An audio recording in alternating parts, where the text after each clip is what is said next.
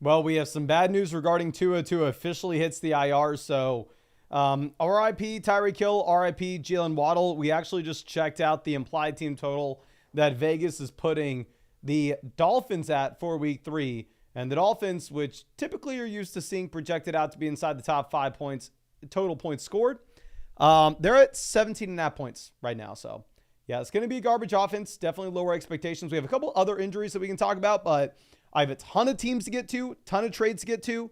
So we are going to be diving into this right now without wasting any time. First team we're going to get to will be Julio's team here. My friend, thank you for being a member of the flock. Going to be excited to go ahead and check this out. Saying, I need help with any moves because of injuries. I traded Pittman and Eckler, who I drafted, for Kyler and Taysom. I lost Kupp and grabbed Quentin Johnston off the waiver wire. Essentially, what are we doing until Kupp comes back? So good news is this is a league where you only start 2 wide receivers and 1 flex. So the wide receiver depth doesn't matter too much here. Obviously, losing Cooper Kupp is still going to be a pretty big hit. Can't say that it won't be. But anyway, first thing I want to point out is the fact that we are rostering 3 quarterbacks right now. Now, I am operating under the assumption that this is a 1 quarterback league. As I go ahead and look at every single team in this league, we'll see that a lot of these teams, if not all of them, I mean, this team was only rostering 1 QB. So I'm assuming this is a 1 quarterback format. And with that being said, you either got to pick between Fields or Herbert, and you got to let the other guy go. Especially as we're dealing with that injury to Cooper Kupp, you're going to have to build out your depth somewhat at the bottom end with wide receiver and running back. So you're going to need to go ahead and you are going to need to let go of Fields or Herbert to pick up an extra running back or to pick up an extra wide receiver off the waiver wire. But outside of that, quarterback, we are obviously chilling with Kyler Murray. I mean, they're super happy to see what Kyler did this past week. And yeah, you can't start him every single week regardless of matchup, which is why you don't need 3 players. Now, going over to running back, we have the anchor with Breece Hall. Super nice to have. We have Najee as a comfortable RB2. We have Charbonnet, Tyler Algier, these running backs that have small roles, but a ton of upside if the starters were to go down in front of them. I mean, it looks like Charbonnet, you may get another week with no Kenneth Walker here. And if that does happen, we start Charbonnet over Najee Harris. But yeah, I think you can add another running back to this room. Going over to receiver, we're starting Evans, Dell every week here. The depth is very questionable, though, because if you look at the flex, when Kenneth Walker comes back, who the hell are we starting between Charbonnet, Jerry Jeudy, Quentin Johnston for the flex spot? You have to put one of those guys into your flex, assuming that you have no more injuries, and also you were not dealing with the buys. So yeah, this is what we're talking about. You have to be rostering more running backs and wide receivers here in hopes of potentially hitting on another player that could be serviceable for us when we're dealing with these injuries with someone like Kupp.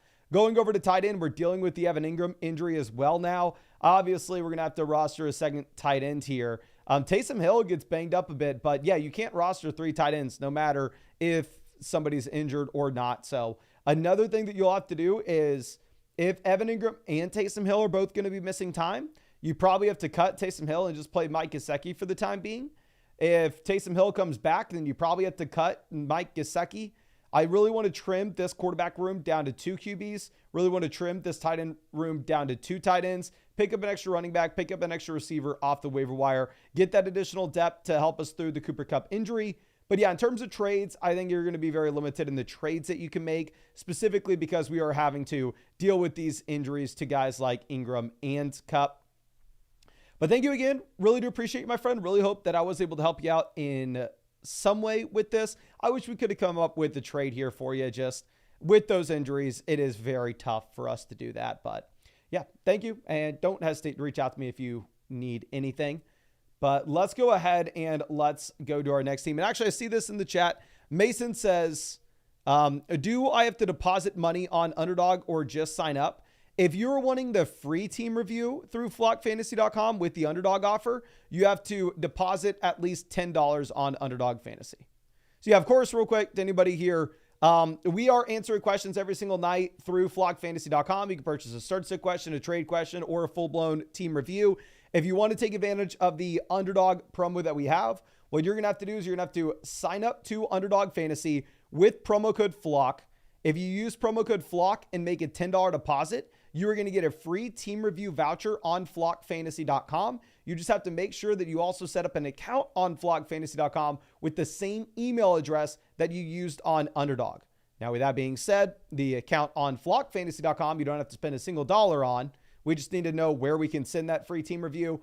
So yeah, if y'all wanted to check out any of these picks on Underdog, if you want to get a team review in this live stream, the cheapest way to do it is that $10 deposit through the site. And if you use promo code FLOCK on Underdog Fantasy, you are going to be getting a 50% deposit bonus up to $1,000. Plus, you will also get a Aaron Rodgers free pick for Thursday night, more than less than half a total yard. And Underdog is actually dropping a ton of promos, like the CeeDee Lamb free pick, more than less than half a total yard. And they actually just gave me a bunch of gimme picks that we're going to be using later on, which is super exciting. But let's move this back over to our next team. This one coming out from Iman. This is a 10-team start 2 wide receiver, 1 flex league. So the wide receiver depth here for sure doesn't matter at all.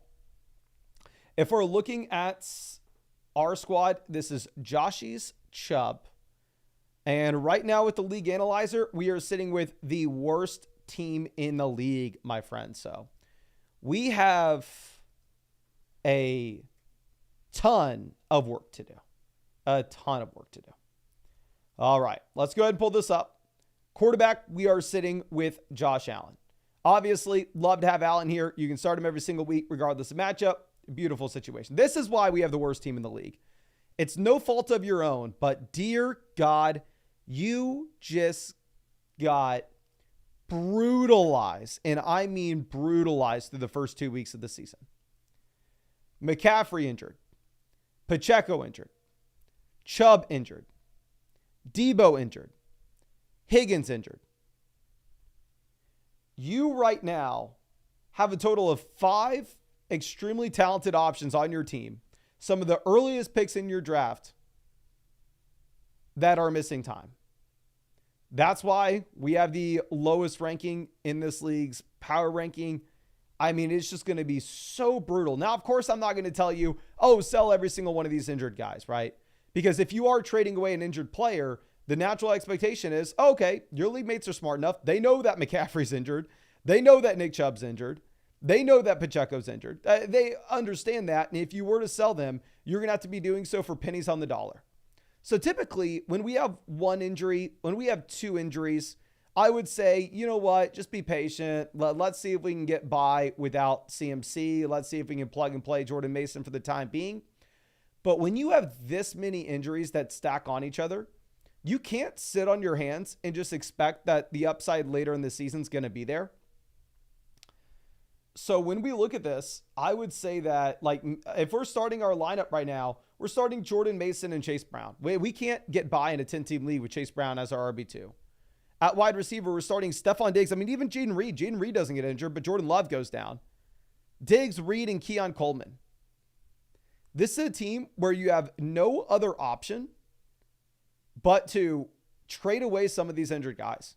It absolutely sucks, but you just have to do it. Like, if you could go ahead and if you could sell Christian McCaffrey and pivot over to a running back, like, let's go to some of the best teams in the league here and see if they have any expendable assets for us. Like, if we could sell Pacheco for J.K. Dobbins in this league, you probably do that just because we need a starter right now.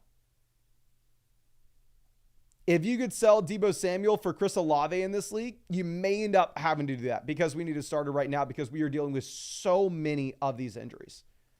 And then same thing looking at some of these other running back pivots. I mean, if you could sell, say, I don't know, you're not going to be able to get a Connor for Pacheco. Obviously, if you could sell CMC for Kyron Williams, we wouldn't a heartbeat.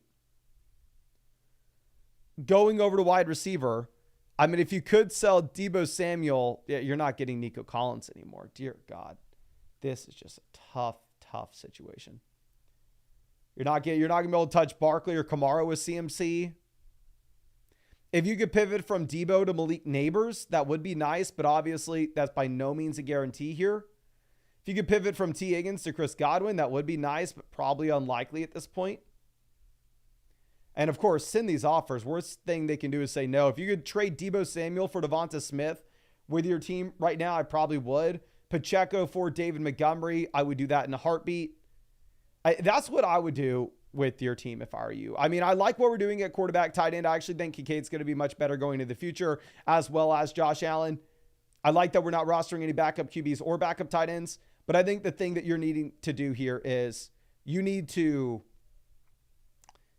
sell an injured running back, sell an injured receiver, get some players in. We can deal with 2 to 3 injuries on our squad, but we can't have half our roster out of this game. You have to sell for pennies on the dollar. It absolutely sucks, but I don't see any other way. But Danny says, fellow undefeated, sir. Tip my cap to you, big fella. I don't think you deserve the hate in the Flock League comments. To be on record, I thought you were the funniest person in the Flock League video today.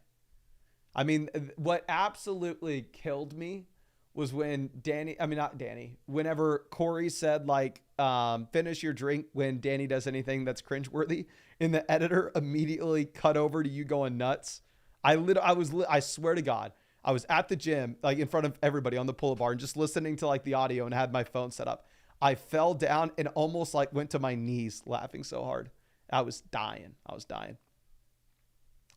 But real quick, opposite XO says, what does the picks rank mean on the site? So you'll see that the picks, the yellow, has no impact on the league rankings here. Everybody's picks rankings the same. This tool initially was built out for Dynasty Fantasy Football for us this offseason, and we're still making some adjustments for redraft teams. So we're actually going to be changing this section of the picks to the best options on the waiver wire. So the developers are working on that. Hopefully we can get that out to y'all later this week. So the picks thing's meaningless on a rebuilding team. It's just there for Dynasty, and that's why it's blank on a rebuilder.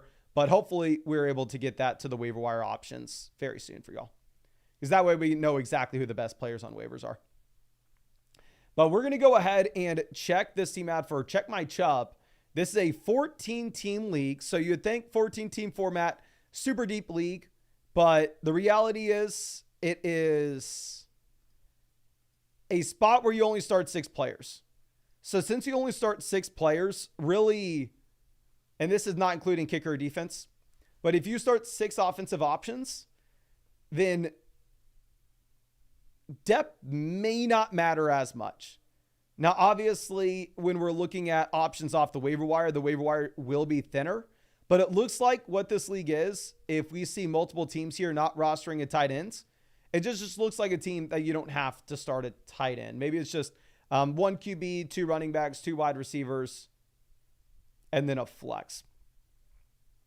But anyway, starting off at quarterback, do I think Jaden Daniels is a top 14 QB? 100%, of course. I think you're in a completely fine spot in a 14-team league to have Jaden Daniels as your QB1. I'm in a 12-team league, and I'd love to have Jaden Daniels as my quarterback. Going over to running back, we have Mixon and Mason as 2 startable options every single week. Both RBs look to be top 14 options in the short term.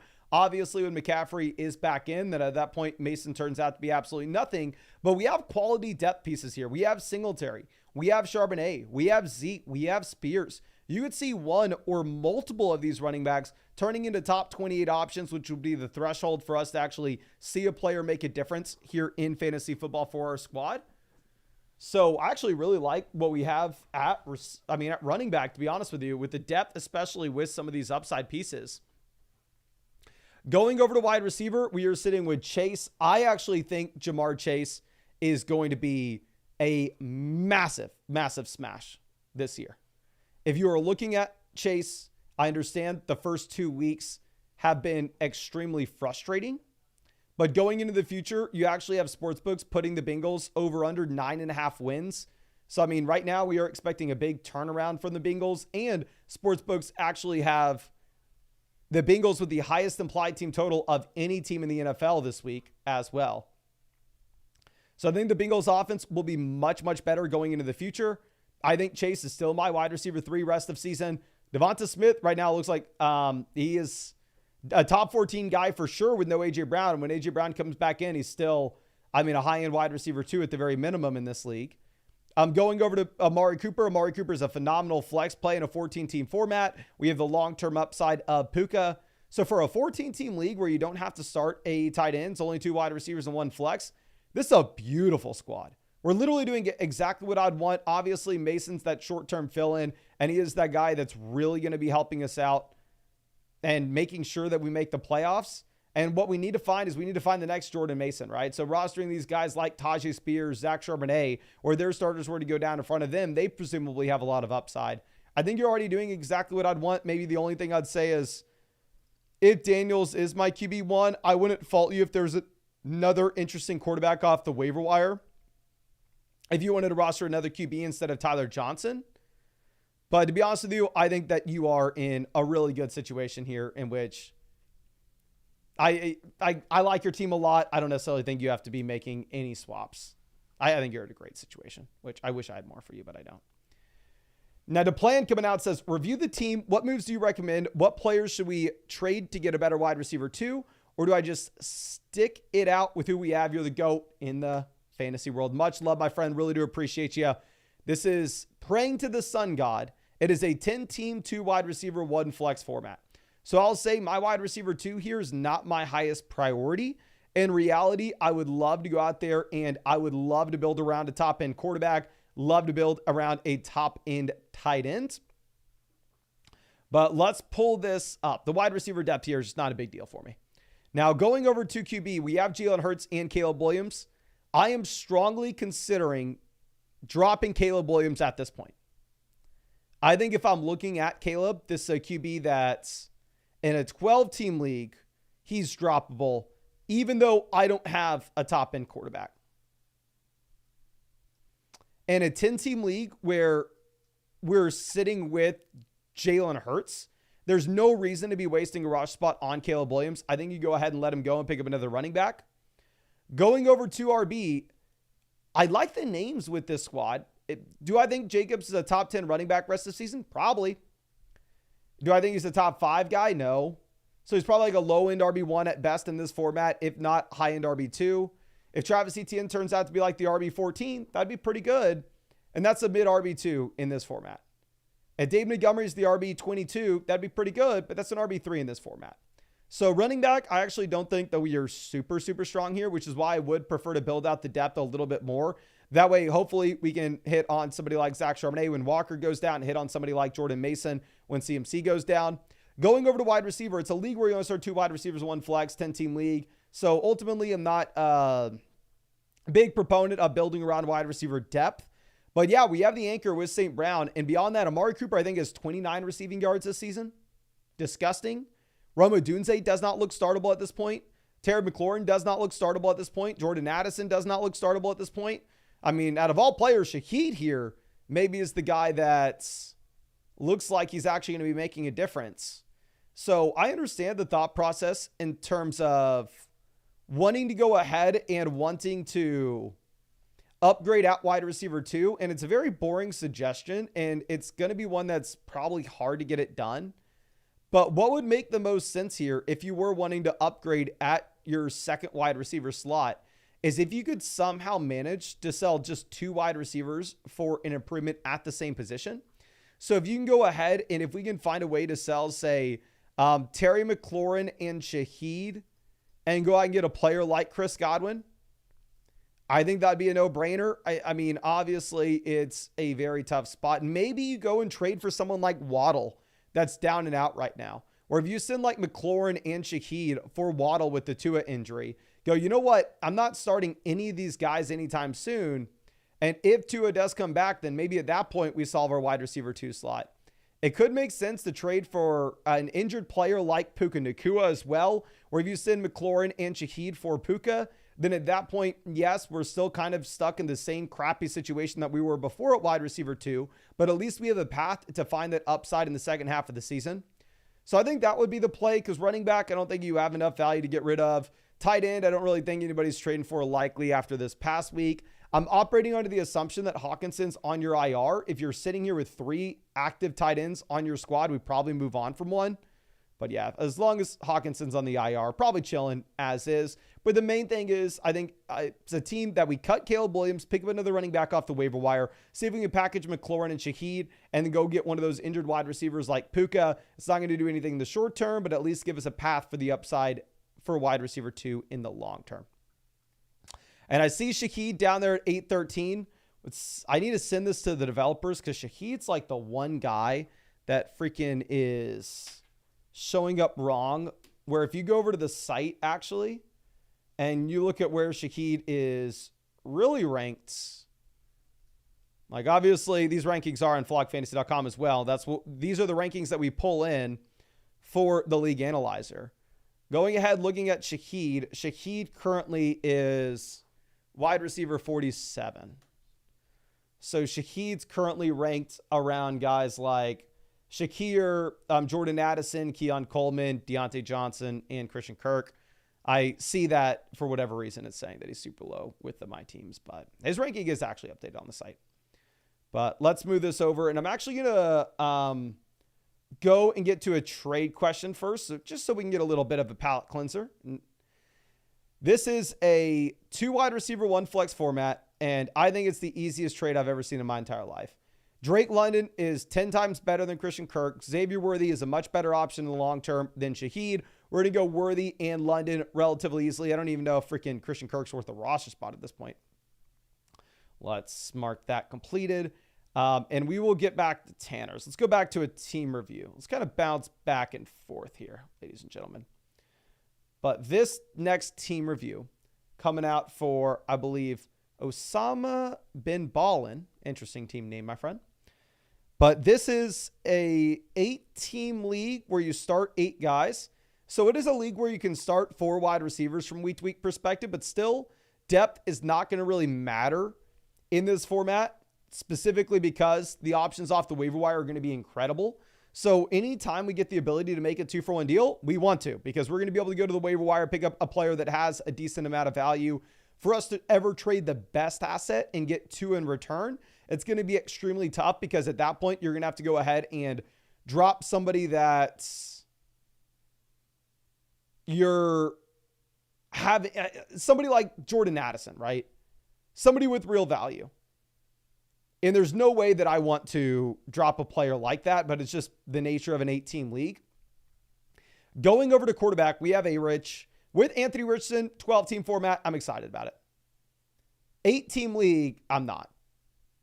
8-team league, and they go, okay, we have a low-end QB1 for this format. Obviously, still all the rushing upside in the world, but I honestly wouldn't fault you in an 8-team league to go through and roster a second QB here and play the matchups, especially as we look at everybody else that's rostering pretty much one quarterback. You should be able to go to the waiver wire and pick up somebody like Jared Goff, maybe even somebody better than that. So I wouldn't mind making a move like that at all. Going over to running back, we have Breece, Achane, Najee, Brooks. I believe that Breece and Achane are both top 8 running backs rest of season. So we have 2 RB1s in this format. Going over to Najee and Brooks. I'm not even sure if Najee's a top 24 back now that Jalen Warren's playing as many snaps as him. So Najee is probably like an RB4 in this league, 8-team league. Jonathan Brooks, probably the same. Like if you're the RB28, that's an RB4 in an 8-team league. So don't really care about Najee, Brooks. I think Najee's a player with a cap ceiling that I'd love to include in a trade here. Going over to wide receiver, we have Wilson, Neighbors. I think Wilson's actually going to be much better going into the future. Obviously, Neighbors is absolutely crushed this week. I think Dell will be much better in the future. Worthy will be much better in the future. Addison will as well. I think obviously the trade is at tight end here. Now the issue is regarding Laporta and Kincaid. These are 2 tight ends that have been very disappointing at the beginning of the season. These are 2 tight ends that I think will be much better going forward, at least with Kincaid. I'm very confident with Laporta. Maybe I'm a little bit more concerned. Maybe it's because I drafted a lot more Laporta than Kincaid this year. So I actually have money to lose if Laporta does not start picking it up. But anyway, I think that I wouldn't mind at all with you wanting to go ahead and see if we can trade away one of these tight ends. Like going and looking at, I mean, I guess that team has Andrews. They're not going to care to trade for someone. This team's just sitting with Isaiah Likely. So if you could potentially package together, say like Sam Laporta and Najee Harris, and go get a running back like Jonathan Taylor, Joe Mixon, or McCaffrey, I think that would make a ton of sense here for the long-term upside in a league where really upside's the only thing that we are concerning ourselves with. And if you can't make a trade like that, then maybe instead we go ahead and we see if we can package together like Najee and Malik Neighbors and see if we can go get an absolute stud wide receiver. Like, let's see. This team has the #1 ranked wide receiver room in the league. They have Jefferson, A.J. Brown, Rashee Rice. Obviously, at running back, they're a little thin here. So if you trade them, say like Najee Harris and Malik Neighbors and pivot up to maybe an A.J. Brown with A.J. Brown injury, I think that could be interesting as well. Oh, yeah, if we can get A.J. Brown, it's a no-brainer. Honestly, Rashee Rice, I'd strongly consider as well, just given how good the offense is. And in an 8-team league, I think we want to be pivoting off of players in bad offenses and looking for a little more upside. But I think that's all I got for you. Again, thank you so much, my friend. Really do appreciate you. I hope I was able to help you out some way here. And as always, if there's anything I can do for you, don't hesitate to reach out to me and let me know. I'd be super happy to help you out in any way that I can. And then, yes, if y'all wanted a team review, they are on flockfantasy.com. Same thing with trade questions, start sit questions. All the questions that we answer in these live streams are always through flockfantasy.com. I will say definitely the cheapest way to get a team review is by taking advantage of the promo that we have with Underdog Fantasy, or if you go over and check out Underdog, and honestly, I'm going to take advantage of one of the gimme picks. Actually, do we want to take, yeah, we're going to do the gimme pick. No, we'll do it tomorrow. We'll do it tomorrow so I can keep showing people it. But anyway, if you go over to Underdog Fantasy, one, they have a ton of promos as is that they're running at the beginning of the season. And two, if you are new and use promo code FLOCK, you're going to get a free Aaron Rodgers pick, more than less than half total yard for Thursday. The CeeDee Lamb, more than less than half total yard as well. And with code FLOCK, you'll get a 50% deposit bonus up to $1,000. Get a free team review through flockfantasy.com. Just make sure that you set up an account on flockfantasy.com with the same account that you set up on Underdog, and you made that $10 deposit on Underdog, so I know where we can get that free team review voucher. And you can find that link in the description and comment section. But let's move this over to our next team. This one is going to be Madrid Walid. I believe that's how you said this name. My friend, thank you. Do appreciate you. And looking at the squad, it's going to be a 12-team, 2-wide receiver, single flex format. Saying, save me, Mason. Looking to drop Hollywood for a waiver wire pickup this week. Hoping CMC on the IR means more volume for Ayuk. I actually think the Debo injury should help Ayuk a bunch. Should I look to make a trade or play the waiver wire until Puka's back? Love the videos and congrats on the website. And thank you so much, my friend.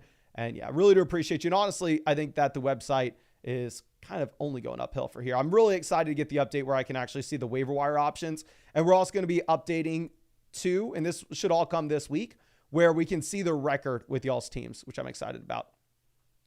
But checking this out, since it's a 2-wide receiver, 1 flex format, wide receiver depth's not going to be too hard to come by. So with the Puka Nacua injury, we should be able to fill in with some of these options. But anyway, looking at quarterback, yeah, with Josh Allen, you only have to start him every single week, regardless of matchup. Don't need to roster another. Completely fine there. With Josh Allen by himself, we already have the best QB room in the entire league. Now, going over to running back, we are currently sitting with Jonathan Taylor as our RB1. Taylor's been a debacle. Taylor has been absolutely garbage here. I think you can blame a lot of that on Anthony Richardson, but for where you drafted him, obviously Taylor RB1 is disappointing. They'll be better going into the future.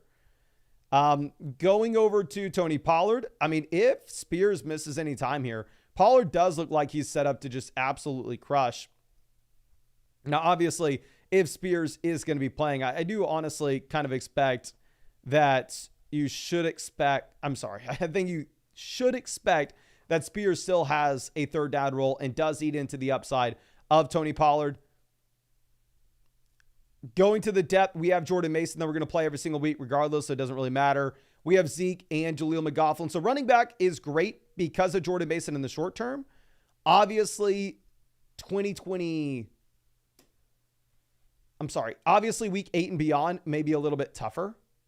Going over to wide receiver, I think Puka Nacua is going to be much better. Why can't I not talk? I'm sorry. I need to stop reading the chat. I'm going to stop reading the chat, just focus on the team. I think Brandon Ayuk will be much better. No Deebo Samuel in this offense. Also getting just a little more time to acclimate here. Beyond this, I think Tank Dell is going to get a lot better. He's had the target volume. He's had the intended air yards as well. I actually don't mind starting Tank Dell in replacement of Puka Nacua. The wide receiver depth's garbage. Hollywood Brown now out for the year, or pretty damn close to it. Christian Kirk at -1 receiving yards last week. Like, Kirk does not look startable. So the depth that we have is very much questionable, and that's a waiver wire thing, right? We have Shaheed. We're able to go through and play Shaheed potentially in the flex spot. Tight end, we have Andrews as well. So yeah, I think we drop Hollywood Brown, pick up a running back off the waiver wire.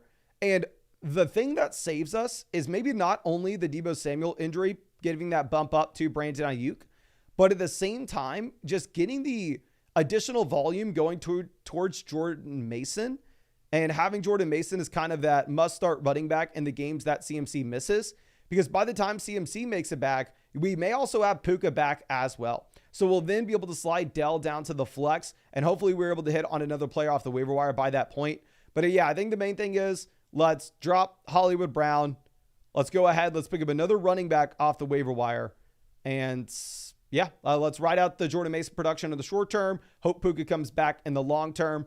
But the reality is I don't necessarily know if there are any other moves that you need to make on this team, my friend. I do think that you're in the best spot you can be, considering the fact that we had Puka Nacua go down. But the Jordan Mason pickup kind of saves us. Okay, we already answered this one easily. Prefer Worthy and London. Going over to our next question. This one's going to be a trade question where we move James Conner for Marvin Harrison Jr. and Amari. So here, I think I would just rather have the Harrison side. Honestly, I'm not even really concerned with Jerome Ford. With Ford, looks like he is split in the backfield with Deonta Foreman at this point. Probably doesn't have any value to swing an answer one way or another for us. But with James Conner, he's my RB1 in the Flock League. I really hope he keeps crushing. But obviously, you always have the injury concerns. Not only do you have the injury concerns, but you also potentially have the concerns regarding Trey Benson expanding his role later in the season. So I think going through and getting the elite asset with Harrison, I love it. Amari's had volume, but the offense is horrible. He's had 29 receiving yards this year. Now, Cart's coming out, trading Higgins and Dobbins for Rashee Rice. Says, am I overthinking it, or is it a home run? These are my flex players, and I'm worried about trading away the depth at running back. My running backs are not great after Dobbins. So my hesitation with this is it's a 12-team start 8 league. So we can start up to 4 wide receivers from week to week perspective. So the wide receiver depth is questionable. I actually think the Cincinnati Bengals offense is going to be much better going into the future. I don't mind this as a sell high spot for Dobbins though. Can y'all please spam the chat? Would y'all rather have Rashee Rice? What side would you rather have? The Higgins or the Rice side? If this was a 2 wide receiver, 1 flex league, I'd be going Rice relatively easily. But my hesitation is this is that league where we can start up to 4 receivers. Spam the chat. Do y'all want Higgins or do you want Rice? Okay. Rice, Higgins, Rice. So yeah, it looks like most people are here on the Rice side. We got a couple of Higgins mixed in. Like I said, I do think that Higgins will be much better going into the future. But yeah, let's just go ahead. Let's take the best player in the deal. Rashee Rice does look like a top 10 receiver rest of season. Now going over to Bell's question. This is Team D'Ernesto. Says, super trade happy league. I've already made 4 trades. Dear God, my guy. I thought the Flock League was going nuts with 3 trades so far. And that's not just me. That's everybody. Says, do I hold tight until Puka and CMC come back, or do I try to trade them for an upgrade at RB2? Okay. So let's go ahead and let's look at this. So the benefit that you have with this team, with any injuries that we are facing here, is this is a team in which we only have 1 flex spot. So since you only have 1 flex, the depth isn't going to be super hard to come by. Starting off at quarterback, we have Kyler Murray. With Kyler, I think based off what we saw this past week and the assumptions that you had coming into the season, definitely only need to roster 1 quarterback here, which we can see on your bench. That's exactly what you're doing. Now, going over to running back, we currently are sitting with Taylor and Zach Moss. I actually think that Zach Moss may be the best buy low candidate of all running backs right now, seeing about 90% of the Cincinnati Bengals offense or snaps out of this backfield. And at the same time, we are expecting that we just have significantly more points being scored for the Cincinnati Bengals going into the future. Jonathan Taylor, definitely concerned with Anthony Richardson, but I do think that in the worst case scenario, Taylor's still high in RB2 and face it. I think the running back room's okay. Obviously, haven't really been scoring many points, but I do think that we have upside, especially as we get Chubb back in the long term, especially as we get CMC back in the long term. My hesitation with this team is we have Chubb, Puka, and CMC all out. So just making sure that we have enough depth to get by until one of them comes back. And going over to wide receiver, I mean, we're sitting here with 3 wide receiver ones. We have Wilson, Harrison, Rashee Rice. I think all of whom you can make an argument to be top 12 wide receivers rest of season. If you go over and look at my rankings, if y'all want to see my rankings on flockfantasy.com, hit sort by. You can see everybody's on the site, all the experts. You can see the date that they updated their rankings as well. Our rankings are up to date as of today. These are the rest of season ranks. And yeah, I'm sitting here and I have Wilson, wide receiver 7, Harrison, wide receiver 9, Rashee Rice, wide receiver 10. So, I mean, you are in a really, really good spot at receiver. Going down to the bench, we have Keon Coleman for long-term upside. We have T. Higgins coming back in. We have Puka Nacua. So, to be honest with you, we saw a team earlier in this live stream that had Chubb, CMC, and Puka all in the same squad where, I'm sorry, they didn't have those exact players, but they had a team that was just absolutely riddled with injuries. And our advice is, hey, it sucks, but you have to sell a couple of these injured players for pennies on the dollar. However, if you're looking at what you have with this team, where you have plenty of depth, where we only start 2 receivers and 1 flex, I think you're easily going to be able to get by here. Maybe when we get back a player like Puka Nacua, CMC, or Nick Chubb, then even at that point, we have so much depth where you can go out there, make a 2-for-1 deal and upgrade at RB2 or upgrade elsewhere, maybe upgrade over Andrews. Really, the only note that I have right now for this team, other than just you have the patience to be able to sit still with these injuries, is maybe moving on from Allen Lazard and picking up another option off the waiver wire. But you have a great setup. We can get by in the short term, and we have more upside than any other team in this league in the long term. So I think you are just really chilling here, to be honest. But thank you again. Appreciate you. Let's go over to this next team for Trust Lock. This is a long-time member of the Flocks. It's a 12-team double flex formats where we are sending Chase for St. Brown. I would rather have St. Brown. Ayuk for London. I would rather have London. I don't really care what the rest of your team is. This is a wide receiver 2-for-2 swap. Yeah, so give me Ayuk over London. Give me St. Brown over Chase. I know the vast majority of people here will probably take the St. Brown side. I just think that Chase is in such a good spot to explode going into the future that it's a little tougher for me.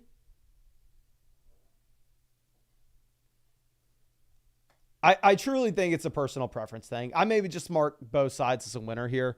Can y'all spam the chat? Would y'all rather have the Chase side of this or the St. Brown side of this? Would y'all rather have the Chase side or the St. Brown side? We got 1 vote St. Brown, 1 vote for Chase. Chase, St. Brown, Chase. Chase, St. Brown, St. Brown. St. Brown, Chase, St. Brown, Chase. Chase, St. Brown, Chase, St. Brown. It literally is 50-50. I think it's just your personal preference here, my friend. When in doubt, you probably go with the best player with the Monroe St. Brown. But right now, if you actually look at the implied team totals for this week, sportsbooks are projecting out the Bengals to be the best offense in the NFL. And yeah, I think they're going to be much better going into the future. Okay. But let's go ahead and let's answer some of these questions for free in the live chat here. So if you have any questions, please get them in. Be happy to check them out. Bob Player says, I trust Ayuk more than I trust London. I mean, if you look at London, week 1 was obviously debacle in terms of Kirk Cousins just looking like absolute cheeks against a very good Pittsburgh Steelers defense.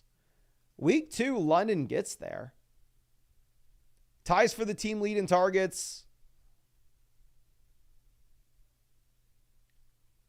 He has the receiving touchdown as well at the end of the game.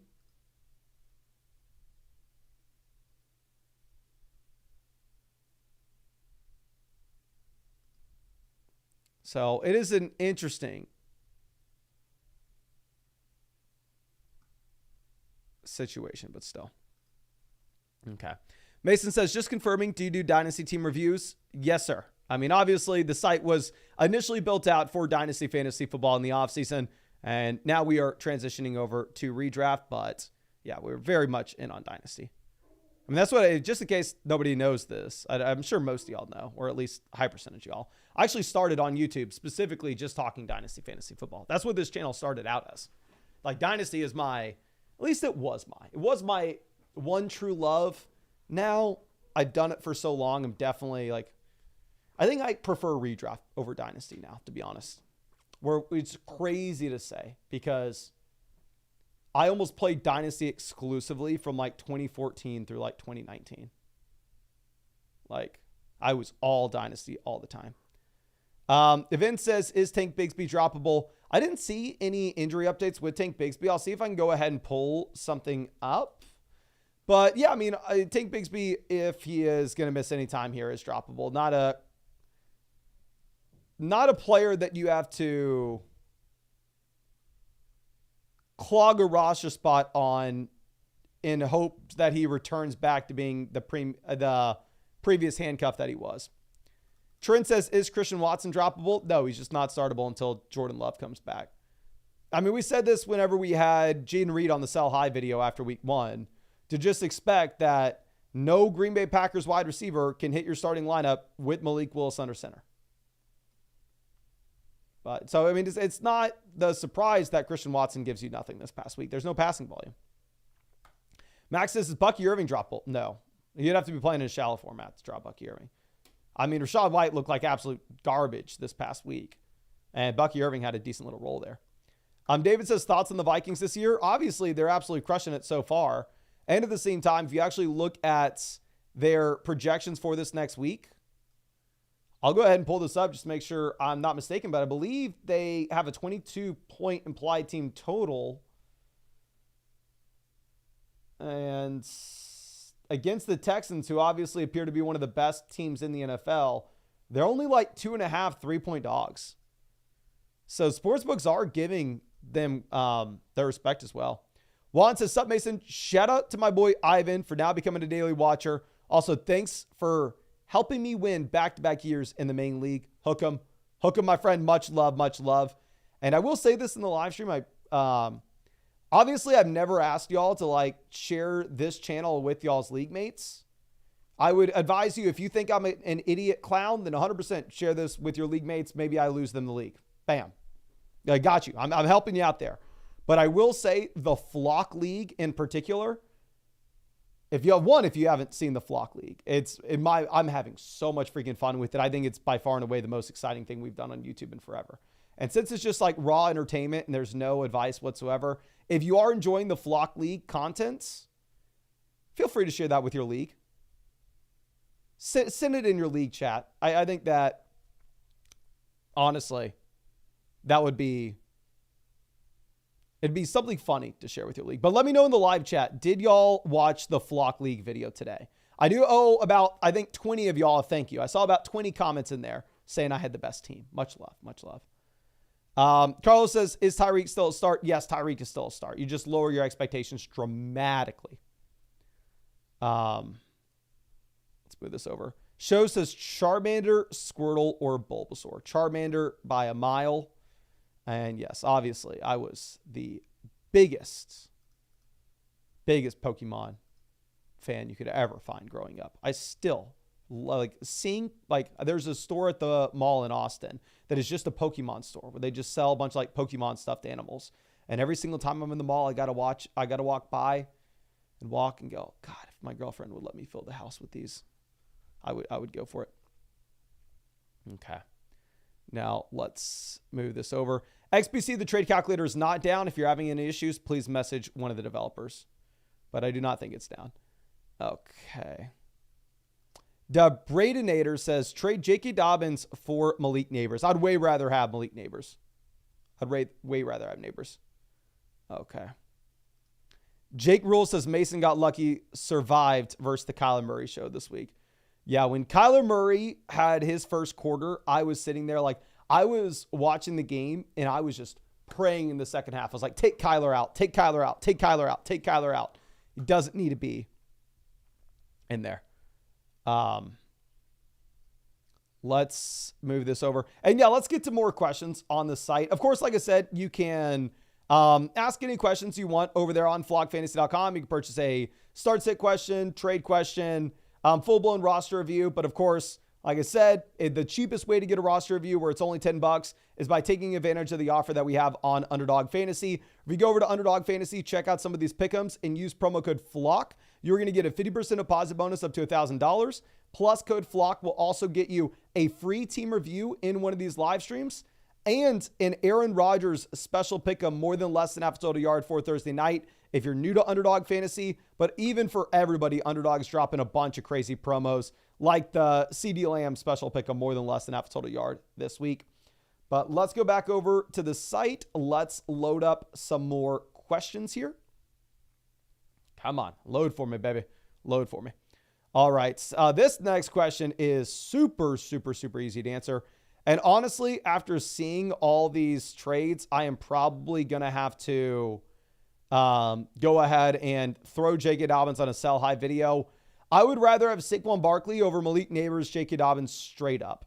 You're 2-0, so we can wait on Puka. Getting any free value, this is just free Puka value. Like, give me Barkley over Neighbors and Dobbins straight up. Now, our next trade coming out from Fatty says, just wanted to make sure that this trade works in my favor. I don't like the Waddle situation with no Tua. So looking at this, going from Jacobs to Derrick Henry, slight downgrade. Your boy had Jacobs over Derrick Henry coming into the season. You're welcome. Waddle and Brian Robinson versus St. Brown is St. Brown by a country mile. 100% this trade works in your favor, despite me being Jacobs over Henry all year. And despite me having Waddle in the Flock League, I think to get rid of get rid of these nasty offenses for some pretty good offenses, it's not a bad swap at all. Now, let's move this over to our next team. This is waddling to last place. This is a 12-team league where we can start up to 4 wide receivers from a week-to-week perspective. So it is a league where the depth actually does matter a bit. I mean, this is the same format as the Flock League. And I personally am stuck starting Jalen Waddle in that league this week. I've been trying to wheel and deal. I've been trying to make some trades. But sadly, it doesn't really look like it's getting done. But anyway, to go ahead and check out quarterback, we have Love and Cousins, obviously, going into the future. We'll just start whoever has the better matchup, whoever has the better projection. I'm assuming that's primarily Love once Love is back and healthy, but it's not the case right now. Going over to running back, we are currently rostering Breece Hall, an anchor RB. Love to see it. Derrick Henry, an RB2 that I didn't like coming into the year, but maybe better in the future than he has been. Javonte, Tank Bigsby, Jalen Wright, Ray Davis, and Jamal Williams. So it looks like this is a league with a deeper bench for sure. I wish we had this built out into the site already so I could see the exact waiver wire options that you have. What I would do is I would look at some of the best options that are available to you on the waiver wire and see if there are any running backs that are better than like Jamal Williams. Like Jamal Williams is not close to being startable right now with the Saints scoring over 40 points a game and with Kendre Miller on the IR. So if Miller's on the IR, the Saints are scoring 40 plus points a game and you're still not starting Jamal Williams. In what world would you? Like, let's go ahead and let's look at my rankings on the site just to see if there are any of these waiver wire running backs that could potentially be better. So going down and looking at this, Marshawn Lloyd hits the IR. Marshawn Lloyd needs to be falling. I would pivot off for Cam Akers. I'd pivot off for Deonta Foreman. I'd pivot off for Alexander Madison. I'd rather have Gibson. I'd rather have Khalil Herbert. I'd rather have Tracy. I'd obviously way rather have Kareem Hunt at this point. We're going to update these rankings on the site real quick. I need to be moving Marshawn Lloyd down today with the news that we have regarding him going to the IR. We need to be moving up Kareem Hunt now that it sounds like he is officially going to be signing here for the Kansas City Chiefs. So let me pull up the creator version of the site, where the create rankings page is sadly still on the old site. I'm sure y'all know we had a massive update with flockfantasy.com.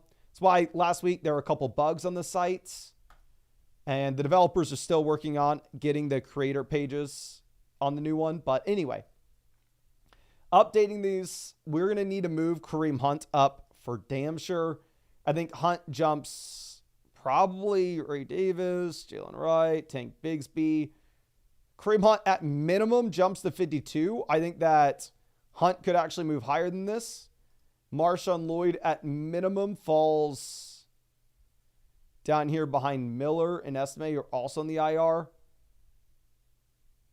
And then I'll give Jamal Williams his respect. I'll move Jamal over these guys here, but I'll move him over Roshan. I'll move him over Vidal. I just don't see a path for you to ever start Lloyd. So I don't know, my friend. I think that personally, ever start Williams. I would look for a different option off the waiver wire than Jamal. Going over to receiver, we have Ayuk, we have Waddle, we have Higgins, we have Shakir. It's a league where wide receiver depth matters. So I actually don't mind rostering the guys here at the bottom end like Hopkins, Samuel, and Darnell Mooney. Going over to tight end, we have Kincaid. We're rostering Colby Parkinson as well. Obviously, very bad week this past week, but now that you have the injuries to both Puka Nacua as well as Cooper Kupp, you'd imagine with Colby, they have no other option but to force feed him volume. There's nobody left standing in this offense. So I'm fine with you rostering 2 tight ends here. So to be honest, I don't think this is like a phenomenal team, right? I think the Waddle injury definitely hurts. The Tua injury definitely hurts us here. But I think Higgins will be coming back in. I think Higgins will be very exciting rest of season. You know what I may do in the Flock League right now? I wonder if I could trade Waddle for Higgins. Can y'all let me know in the live chat, who would you rather have rest of season? Would you rather have Waddle or Higgins? Now that I think about this, I think I would easily rather have Higgins over Waddle rest of season. I'm going to update that in our rankings right now.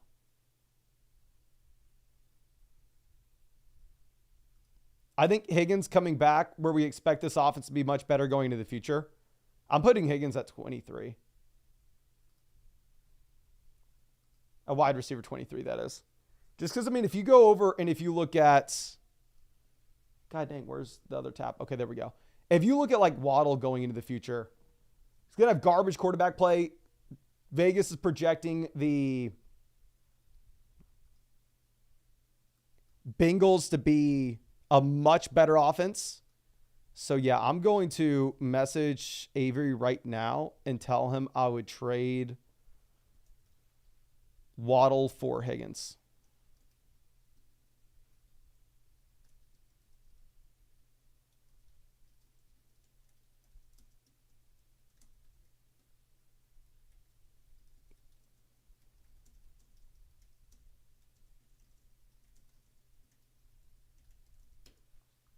Okay. I just messaged him. Yeah, look in the chat. We got Waddle, Higgins, Waddle, Higgins, Waddle, Higgins. To be honest with you, I don't care what y'all say because now that I sit here and really think about this, I think that Higgins is set up to be in a much, much better spot. Like, I think Higgins is really set up to crush the rest of the year. Shakir, obviously has looked very good in Buffalo. Looks like he is that guy over Curtis Samuel. But yeah, it's a 12-team format where we can start 4 wide receivers from a week-to-week perspective. So the wide receiver depth matters. Running back, the main thing is just continue to churn those guys on the bottom end. In terms of making trades here, it just is so difficult when we lose out on the Waddle value. And at the same time, it's that deeper format where it's hard to make 2-for-1 deals.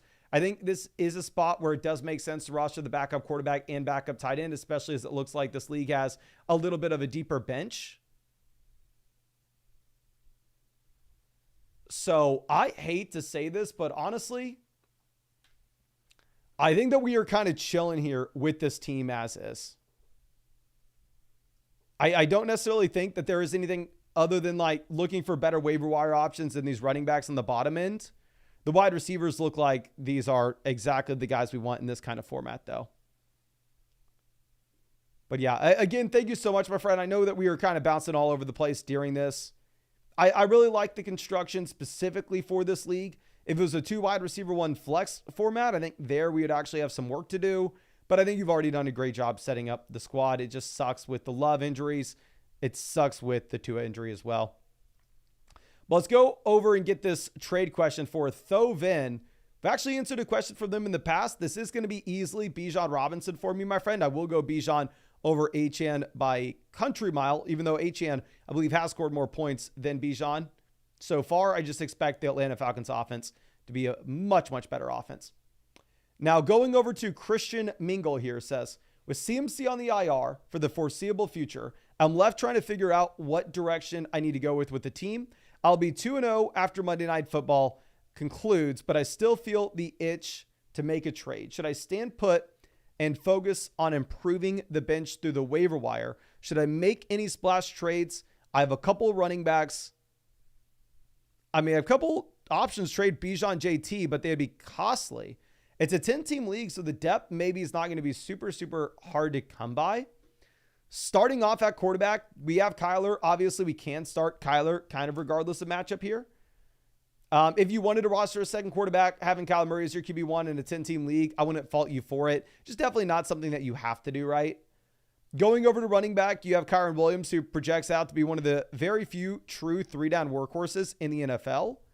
Now, with that being said, with Kyren Williams, the offense is just going to be significantly worse now that you have no Kupp, you have no Puka. The offensive line has been decimated. So you have the volume, you just probably won't have touchdown upside given the offense that he's in. CMC on the IR, but we have James Conner to play in the short term. James Conner with no Trey Benson here. I rank James Conner as my RB6 this week. Now, yes, should be a very high-scoring game environment, but still, I think Conner's a phenomenal play at RB2. Zach Moss is my number one buy low candidate this week. So we have him at running back 3, so we have more than enough depth to go around at RB. Trey McBride's my tight end 1 in my rest of season rankings. There's nothing to do there with McBride. Going over to the wide receivers. Nico Collins is a top 7 wide receiver for me rest of season. Garrett Wilson, top 7 wide receiver for me rest of season.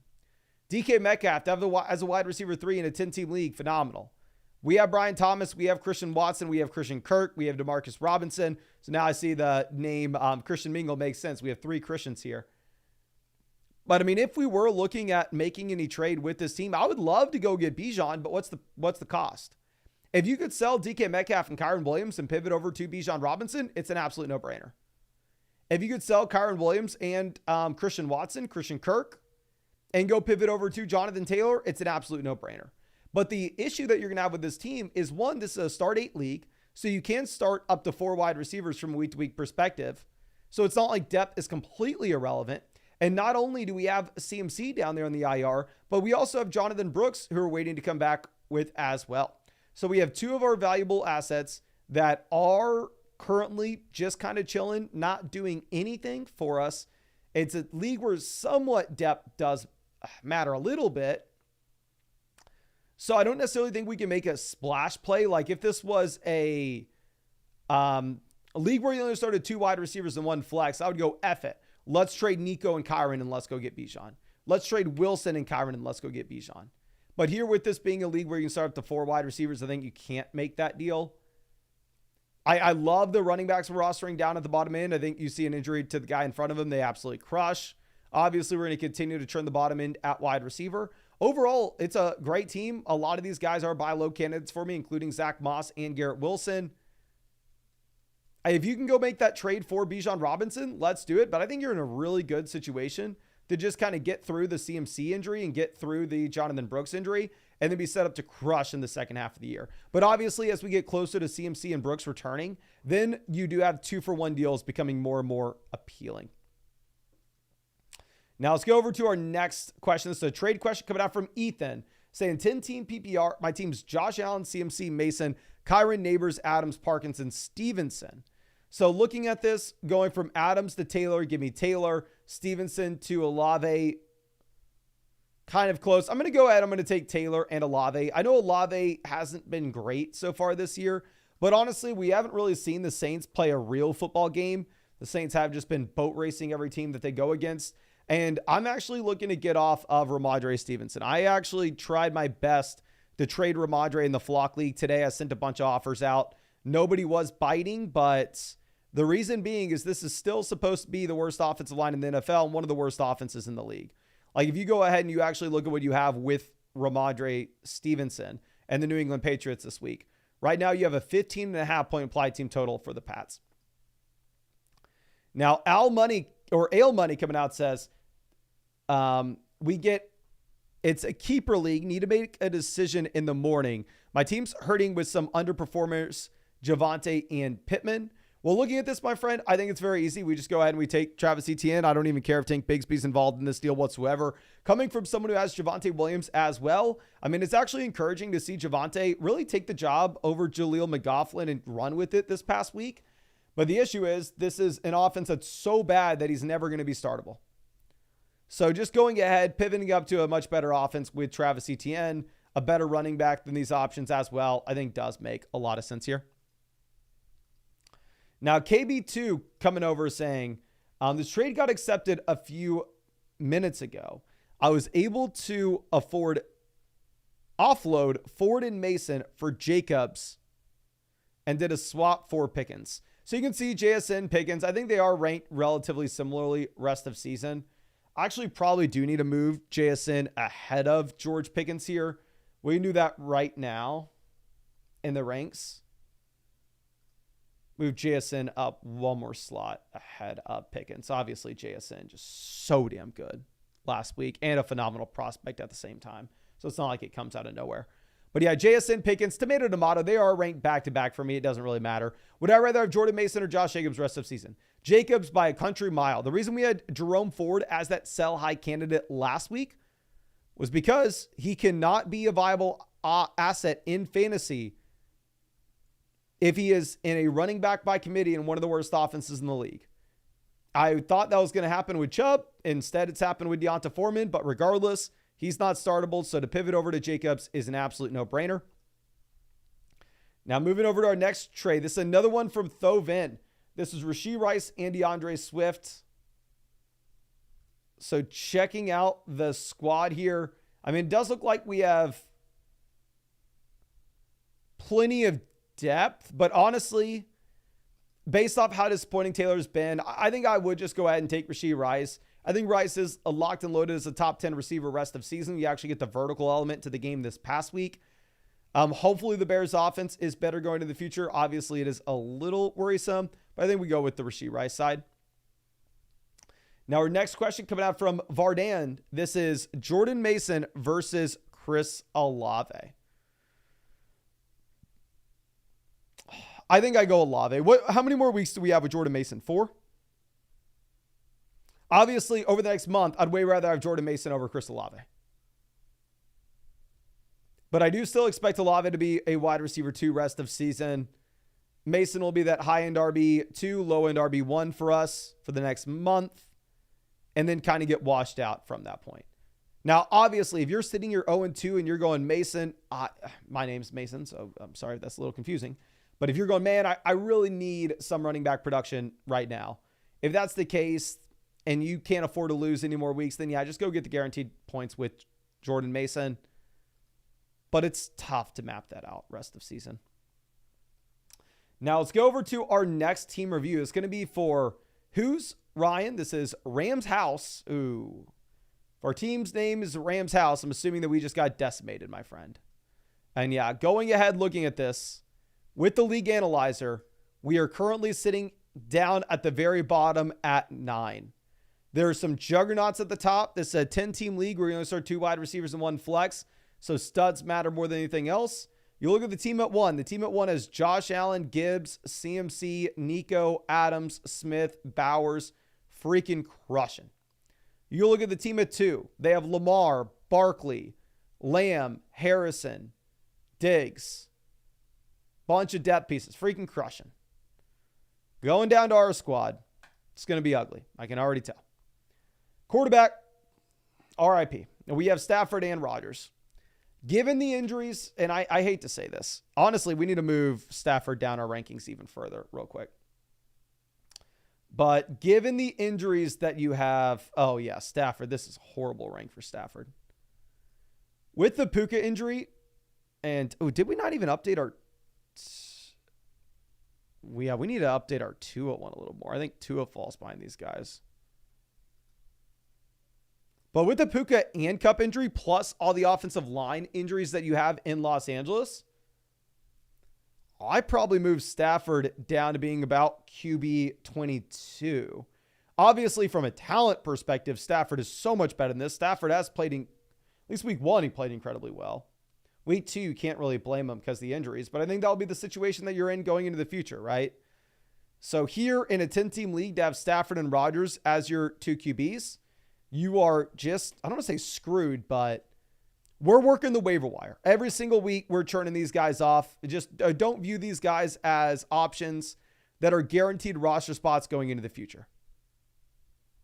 If you see a matchup that you like, if you see a quarterback that you want to play this week, you should be very quick to just go ahead and cut Stafford and or Rodgers and go pick them up. I'd rather start Rodgers this week, to be honest. It's gross. Now, going over to running back, we can get by. We have Henry. We have White. Both running backs have definitely taken a hit so far this season. In the case of Henry, you have no receiving upside. In the case of White, it's the inefficiency. And I mean, the fact that the receiving volume did fall down this past week. DeAndre Swift, Javonte, Charbonnet, Madison. I think Madison is somebody that actually, it's a little bit of a deeper format. I would be interested in maybe moving on from Alexander Madison, especially if you can pick up one of the Chiefs guys. If you look at Alexander Madison, the Raiders actually kind of turned this into a 3-man running back by committee this past week. So it is a little bit worrisome for the upside that Alexander Madison has now, even in the case of a injury to Zamir White. It does appear that you still would be in a situation in which Alexander Madison is now splitting this backfield in 2 different directions. So probably wanting to move on from Madison, pick another option off waivers. But we are rostering a ton of running backs that are an injury away from making a real difference. So it's like Charbonnet, I think, honestly, we start over Rashad White if Kenneth Walker misses. Now, this is a league where you start 2 wide receivers and 1 flex. Wide receiver doesn't matter too much, but we get the we get the Tua injury negatively impacting Tyreek. We have Kupp get injured. T. Higgins is injured. Rome Odunze looks like dust. Terry McLaurin looks like he's in a garbage offense. Cooks is dust. Adam Thielen looks like he's dust.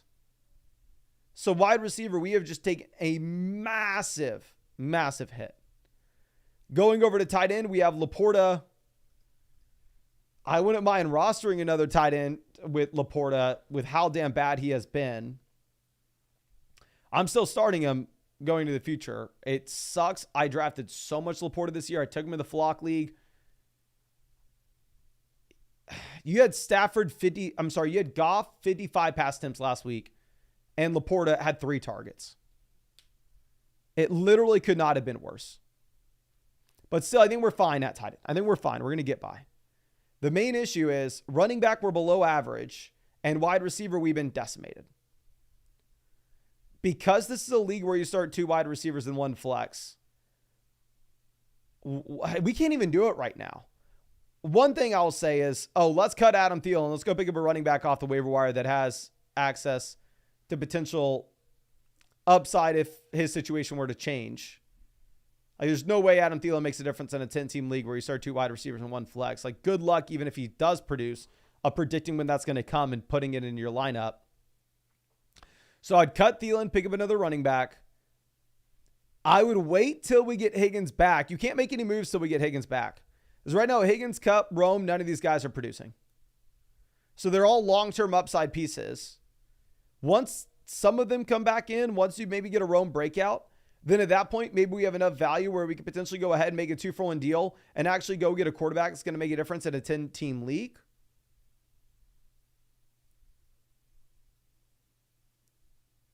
That is what I would really be interested in here, my friend. But the thing is, you're just in such a crappy spot as we're sitting here and as we're waiting for Higgins to come back, Tua to come back, Kupp to come back, Rome to break out, Hawkinson to come back. Like, his team's been decimated. The move you need to make is we need to upgrade quarterback. Realistically speaking, I just don't see a way that we can do that right now. At least we're better than the Child's Play team down here. I mean, this team has Evan Ingram, Dalton Schultz at tight ends. They're starting Austin Eckler this week. They had the A.J. Brown injury. They had the Deebo Samuel injury. So at least we're better than Child's Play, for sure. But let's go over to our start sit question from F. Sayers. does not put any players in, my friend, please put some players in here so I can choose between. If you're having any issues with the tool where you can't figure out how to do that, just send a message in the site issues section on the Discord, which you can find the link in the description. And I'm sure that they will help you out with that, my friend. But let's move this over. It said team review from Happen. Actually, let's answer some free questions in the chat, and then we'll get right back to this. Steve the Camera Guy says, how comfortable are you starting Neighbors this week? He was a must-start guy last week. He's a must-start guy this week. Nothing's changed. I mean, what's changed is he'll be higher in my rankings this week. But if he was already a must-start guy for us last week, and then he just absolutely blows up, you have to make sure you're getting him in now. Okay. Katon says, Devontae Adams for Jordan Mason. I'd rather have Adams. Similar situation with Olave. Like, if you're looking at Devontae Adams versus Jordan Mason, in terms of who we put in the starting lineup this week, who do we prefer in the short term? Over the next month, I would for sure prefer to just go ahead and take Jordan Mason.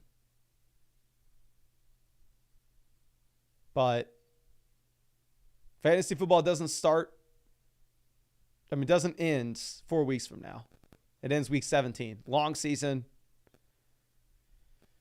Tomsky says, can we cut Blake Corum yet? I mean, it just depends why you draft Blake Corum. Blake Corum's clearly just a premium handcuff back if you were to see an injury to Kyron Williams. Like, obviously, Corum will never be startable in a game that Kyron Williams is healthy.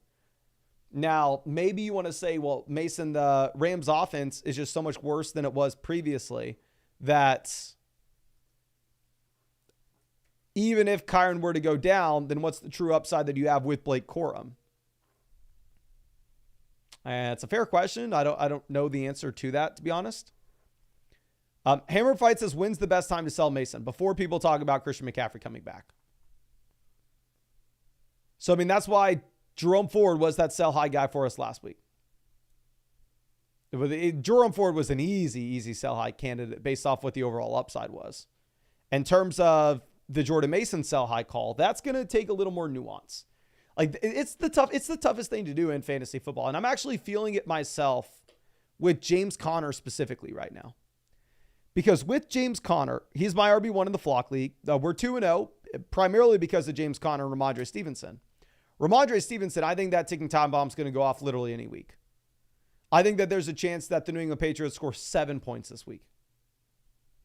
So I'm very concerned there. But with James Conner, he's my running back 6 in my rankings that come out tomorrow. Like, I think James Conner is an absolute crusher. And I have no hesitation over the next month. But you take a step backwards, and I look at James Conner and go, okay, well, maybe Trey Benson actually starts playing somewhat in the second half of the season. I don't think Trey Benson's going to be the starter, but what if Trey Benson sees 40% of the backfield by the time he gets to week 10? Then at that point, James Conner goes from being a top 10 running back to maybe being a low-end RB2. And also, this is another thing that we have. Marks' sell high is always injured. Yes. Another thing with the ticking time bomb is James Conner has never played a full season. So I'm sitting here with James Conner on my team going, when's the right time to sell him? I am pretty sure that he will not be a top 10 running back rest of season. But he's producing so well right now. I'm winning weeks because of it. Without him, I would be losing.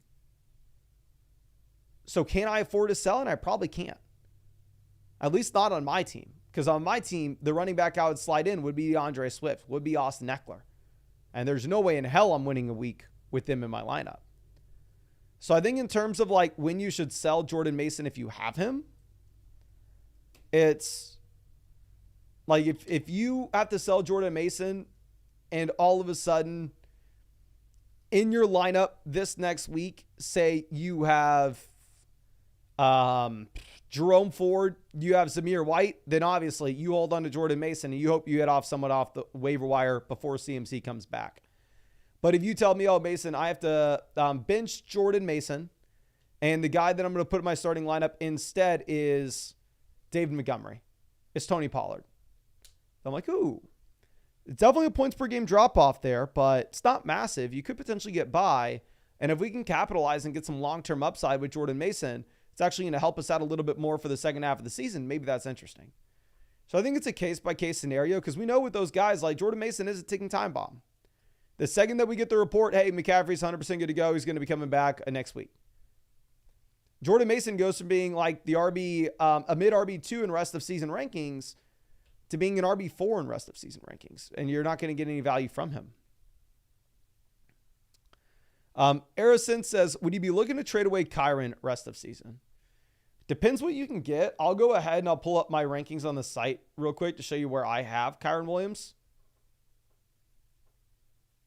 I have Kyron at RB8. We can go ahead and pull up some of the other experts on the site to see where they have Kyron.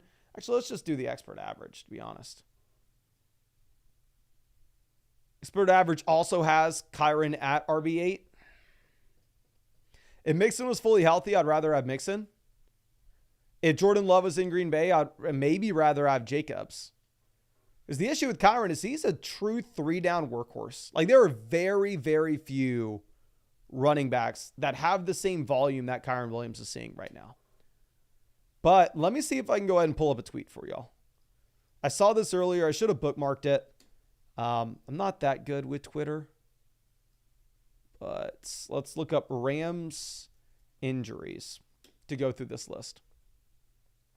Okay. Here. We got it. Puka Nacua, IR possible. I'm sorry, Puka Nacua, IR. Cooper Kupp, IR possible. Tyler Higbee, PUP. Joe Noteboom, IR, offensive tackle. Another offensive tackle, KT Leviston, IR. Another offensive tackle, Connor McDermott, IR. Guard/center, Steve Avila, IR. Guard, Jonah Jackson, IR possible. The Rams have 5 to 6 offensive linemen currently on the IR. They're 2 stud receivers. You go ahead and you look at what Vegas is saying about this offense this next week. They have them with an implied team total of 18.5 points. It is about to be a dumpster fire in Los Angeles. And if you could get off of Kyron at a very good price, like if you could sell Kyron for Jonathan Taylor right now, 100% do it. 100%. Okay. Let's move back over to flockfantasy.com and answer some of these questions that we have. Of course, like I said, you can always purchase a trade question, a roster review, a start set question, all through the sites. I will remind you though, definitely the cheapest way to get a roster review is taking advantage of the offer that we have with Underdog.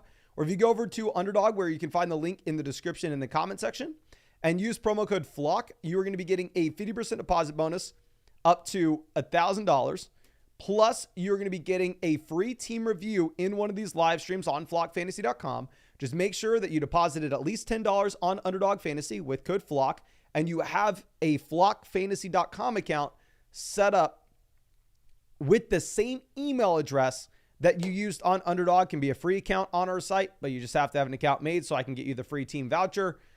And then also with code FLOCK on Underdog Fantasy, you'll be getting an additional Aaron Rodgers free pick, more than less than half a total yard for Thursday night. Underdog's offering a ton of promos right now, including this free CeeDee Lamb pick that you can see that's live already.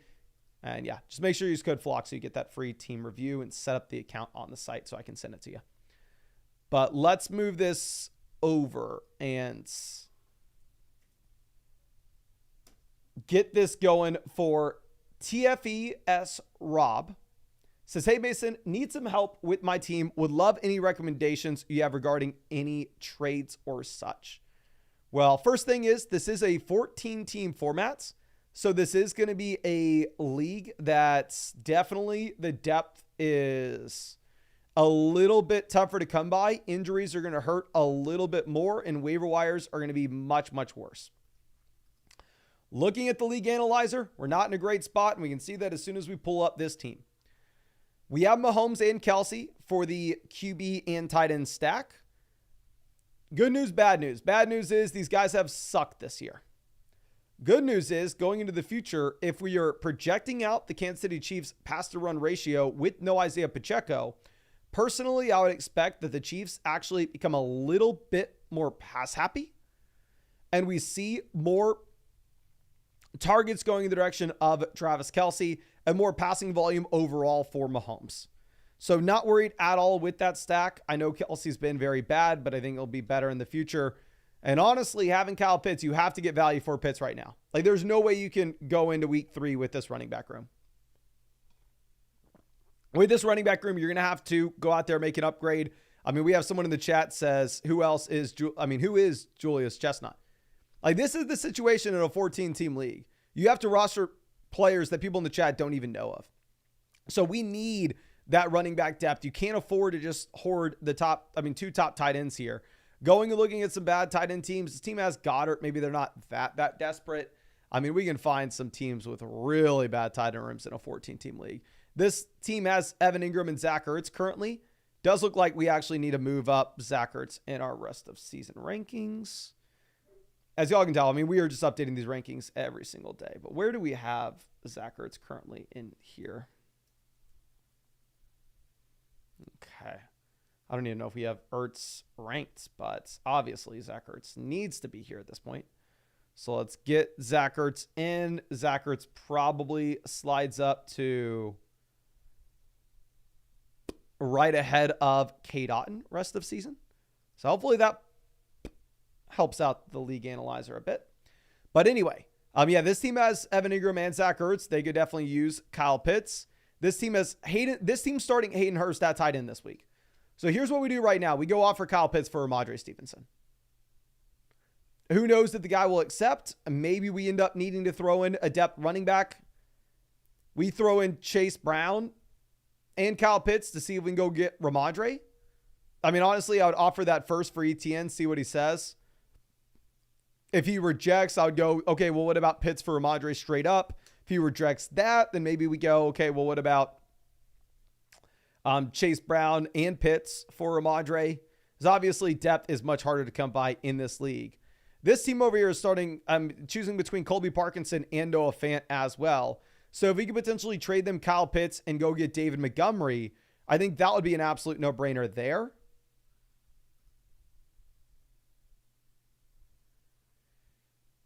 Now, going over to what we have with the specific players in our running back room, I do not think Brian Robinson's a top 14 running back. We don't have an RB1.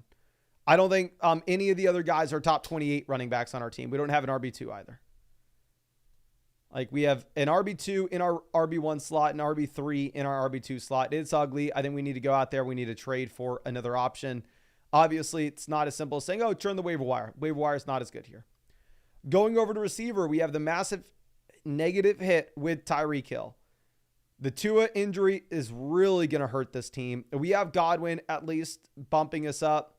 The depth between Dobbs, Downs, McMillan, Tyler Johnson, we really need either Love to come back soon or we really need Josh Downs to come in because right now we don't really have a viable flex spot either.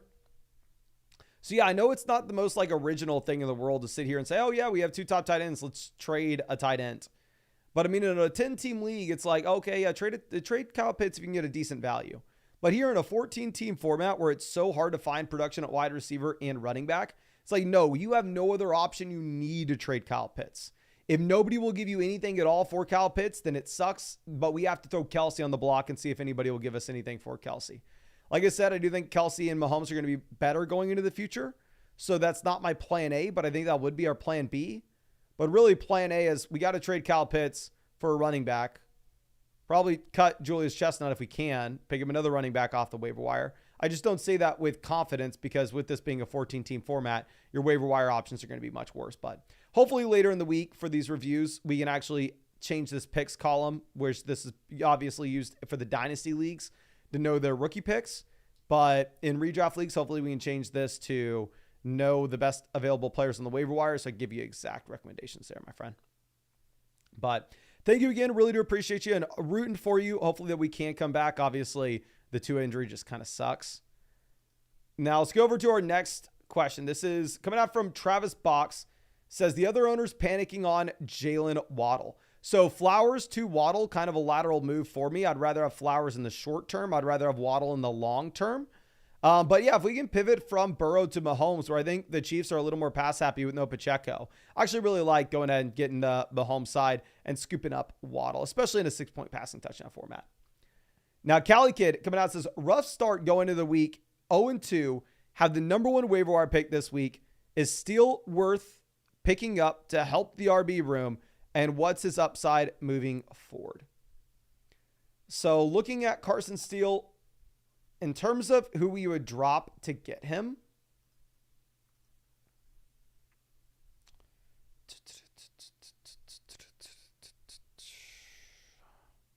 it's a shallow league. I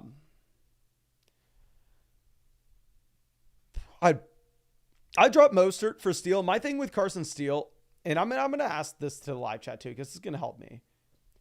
I don't see where the league winning upside comes from, just because he's not going to catch the ball. You do have Samaje Perine there for the third down role. Obviously, it's a great offense. I think the upside for Carson is maybe mid RB2 in a full PPR format. Let me see. What was the... let me pull up a couple different things here. And I need to ask y'all this as well. I'm really hoping nobody in the Flock League is watching this. But, I'm going to need to watch the FSE guys waiver wire video to see what fab percentages they suggested.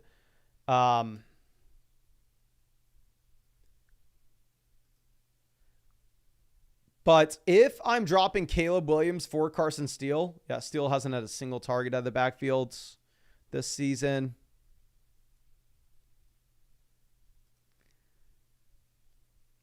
At UCLA, he had 17 receptions. His sophomore year at Ball State, he had 29 receptions, but only for 166 receiving yards. So, just not a receiver. What percentage fab would you drop to pick up Carson Steele in a 12-team full PPR league where you're dropping Caleb Williams? What percentage fab would you drop? Vinny says Steele has more fumbles than targets. It is a tough scene, but I mean, TG says 100%. I'll tell you, there's a 0% chance I'm dropping 100%. John says he had only one drop in college, but to fill y'all in on something, drops don't matter. Drops do not matter. They seem like they matter because they're very easy to track. They're very easy to see. What matters way more is what you can do in open space and your route running ability and ability to create separation. But time and time again, you see people it's the most common thing ever, and it gets just random people hyped about a receiver. PFF will tweet out wide receiver X has had 83 targets and no drops. And everybody goes, oh my God. It really doesn't matter. Okay, 10 to 12, 17, 3, 15, 12 and a half. 4, 5, 12, 5. I'm surprised. I figured y'all would be a little bit higher. Gameplay Plus says Kareem Hunt deserves a higher fab percentage. Corey actually got to Kareem Hunt when he was a free agent, and he's not on the fab. So Corey already beat me to it. But next question coming out from Mason K. This is Dobbins and Dell for Olave. Based off what I've seen, and it looks like we have enough running back production going around, but based off what I've seen in this live stream, I think J.K. Dobbins just simply has more value than this. So if you are looking to go ahead and sell Dobbins, you need to try to squeeze out a little more value here, my friend. Now, Luke J. Wilder coming out saying, hey, Mason, already made this trade. Just wanted to know what you thought. So I think going from Ayuk to Debo is the downgrade at this point, but going from Dobbins to McBride is a massive, massive upgrade. And this is the kind of price point that I love selling J.K. Dobbins at. So yeah, we're going to go McBride and Debo Samuel here. Hopefully that's what we got. Okay, Alex Savvy says, trying to compete with this team, but I don't know if this is the right move for me. So looking at this is a Dynasty League, everybody. This is a 2025 early first. McCaffrey, CMC versus Gibbs and Charbonnet. Sorry, McCarthy. This is a 2 quarterback league. Would I rather the McCarthy or Charbonnet? McCarthy. Would I rather the early first of McCaffrey versus Gibbs? Very, very close. I think the gap between McCarthy and Charbonnet is so wide that we're just going to go ahead. We are going to take McCarthy, CMC, in the early first. If you are confident that is an early first. Now, Chalupa Batman, love the team name. Going to be excited to check this out. Says, really appreciate the team review promo. Now, of course, thank you. And yeah, like I said, if anybody else is having an issue, like you're saying, oh, Mason, I used promo code FLOCK on Underdog on September 15th, and I still don't have a free voucher on flockfantasy.com. Definitely shoot me a message in the Discord so I can clear that up for you. I haven't found a single instance where someone should have had a voucher and they don't. So yeah, definitely take advantage of the promo. The vast majority of the teams that we are looking at here are free submissions because they use promo code FLOCK on Underdog. But anyway, appreciate you, Chalupa Batman. This is a 12-team start 8 full PPR format, so we can start up to 4 receivers from week to week perspective. So definitely a deeper league in general. Going over to quarterback here, you are in an interesting spot in which we have Baker Mayfield that has been absolutely crushing it, and I definitely think is worth a roster spot rest of season. And we also have Jordan Love, who, I mean, once he comes back, will be very much in play to slide in over Baker. But ultimately, I think you can hold on to both QBs, play the matchups when Jordan Love gets back. We probably play Love most weeks over Baker, but regardless, completely fine QB room.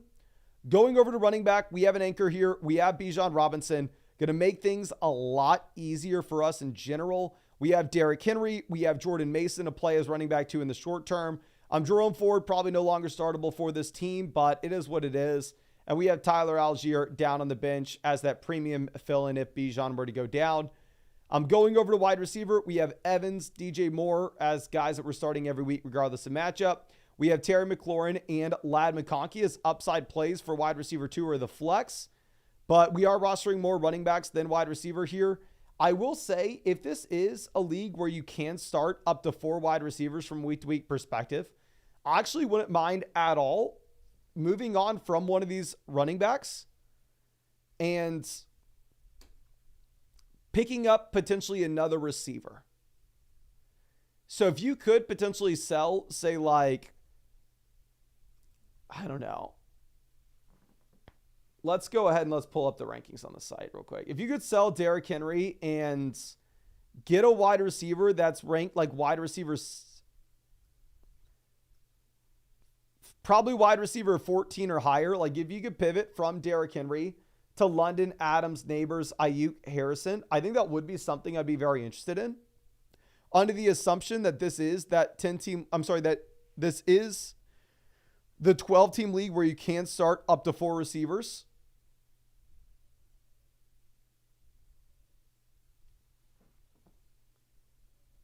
Like this is the perfect construction for a league where you start 2 wide receivers and 1 flex. And if that is the case, I think we're chilling. Tight end, we have Andrews. I mean, Andrews has been bad, but the entire tight end position has as well. It actually looks like maybe we have another Ross spot or 2. 1, 2, 3, 4, 5, 6, 7, 8, 9, 10, 11, 12, 13. That team's rostering 13 guys. We are currently sitting with 2, 7, 11, 12. And yeah, they have a player on the IR. So actually, we're not. So yeah, I think the main thing is if you could pivot from Derrick Henry to a top end receiver, maybe backfill with another running back, or maybe trade maybe trade, say like Jerome Ford for just a wide receiver like Keon Coleman. If you can move forward for Keon, I'd be interested in that in this format, but I think obviously you're more likely to get the Henry deal done. But really do appreciate you, my friend. Hopefully I was able to help you out here. And Happen, don't worry, I see your message in the chat. I think we should be able to get to your team very soon. Whenever we back in and back out, it kind of rearranges the questions just a bit. I'm sorry about that. But let's move this over to our next question. This is going to be a trade question from Noah. Hey, Mason, let me know what you think of the trade. Should we go Mixon rather than Jordan Mason? So Gibbs to Jordan Mason, Malik Neighbors. I'd way rather have Jahmyr Gibbs here.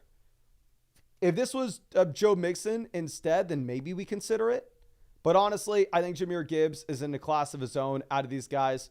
I think Gibbs, the new age Kamara, in an offense with one of the best O-lines in the league. So I'm going to go ahead. I will take Jahmyr Gibbs. Now let's move this over to the next question. This is coming out from Ike Neal. This is London and Jacobs versus Bijan Robinson. Saying I'm really stuck, but I'm not sure. Montgomery's my RB2. Jacobs is my RB1. And then at receiver, we have Lamb, Ayuk, London. So specifically because this is a league where you only start 2 wide receivers and 1 flex, with this being a 2 wide receiver, 1 flex format, I'm going to go ahead. I'm going to take Bijan Robinson. If this was a league where you started 2 receivers and 2 flexes, there I think you could very easily make the argument for the London side. But I think in a league with only 1 flex spot, give me Bijan. Give me the arguable best asset in fantasy football. This next trade question is coming out from Tom. This is Garrett Wilson, Ramondre Stevenson, Mark Andrews versus Tyreek Hill, Sam Laporta. So Tyreek Wilson, give me Tyreek, but it's very close. Laporta, Andrews, give me Laporta. Ramondre, honestly, this is maybe enough to swing it in the other direction. If you think that Skylar Thompson is the starting quarterback for the rest of the season in Miami, I will tell you right now, you want to go ahead and you want to take the Garrett Wilson side. If you think that there is an outside chance that somehow the Miami Dolphins are able to swing and get Tua back into this offense, or they're able to go pick up an additional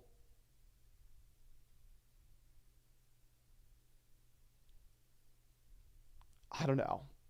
They're able to pick up a different quarterback like Tannehill. Just have any option to switch at QB here. Then maybe you go Tyreek. This is a 10-team start 7 format, which kind of opts me to go with the side with the best player. If this was a deeper league, I definitely think we go Wilson. Can you all spam the chat? Would you rather have the Tyreek Hill or Garrett Wilson side? And I'm not counting Tyler Huntley as a swing for a quarterback. I'm sorry. I'm not counting Tyler Huntley. Would you all rather the Wilson or Tyreek side? Wilson left. You sign a quarterback off the practice squad. I don't count that as moving the needle. Tyreek, Wilson, Tyreek, Wilson, Tyreek, Wilson,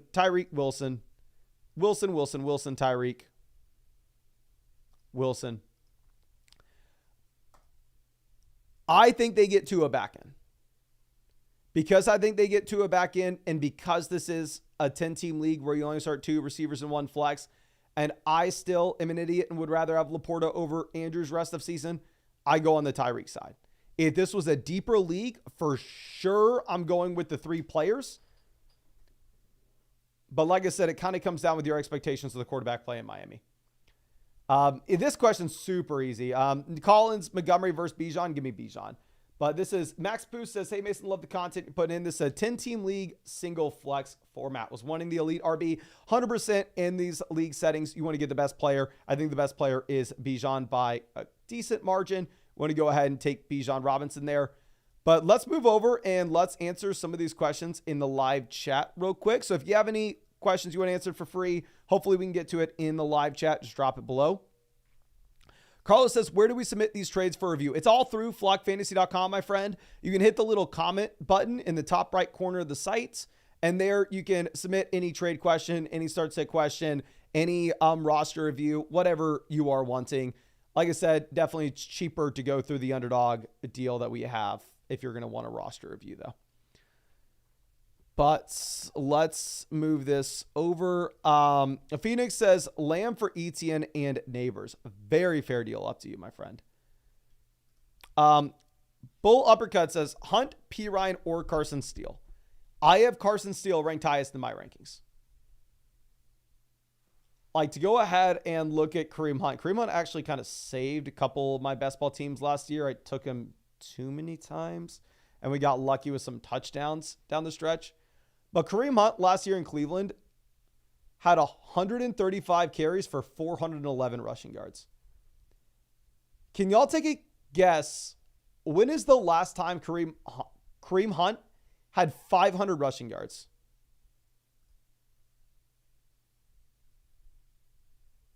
When is the last time Kareem Hunt had 500 rushing yards? Spam the chat right now. 2020, 2021, 2021, 2019, 2021, 2017. Oh, 17 would be nuts. 2020. Yeah, it was 2020. Kareem Hunt has not had 700 rushing yards. I'm sorry, 500 rushing yards since 2020.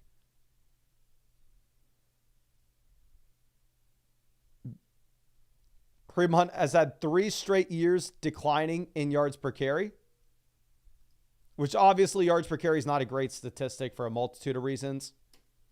But from 4.9 to 3.8 to 3.0, I don't think Kareem Hunt all of a sudden is going to get better at 29 years old. There's probably a reason he wasn't with an NFL team. Kareem Hunt's longest run last year off of 135 carries was for 16 yards. Now, this is a very, very interesting stat. What year do you think the last year was that Kareem Hunt had a rush longer than 33 yards? What's the last year Kareem Hunt had a rushing attempt go for longer than 33 yards? Be super interested to hear what y'all have to say here. 18, 17, 21, 2018, 18, 2022, 2018. It's 2018. He just doesn't have any juice here. Think about how long ago 2018 was. 2018 is the last time like Hunt was viable in fantasy. You know. 2018 season, 2019 season, 2020 season. Like you had 2 seasons before COVID even happens. COVID happens. And then 2021, 2022, 2023, 2024, 7 years removed. You know. Yeah. I'm going to go Steele over Hunt. Now, I do think that Kareem Hunt's the better receiving back. So take that for what it's worth. But I think also Samaje Perine is going to have a third down role. Kiss the Ring says Steele's going to break the NFL. Pacheco might not even start after Steele gets a chance. Steele has the look. I mean, if y'all saw that picture of Carson Steele with the crocodile, like I'm rooting for Carson Steele. But Mo says Rome or Keenan rest of season. I'd definitely rather have Rome. Gage says, how do I claim a voucher? If you have that free voucher from using promo code FLOCK on Underdog, hit the little comment button in the top right corner of the site. I'll show you where that is right now. You claim a voucher, hit it's the same process as just paying for a question, same process as paying for a team review. You go hit this little expert advice button in the top right corner. It will take you go, oh, okay, I want a team review. I want a trade question, a start sit question. You go fill out whatever you want. And when you get to the page where we'll say we're going to ask about the Flock League, continue. For the Flock League, I am in your girl. This is my team. Continue. And then when you get to this page, it will just say Mason Dodd, $0 if you have that voucher. So you're able to select me for $0 if you have that free voucher from using promo code FLOCK on Underdog. And like I said, after you use code FLOCK on Underdog, it is going to take us a little bit of time to get you that free voucher. Underdog sends me the list of email addresses every single day. I mean, every single morning from the people that use promo code FLOCK on Underdog from the day before. So if you use code FLOCK on Underdog, make sure you set up the account on flockfantasy.com with the same email address. That way, the next day, whenever I upload that CSV over there, we can make sure that we get your account that free team review voucher. But yeah, if you haven't taken advantage of that offer, you can go hit the link to Underdog Fantasy in the description, in the comment section. Using promo code FLOCK will get you a 50% deposit bonus up to $1,000. Plus, with code FLOCK, you will also be getting a free Aaron Rodgers special pick'em, more than less than half a total yard. And Underdog has a ton of additional promos that are live right now, such as the CeeDee Lamb free pick, more than less than half a total yard. Adrian says, how does the subscription work for flockfantasy.com? So if you have a subscription with flockfantasy.com, you have unlimited access to the trade calculator, the My Teams page, all the rankings, rest of season, Dynasty, week 3. Not only my rankings and everything, but all the experts that you have on the sites. And also, you have access to all the premium content that is posted on the post page, of course. And if you use code FLOCK and you have a subscription, you actually also get 30% off any questions that you ask to me going into the future as well. But let's go back over and let's answer some more of these questions real quick.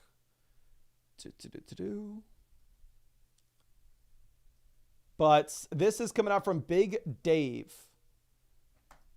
Says, I know I'm losing at quarterback, but the cheetah, I'm thinking I should stream. So going from Nico to Tyreek Hill, slight upgrade. Stroud to Purdy, downgrade. We're picking up Javonte Williams to do it. Like, honestly, how I'm viewing this is take out Justice Hill. I don't think it's that big of an upgrade. If you really want Tyreek Hill, I think you can go ahead and make the trade. But yeah, personally, like, I may rank Nico Collins over Tyreek Hill this week. Obviously, if we think Tua comes back, then it changes. But Tony Murica coming out, happy to see you, says, this is Funky. I don't even know how to say this team name. But this is a 12-team start 10 Superflex Dynasty League where we are definitely trying to compete. And are we going to be riding out the hot running back room? So obviously, this team's going to look very different than what a lot of people in this live stream are used to. This is a Superflex Dynasty League, right? Start 10, so it's a very well-balanced Dynasty League where wide receiver depth actually is going to matter. Now, with that being said, my guy, we need to be changing some things with the receivers that we are rostering. Ashton Doolin, let's let go of him.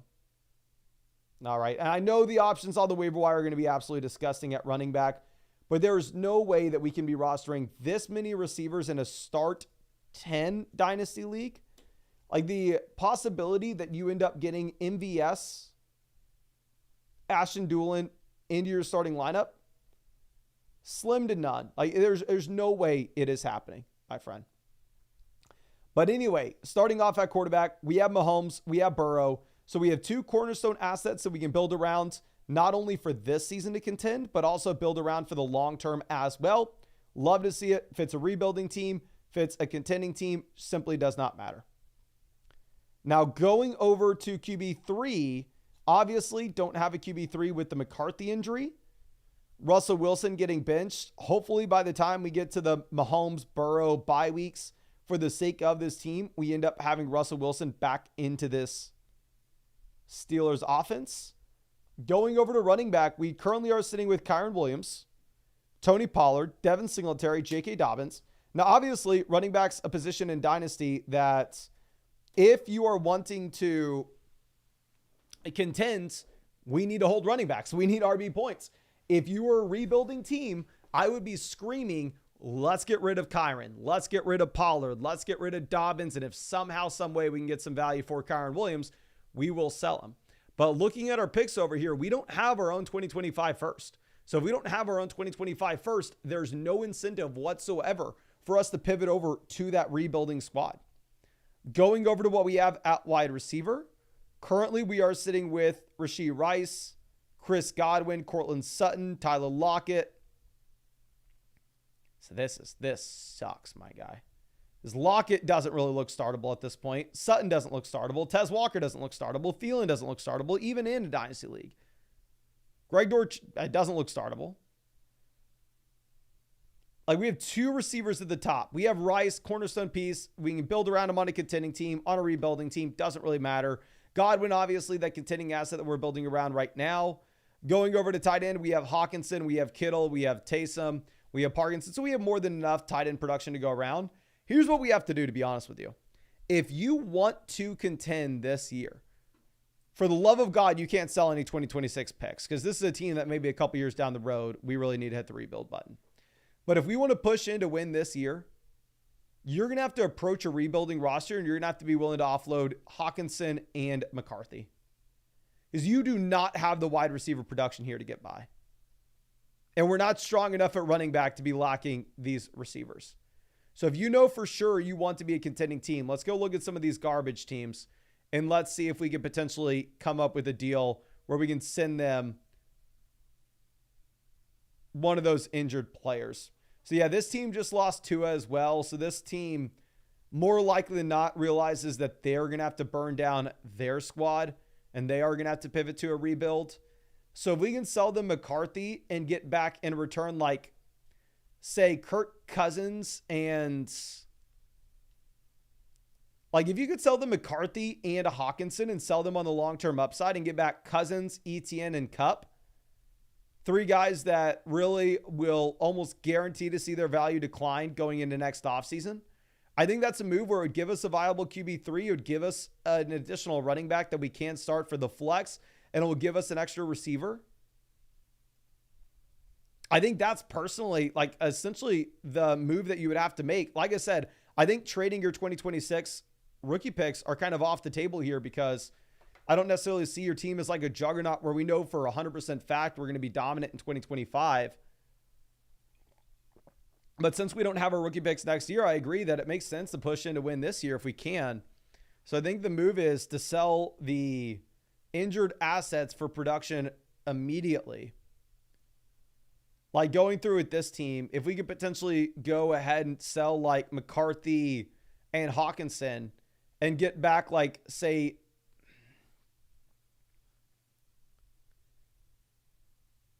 Mixon, Debo, and Carr. And hopefully we could maybe get a couple picks in there as well. Just I think effectively that is the move that we are having to make.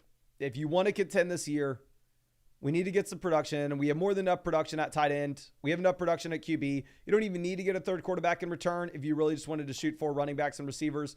But obviously make sure we are attacking those teams that know for sure that they are not contending so we can try to squeeze out as much value as possible.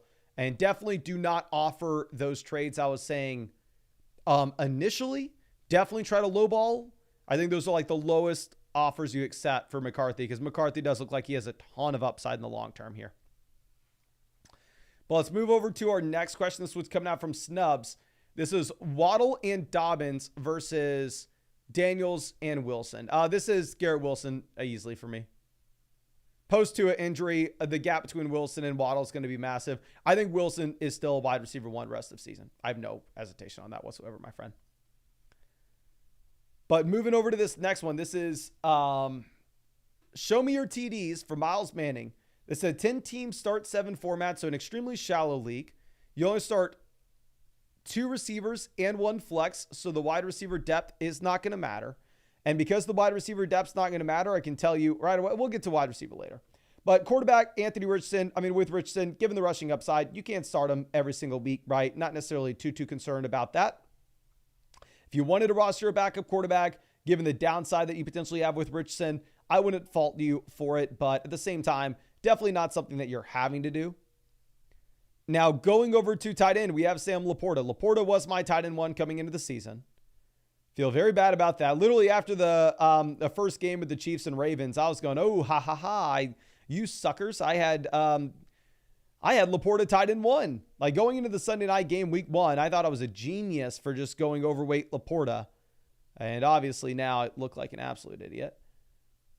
But going into the future here, I do think Laporta will be better. I still think it's a very good offense. I still think Laporta is a very good player.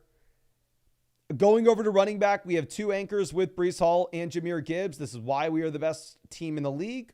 If you look at the league analyzer, we're the best team in the league by far. It is nice to see in the league analyzer that you do have these like large gaps between the teams now that we're 2 weeks in. Where right after everybody drafted, it was just kind of like a slight gradual decline, right? But now you have like some garbage teams here at the bottom. Some very good teams here. But anyway, yeah, I mean, we can start Brees, Gibbs, Mason, all as running back ones at RB1, RB2, and the flex. Going over to receiver, Ayuk looks better now that you have the injury to Devo. Neighbors is blowing up. Smith is even better now that you have the injury to A.J. Brown. I just think the issue is, like, what's the upside for Allen Lazard to turn into an every week starter in a 10-team league where you only start 2 receivers and 1 flex? I think you drop somebody like Lazard, we pick a bit of the running back off the waiver wire. And honestly, one thing that I would consider as well, just because you are so strong here and we should be thinking long-term for this team, is if you could potentially take the Jordan Mason value that you have currently, and you could trade Jordan Mason and a 2-for-1 deal with one of these depth receivers, such as like Jalen Waddle or Devonta Smith, and go get that upgrade to an elite wide receiver 1 in the long term. I think that can make a lot of sense. Maybe you don't do it with Waddle because Waddle has his own long-term upside, but if you can go from, like, say Mason and Smith and go get a true wide receiver 1 here, go get a player like St. Brown, go get a player like Chase, go get a player like Tyreek. I think we would. Now, of course, as soon as we make that move, we're picking up additional running backs off the waiver wire. But yeah, I think it's a phenomenal team, clearly the best team in the league. And specifically because you are this strong, I wouldn't mind you at all going through and squeezing out the short-term value from Jordan Mason to get the long-term elite level option in the starting lineup. And I think we're going to be cutting a few of these wide receivers at the bottom. That way we can backfill with more RBs just for the upside in this format. But thank you again, my friend. Really do appreciate you. Really hope that was able to help you out in some type of way.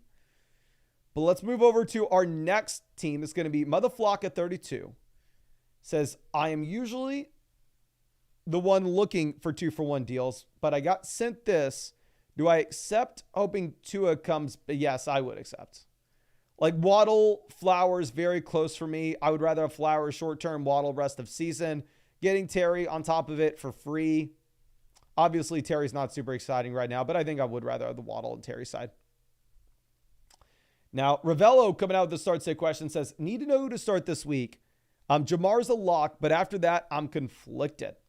All right, I agree. I think Jamar Chase, honestly, I may end up ranking it like wide receiver 2 this week. I think Chase crushes. Dell versus Waddle is going to be tough for me. 25-point implied team total in Houston.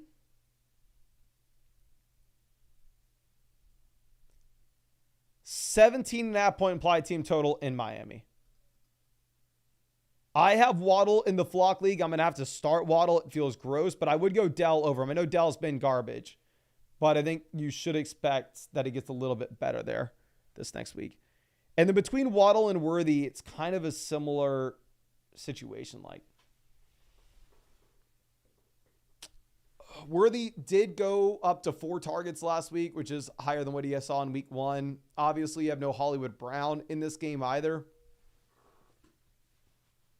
Can everybody spam the chat? Would you rather have Xavier Worthy or Jalen Waddle in your starting lineup this week? Would you rather have Xavier Worthy or Jalen Waddle? It's probably Worthy, right?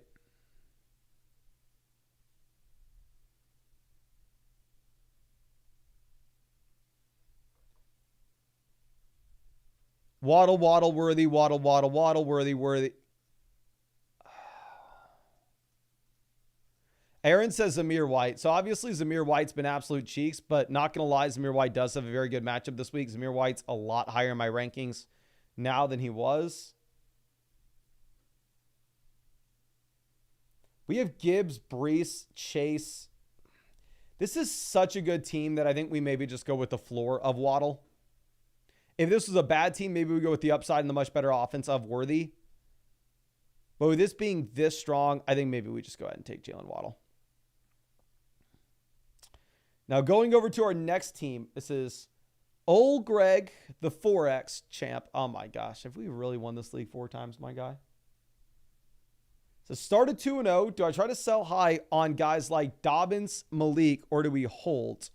Should I try to move Jordan Mason at some point? So 2-0 team, obviously we are thinking a little more long-term.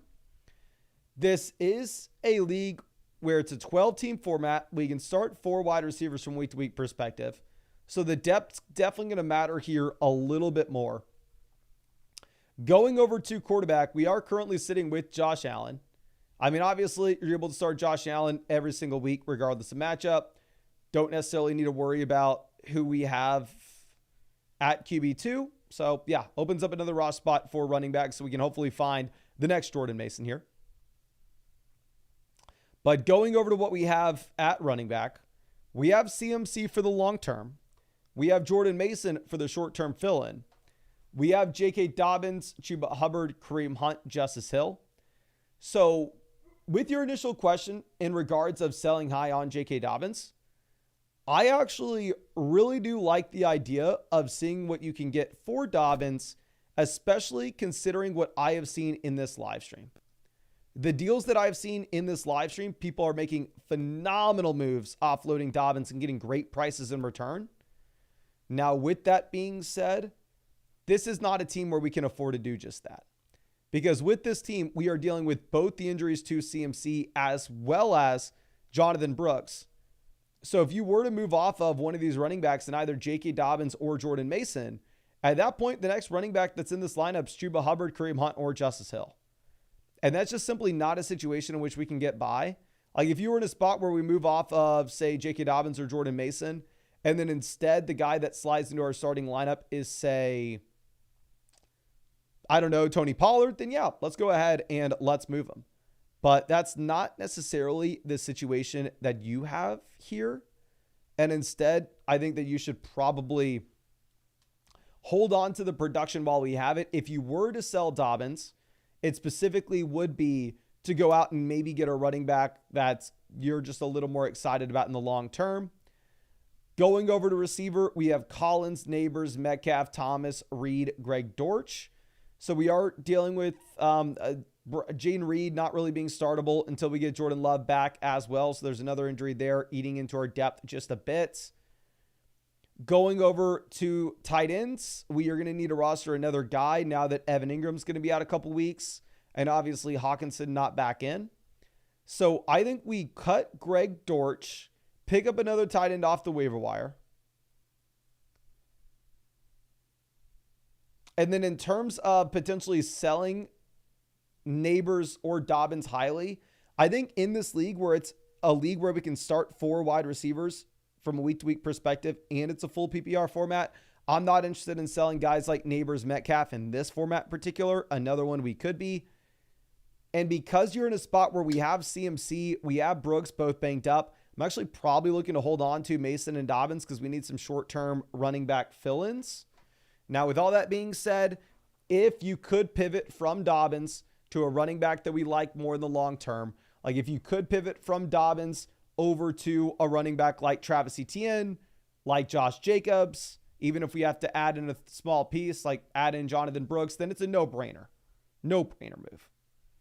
But yeah, we would need a running back in return. And I'm definitely not looking to sell Jordan Mason. I think this is the perfect example of a team that needs Jordan Mason.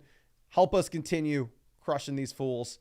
And hopefully we are able to get CMC back relatively soon. Okay. Move over to our next question, but I just saw this in the chat. Is trading Tank Dell for Darnell Mooney stupid? Yes, it is very stupid. Please keep Tank Dell. Okay. Next question coming out from David. Says, I think this looks like a great groundbreaking league-winning trade. What are your thoughts? Couple different thoughts. One, I always hate trading 4 players for 4 players, 4 players for 5 players. You're swapping half your team with the other guy in this league. So if that is the situation, it is never one in which we are getting we're getting a win for both teams. You're getting a win for both parties. No, this is going to be a win for one side and a massive loss for another. Let's go and let's look at the configurations here so we can play around with this just a bit. Looking for guys that are similarly ranked. There aren't many. We need to move up real quick. I can't keep looking at this. I need to move up Jordan Mason in our rankings rest of season. Even if you're not going to have him for that long. And the overall rankings, he definitely needs to be higher than where he is right now.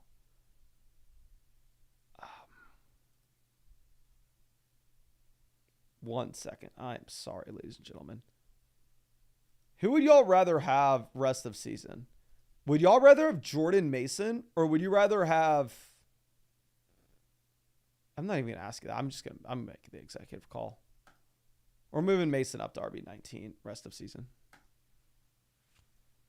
It's hard to get away from that. I mean, you have an RB1 until CMC comes back. Okay, but anyway. Trying to take out pieces and to make this look a little more balanced. There are no real equivalent pieces here. The side that's getting the best end of the deal. Actually, how about this? Would I rather have Jordan Mason and McCaffrey or Saquon Barkley? I think, honestly, that is very fair. Where when CMC comes back in, I think you kind of project him to be maybe slightly better than Barkley is currently, given the receiving workload and the fact that you don't have to deal with any Jalen Hurts rushing touchdowns. Obviously, we'd rather have Barkley over Mason in the short term. So I think we're going to take these guys out of the deal to make it a little bit easier to look at. Then if we're looking at Jamison, Njoku, Brooks, Najee versus Brandon Ayuk, James Conner, give me Ayuk over Jamison and Njoku. Conner versus Brooks and Najee. I'd probably rather have Conner. So to be honest with you, I think the side I'd potentially rather have is just the Niners side. I don't know if Najee, it looks like you're getting a lot over here, but you have Barkley and then a bunch of players that are kind of depth pieces that you don't know if they're going to be startable or not. I know James Conner startable. I know Brandon Ayuk startable. I know whoever the starting running back is in San Francisco is startable. It's a massive deal, but I think we go with the CMC side. Okay. Now we're going to get this going for a team named Better Call Hall. We have seen this name again. Now, says, hey, Mason, got hit with the injury plague. What should we do? Okay, well, if you got hit with injuries and we're still number one in the league analyzer, something happened here. Now, this is a league where you start 2 receivers and 1 flex. So it is a format where wide receiver depth just simply is not going to be that important. Now, a couple of different things. One, we have the tight end 1 in fantasy with Trey McBride. There'll be nothing to talk about there. You roster him, you play him every single week, and you don't roster a backup. 2, going over to quarterback, having Matthew Stafford with all the offensive line injuries that you have, and the injuries to Cooper Kupp, as well as Puka Nacua, it is a very difficult situation to be excited about Matthew Stafford going into the future. Stafford is an easy cut in my mind for a different quarterback off the waiver wire. However, with all that being said, since this is a league where you only start 2 receivers and 1 flex, I would actually rather trade one of these options and instead go get an upgrade at quarterback. Because we look at wide receiver here. Yes, we are dealing with the Cooper Kupp injury. Yes, with Waddle, we are dealing with the Tua injury. Yes, with Higgins, we are dealing with his injury. Yes, with Debo, we are... Honestly, so never mind. As we say this, we can't afford it. Like, who the hell are we trading, right? So, I mean, we have so much value here at wide receiver. But in terms of who we can start this week, Chris Godwin, DJ Moore, and maybe Higgins if he plays. So what you're going to have to do, you have no other option but to wait. You're lucky that this is a 10-team league where you only start 2 receivers and 1 flex, because you honestly, only need 3 guys to get in your lineup, and we have those players on this team. So this is a squad that if we just sit here and wait for these players on our bench to get healthier, then at that point we can actually begin to make some moves. Like, say we get Higgins, Debo back into our lineup, then at that point, it's a very easy situation to go ahead and trade Chris Godwin and go get a viable quarterback rest of season like Anthony Richardson with some real rushing upside. But as of today, can we sell any of these wide receivers? No. Debo's hurt. Higgins is hurt. Tua is hurt for Waddle. Kupp is injured as well. So 4 of these 7 very valuable receivers that we have are either injured or their QB is injured. So we just can't trade one of them. Really, the move is we cut Stafford, stream the position at quarterback. Honestly, 10-team league, I'd cut Alexander Madison based on what we saw this past week, pick up a different running back. We let these wide receivers get healthier, and as they do, and we are more comfortable with their wide receiver depth, at that point, we trade a receiver and we go get a quarterback upgrade. We just can't afford it as of right now. But Yeah, hope I was able to help you out. Thank you again, my friend. Really do appreciate you. And yeah, as always, if there's anything I can do, let me know. But let's go ahead and let's pull up some of the free questions that we have in the live chat right now. So if you have any questions in the chat, if you have any questions you were wanting to ask, go ahead and drop them in the chat for free. And we'll see. Braden says, do I trade away Evans now that Godwin's blowing up? No, do not overreact. Evans blew up week 1. Godwin blew up week 2. Right? The thing is, you have such a large sample. Evans was drafted to this team in 2014. Godwin was drafted to this team in 2017. Godwin breaks out 2019. We have seen this play out time and time again. They're going to pretty much take every single target in this offense. One's going to spike one week. The other's going to spike the next week. And you don't want to overreact. Okay. Francisco says trade Lamb. I would not do that. Chris says, do I sell Ford and Pitts? Well, I can. I had Jerome Ford as a sell high candidate in last week's video. The thing is, you can't sell him now. Like last week was the time to sell him. It's too late now. If you can sell him, awesome. Good luck. I just don't think you can. And then with Pitts, I think brighter days are probably ahead. I don't have a lot of Pitts, but it is what it is. Gage says, couldn't get the voucher to work, so I dropped $5. Need this trade advice. So yeah, real quick, if you use promo code FLOCK on Underdog, I'm sorry, but the way that it's set up right now is it's a free voucher to a team review, not a trade question or a start sit question. In a team review in your comment section, if you want me to submit your starting lineup, if you want me to help you out with the trade question, just let me know in the comments. But yeah, for the team voucher, it has to go through like the team review process. To Spaceman says, trade Gibbs for Harrison. No, I would not. Do not do that. That'd be honestly with this team as well. White's trending in the wrong direction, and Najee doesn't really look like he's startable now that you have the massive Jalen Warren role. Rooted says, sell high on JSN, or is it legit? So I actually had an offer for JSN in the Flock League last week that I turned down. I feel very stupid for it. And I could sit here and go, oh, this is a fluke. JSN. No, the thing is with Jackson Smith and Jigba is he was a great prospect coming into the NFL. What everybody said as well is everybody came out and said, oh, guys, don't worry. JSN is still very good. He had a bad rookie season, specifically because the offensive coordinator in Seattle is Cheeks. And now that he is gone and he's in Chicago, Jackson Smith and Jigba is going to be a lot better. And then you know what happened is JSN had this massive blow up, seeing the most snaps of his NFL career in week 2. And at the same exact time, you actually see the Chicago Bears offense completely collapse, which in my mind kind of goes to say, oh, okay, yeah, maybe they were right. Maybe this was an offensive coordinator situation. Maybe this was JSN being trapped, and now JSN is here for the full-blown breakout. So I wish I would have traded for JSN when I had the opportunity last week. I was an idiot. I didn't. But the last thing I can do is sit here and say, oh, it's not going to happen going in the... No, JSN looks very good. Okay. Noah says, any hope with Christian Kirk? So I didn't like Kirk coming into the season. I just thought there was no upside, but I thought he was going to have a decent floor. But what's crazy with Kirk is not only does he severely disappoint here, but he severely disappoints in a situation in which you would think he would be playing well in. Like specifically, you had no Evan Ingram in this game.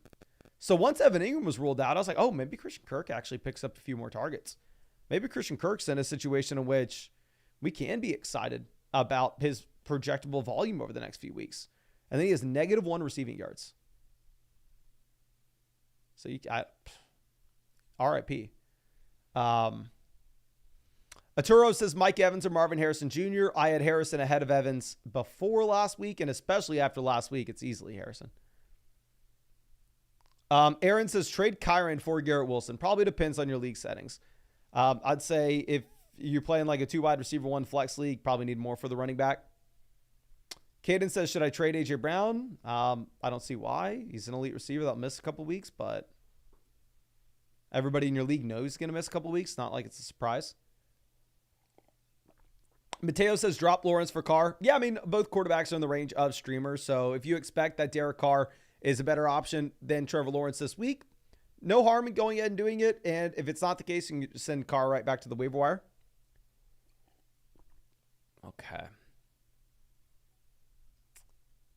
Delonzo says, I got A.J. Brown for Devin Singletary and Zach Charbonnet.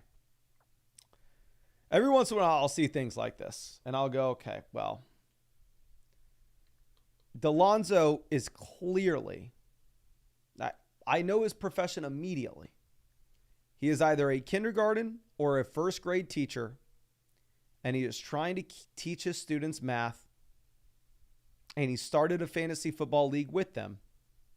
And he came out into this live chat to brag to us that he traded Devin Singletary and Zach Charbonnet to one of his first grade kids and got A.J. Brown in return. Congrats, my friend. Congrats for robbing a child. Let's see.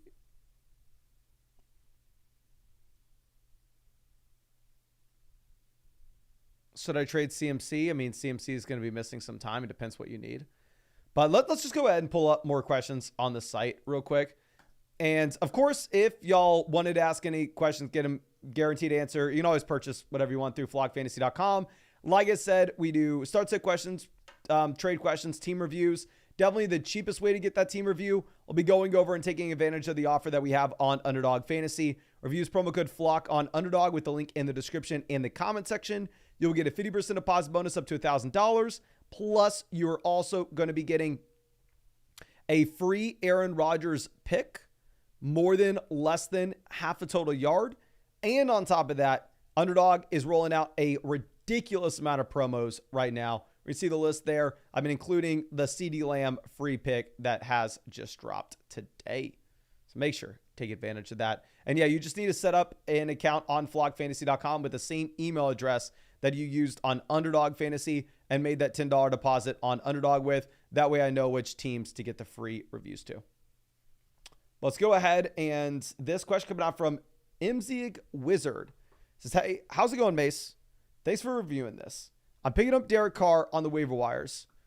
So it'd actually be him instead of Daniel Jones in the deal. Yeah, that doesn't really matter at all. So essentially it's Brandon Ayuk for Josh Allen. Wan'Dale Robinson doesn't matter, and your waiver wire quarterback doesn't matter. They're barely worth the raw spot, even if they are. So would I rather have Brandon Ayuk or Josh Allen? It depends. This league looks like it's a 2 wide receiver, 1 flex. So if it's a 2 wide receiver, 1 flex, where quarterback's going to make up a very high percentage of our starting lineup output, I'll go Josh Allen. If it was a league where you had multiple flex spots, then instead I'd probably go with Brandon Ayuk. Now, this question coming out from Fed Marin says, should I do this trade? My team is riddled with injuries and I have no depth. Team should be linked. Awesome. Thank you. Yeah, and if y'all don't know, you can go ahead and link your teams here. Typically, we're using that as a backup option. But first, would I rather have Hurts or Burrow? Give me Hurts. Would I rather have Tyreek or McCaffrey? Give me Tyreek. Would I rather have Pacheco or Montgomery? Give me Montgomery. We're paying Devonta Smith, or we're getting Devonta Smith effectively for the downgrade from Tyreek to CMC, the downgrade from Jalen Hurts to Joe Burrow. So let's see the team riddled with injuries here. So I don't know which one's ours. We have Cup. Where's the Kenneth Walker team? The thing is, regardless of what it is, I mean, what side, you're trading a injured running back for an injured running back, you know? Maybe you're picking up an additional starter here with Montgomery, but who else are we starting at running back 2 right now? Samir White, Charbonnet. So with this team, if we don't trade for Montgomery, starting Charbonnet this week, hoping that Kenneth Walker misses. and Zamir White. So this is a situation in which, yeah, you probably go with the CMC side if you are that weak at running back because of the injuries. Obviously, we're dealing with the CMC injury himself, but at least you're picking up Montgomery in the long term. I'm sorry, in the short term, and you have the CMC upside in the long term. Now, David Gate coming out says, thoughts? We have Jalen Hurts. So, Kupp to A.J. Brown. Give me A.J. Brown. Pollard to Rashad White. Give me Rashad White. Neighbors to Moore. Give me Neighbors. Goddard to Najee. Give me Najee. Probably going to go with the best player. I think the best player in this deal is A.J. Brown. I think A.J. Brown misses way less time than what you have with Cooper Kupp. Now, Ivor says, shallow format league, do I just chase Amon-Ra as the best player? Yeah, it's a 10-team league. We're going to start 2 wide receivers and 1 flex. Going from Brian Thomas to Tank Dell, it's an upgrade. Harrison to St. Brown, it's an upgrade. We're paying DK Metcalf to get it done. Yeah, in this shallow format, I'm going to go ahead. I'm going to get the best player. We're going to go ahead. We will take St. Brown here, my friend. Now, Tanner coming out says, Debo injury hurts. I really want to make... Okay, so let's see. Yeah, with Debo going down, in terms of who we start this week, yeah, Debo and Puka both gone. So JSN, Xavier Worthy are best options here. I would start Flowers and Lamb over both. Running back, we have Mason as that RB1. Obviously, Saquon is my RB1 overall this week. Laporte is must start. Lamar's must start. So, couple different ways that we can take this. 1, if Joe Mixon plays, we play Joe Mixon. 2, if Joe Mixon sits. Actually, no, I'm an idiot. Never mind. We have James Conner. This is a phenomenal team. What you need to do right now is you need to go to the Kenneth Walker owner and say, hey, man, I'll give you Zach Charbonnet and Zay Flowers. Give me the best wide receiver 2 you have. Because if we're not starting Charbonnet, even in the instance that Walker's out, then, yeah, we need to be squeezing some value out of him. Phenomenal team. Now, Padut's coming out with a trade question. Says, love the content, Mason. Thanks in advance. Interesting spot. I know you're talking about the context of your team here, my friend. You're saying another move you can make with the same person is Aaron Jones for Mike Evans. I think the gap between Aaron Jones and Mike Evans is closer than this one. Alexander Madison's an absolute 0. This is James Conner for Nico Collins. And for me, it's Nico Collins by a very wide margin. Like if I offered Danny James Conner for Nico Collins right now, he would laugh. I would never hear the end of it. Nico Collins is a significantly better option at this point, my guy. And honestly, I don't even know if there's... If you were wanting to go out there and make a swap to a running back, it would be Evans for Connor. But Nico Collins looks like he is a locked and loaded top 10 receiver rest of season. Minimum. Henry Huff coming out with a trade question. This is Jonathan Taylor, Jaden Reed for Amon-Ra St. Brown. 2-0. I said, hey, Mason, nice to see you 2-0 in the Flock League. Good luck to you. Thank you, my friend. What do you think about this trade? I'd rather have St. Brown. With Reed, definitely a little more excited once you get Love back in. I think he'll go back to being a borderline flex play. Taylor looks like a low-end RB1 at this point. I think St. Brown's a top 3 receiver rest of season. So give the best player. Let's go St. Brown. Now, Team KO coming out. This is a 14-team start 7 format where I am assuming that we are dealing with some pretty bad injuries here, my friend. As we are currently sitting with the worst team in the league. And oh dear God, we have a lot of work to do. A lot of work to do.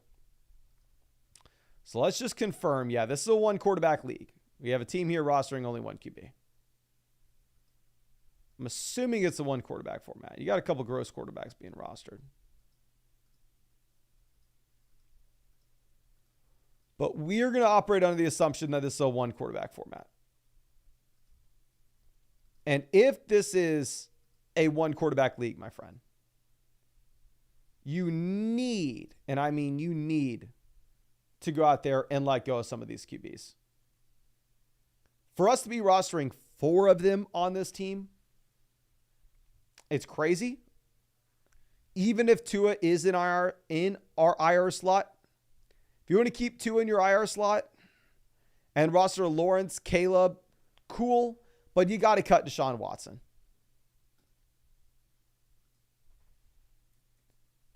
Cut Watson, open up a Ross spot that way. Honestly, going over to tight end, looking at Kincaid and Chig, I would cut the backup tight end here as well. I would only have Dalton Kincaid. If anything happens to Kincaid, then at that point we can go to the waiver wire and we can pick somebody else up. I understand that it's a 14-team format, so depth is going to be extremely difficult to come by. Obviously, we've dealt with some negative injuries, such as the Tua injury impacting Jalen Waddle, as well as the Kenneth Walker injury. But the issue with this team is you just have not nearly enough depth at running back and wide receiver. So if you can move Tua to the IR and open up a Ross spot that way, cool. If you can't move Tua to the IR, if your league doesn't have an IR slot, you cut Tua straight up. And you don't just stop there, you cut Deshaun Watson as well. We are only going to roster Lawrence and Caleb. Obviously, if you can trade Deshaun Watson, like I saw a team that was having to start Jacoby Brissett, I believe. No, this team's starting Daniel Jones.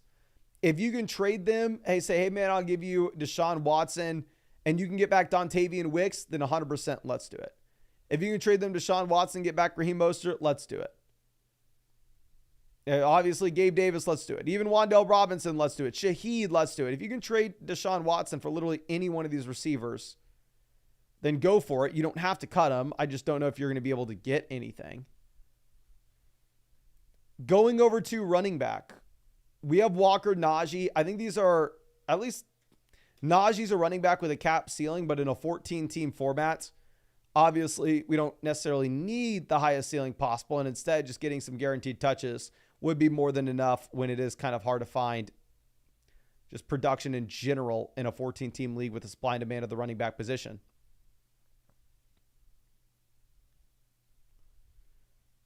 But yeah, we need to roster another running back here.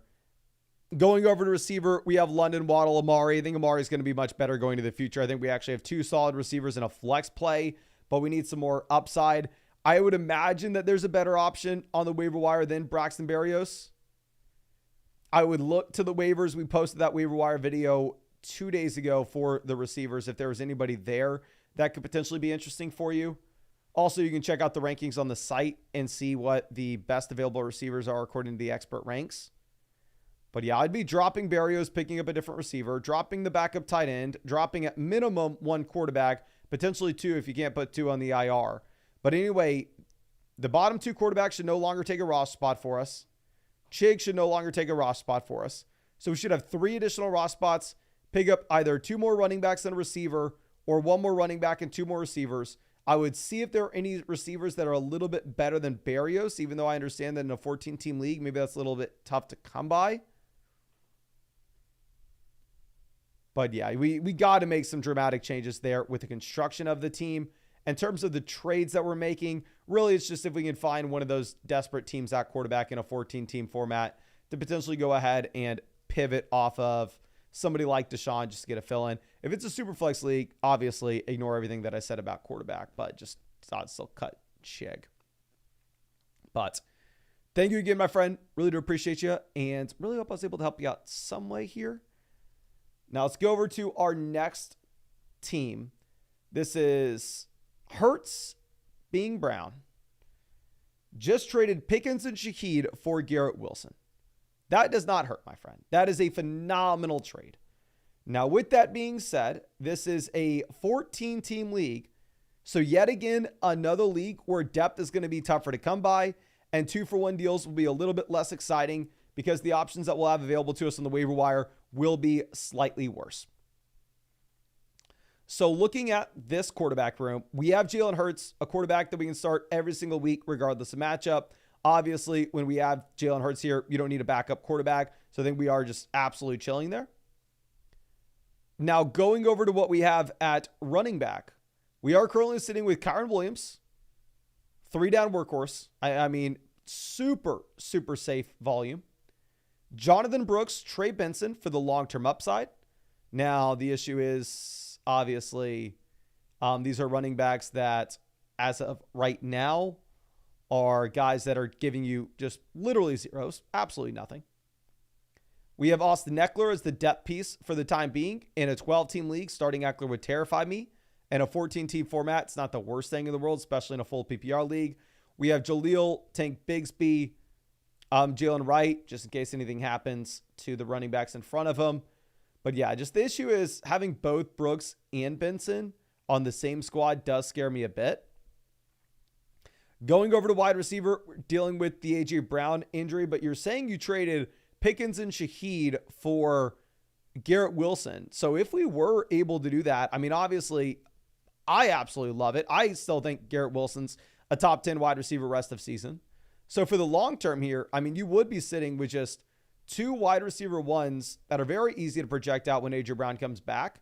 And the short term, the depth isn't horrible in a 14-team league where we can start Garrett Wilson.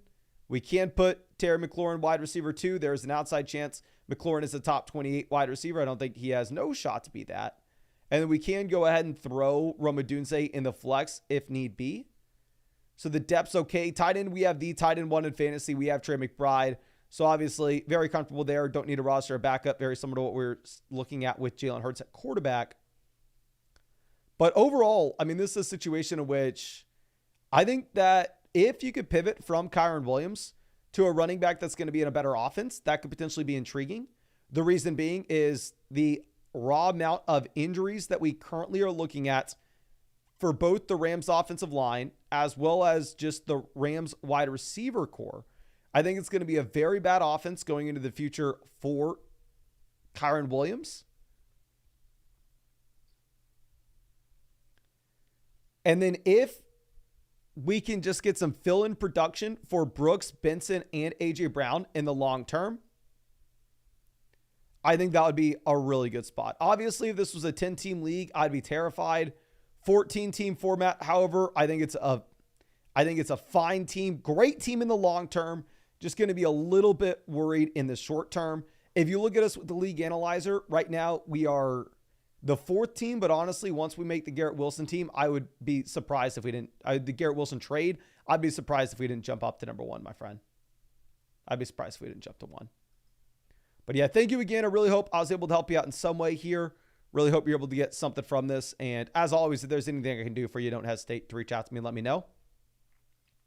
But let's move over and answer some free questions in the live chat. So if you have any questions, feel free to go ahead and drop them down in the chat for us. And Christopher says, should I put $65 fab on Steele? 1, I have no idea how many teams in your league. 2, I have no idea who you're dropping. 3, I have no idea how many fab dollars you have. Is this a $1,000 fab league? Is this a $100 fab league? 4, I don't know how many dollars you've spent of your fab so far. So any fab questions really need to be through the site so I can actually see the context. Justin says, happy BR, Montgomery or Olave. Thank you, Mason. Much love, my guy. I would go ahead and I would take Chris Olave both to start this week and for the long term. Like, the only hesitation I have for that, like, rest of season, obviously, is if Gibbs goes down, Montgomery just does turn into one of the best assets in fantasy football. Malachi says, is Kelsey done for? I actually think Kelsey will be better going into the future. Like, I don't have a lot of Kelsey. I didn't draft Kelsey in the Flock League. I took Laporta. Really hoping Laporta's better. But ultimately, if we are looking at what you have with Kelsey, one of the main issues has been that just the passing volume in Kansas City hasn't been there. This has been a team that instead has been a really run-first offense. And now with no Isaiah Pacheco, I wouldn't be surprised whatsoever if that actually swings a little bit in the other direction, where the Chiefs bump up the passing volume and we get a little more going the direction of Travis Kelce. So I don't want to sit here and act like, oh yeah, Kelsey's just going to absolutely crush. But I do think Kelce will be better going into the future than what he has been. Okay. Captain Flexes, much love. Appreciate you being here. Bryson says, Mason and DJ Moore for A.J. Brown and Jaden Reed. Ooh, this is a very interesting question. If you were like 0-2, then honestly, I think you just have to go with the Jordan Mason side. You just have to get production in right now. As A.J. Brown, obviously not startable with his own injury. And then I'd say Jaden Reed Also not startable due to the injury that you have with Jordan Love.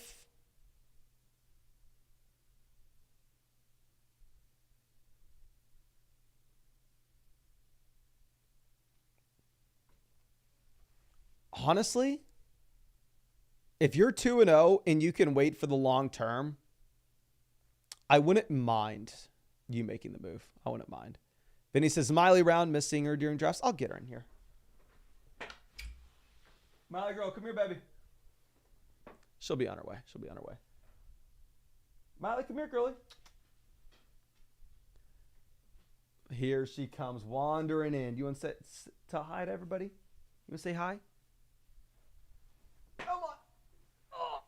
Oh. You want to say hi? Say, don't you mess with this house. This will be waiting for you. Yeah, you tell him. You tell him. Do you have a team I need to look at? There you go, baby. You can go under the desk. I know I called you in here. Okay. James says start Shaheed over Waddle this week. Maybe a smart person would, but I personally don't have the willpower to do so. I have a monkey brain, so I see that and I go, oh, there's no way I can start Shaheed over Waddle. Let's see this. Oripsky says Dobbins and JSN for Devontae Adams. I would assume that you could swing a little more value on the side of Dobbins. Just the trades that I think it's a good deal, but the trades that I have seen regarding J.K. Dobbins at this point just have been absolutely insane. They've been insane. Okay. Let's move this over. RJ, thank you for the dono. Griffin says trade London and Jameson for Garrett Wilson. I would. Burner accounts says should I trade away Cup? Who could I realistically get for him? I'll pull up my rankings on the site and let you know about where I've Cup ranked. Let's sort by mine.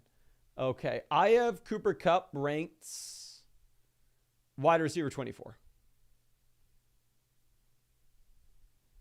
Obviously, with the assumption that we're getting nothing from these guys in the short term, in the long term, I think that they can be much better. But I think Waddle, Kupp, Puka, they're all kind of the same in that way. But let's actually just move back over to the questions on the site real quick. Of course, you can ask whatever sorts of questions, trade questions, or team reviews that you want through flockfantasy.com. We'll definitely remind you, though, the cheapest way to get a team review is actually using our promo code on Underdog Fantasy. Or if you use promo code FLOCK on Underdog Fantasy, you will get a 50% deposit bonus up to $1,000. Plus, you'll be getting a free team review on flockfantasy.com. And at the same time, an Aaron Rodgers free pick, more than less than half a total yard for the Thursday night game. Underdog's also running a ridiculous amount of promos, including the CeeDee Lamb free pick for the Cowboys game. Just make sure you have an account set up on flockfantasy.com with the same email address that you made that $10 deposit on with Underdog. That way I can credit you with a free team review. Okay, now Michael says, wondering what combination of players are the best for week 3. So obviously stuck with Waddle, stuck with Montgomery. Okay, so if you are wanting to ask, say like, hey man, I need 2 wide receivers and 2 flexes. Next time, just don't include Waddle and don't include this wide receiver slot. Don't include this running back slot. Just include a flex and then the players that you're wanting to know about. But anyway, the running backs I'm starting would be Montgomery, Achane. Receivers would be Tyreek, Nico. For the flex, we'll go Walker if Walker does play. If Walker doesn't play, we'll go Jalen Waddle. Now, I'm Josh coming out with a team review. This is Heinz McJuggets says, I'm just feeling my team is more and more in shambles every week. Chase isn't what I want him to be. I think Chase is going to come out and actually turn it around and completely turn the corner here, my friend. And are we wanting to make any moves with Kyron's value and production? Well, I think it's going to be dependent on the squad itself. Let's go ahead and let's pull this up. And yeah, this is a tough team. If we're currently sitting with Jaleel McLaughlin and Quentin Johnston in the starting lineup, there's no way to sugarcoat it, my friend. This is a bad situation. But anyway, currently at quarterback, you are sitting with Kyler Murray. with Kyler, this is a QB that you can start every week. You don't need a backup here. Should be just fine. Going down to the bench, we don't have a backup quarterback. So, yep, just fine there. Now, going over to running back, we are currently sitting with Kyren Williams as a 3-down back that you're able to start every single week. Now, the concern with Kyren, even though he's one of the very few workhorses in the NFL at the moment, is this is a situation in which his entire offensive line's injured. Not only is his entire offensive line injured, but at the same time, the receivers going down will cap the ceiling of this overall offense. So definitely worried about Kyren. Going down to the depth running backs that we have on the bench here. Let's see. Okay, here. Perfect.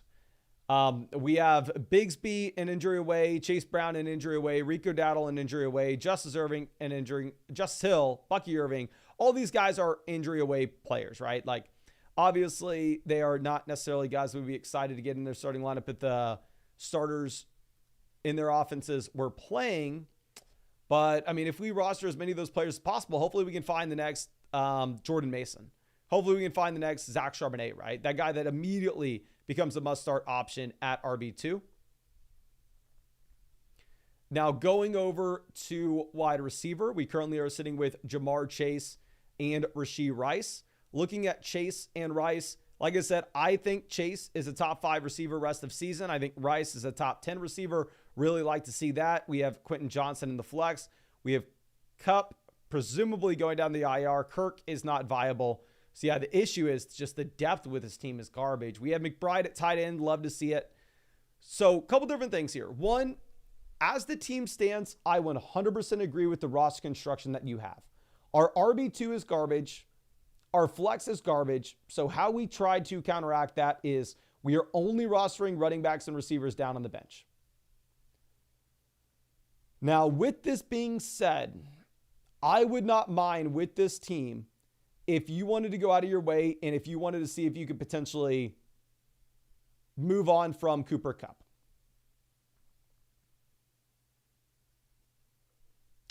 If you're looking at Kupp here, I just may or may not, I just don't necessarily see the path for this team to win weeks with Jaleel McLaughlin and Quentin Johnson into our starting lineup.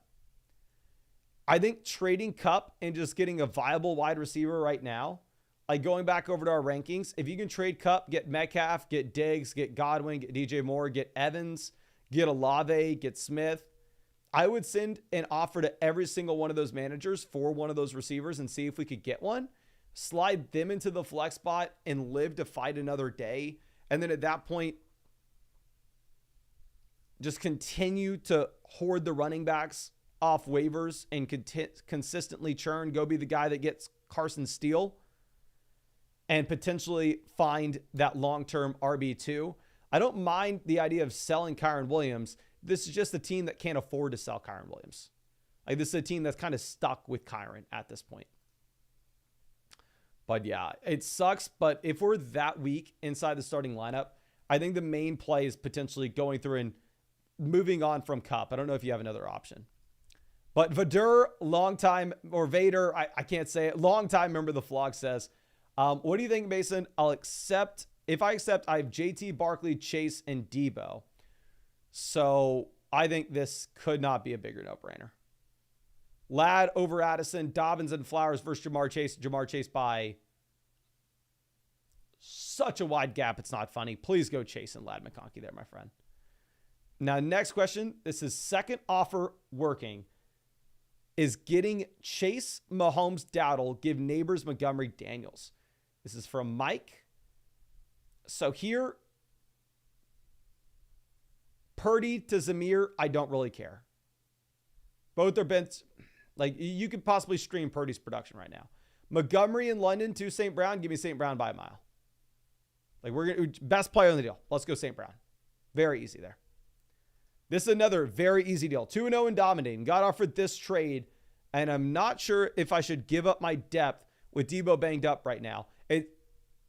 I don't care. Play the waiver wire. Get by. You're 2-0. We're bringing in Justin Jefferson. Giving up the additional starter and Jamison Williams. Who freaking cares? Please go get the best player. Please go get Justin Jefferson. Please. Now, next one's going to be a team review from Lamarck Jandrews. Interesting team name. Says, thoughts on the team and possible trades we can package. All right. So this is a 12-team league where we can start 4 receivers from week-to-week perspective. So the wide receiver depth does matter a little bit more here. But starting off with quarterback, we have Lamar and Stafford. Honestly, when you have Lamar, you can start him every single week, right? So you don't necessarily need that backup option. And especially when your backup option is Matthew Stafford, and you see, I mean, the injuries that you have throughout the entire Los Angeles Rams roster, I am completely fine going through and actually moving on from Stafford, just cutting him and looking to pick up another running back off the waiver wire. Going over to running back, I think Jeff Wilson Jr. is probably a cut here because HN looks like he is fully healthy. Jalen Wright looks like he will have a role. And the thing is, the offense is just so much worse that for you to produce, you need to be a top-end player. I don't think Jeff Wilson is. So I'd cut Jeff Wilson Jr., pick up another running back off the waiver wire. The guys at the top, we have HN, Montgomery, Benson, Algier. So Benson and Algier are those premium handcuffs. HN and Montgomery at the top end are 2 running backs that we can definitely get by starting every single week. Less excited about HN now that you have no Tua, but he still should be great. Going over to receiver, it's a league where we can start 4 receivers from week-to-week perspective, so the depth does matter a bit here. We have St. Brown, London, Dell, JSN. Then beyond this on the bench, we have Curtis Samuel, Michael Wilson, Hollywood Brown, Alan Lazard. Obviously, I'm operating under the assumption that Hollywood Brown is on the IR. With Alan Lazard, based off the usage that we have with, say, I don't know, based off the usage that you have specifically with Mike Williams, I probably go ahead and I probably look to move on from Lazard here. Going over to tight ends, we have Mark Andrews, tight end that we can start every single week. So honestly, I like the team. The moves that we're making is cut Hollywood if he's not on the IR. I'm assuming he is, though, so we can keep him. Alan Lazard is a cut. Jeff Wilson is a cut. Matthew Stafford is a cut. Once we cut these 3 players, we should have 3 open roster spots. Given how strong we are at receiver, I'm expecting Dell to be better going forward. It looks like JSN's turning into an every week starter. Curtis Samuel, Michael Wilson are in good offenses. They could potentially fill in if we need be. I think we focus in adding 3 additional running backs to this room. We have the Lamar Andrews stack that we're building around. We have the Achan anchor RB. We have the St. Brown anchor wide receiver.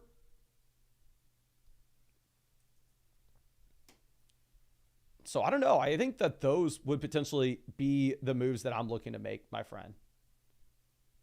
Just churning the bottom end of this team. I think some of these receivers are going to be better going to the future. I actually don't mind us building around receiver. And because it's a league where we can start 4 receivers from week to week perspective, I don't think a 2-for-1 deal here makes nearly as much sense as it would in another league, my friend.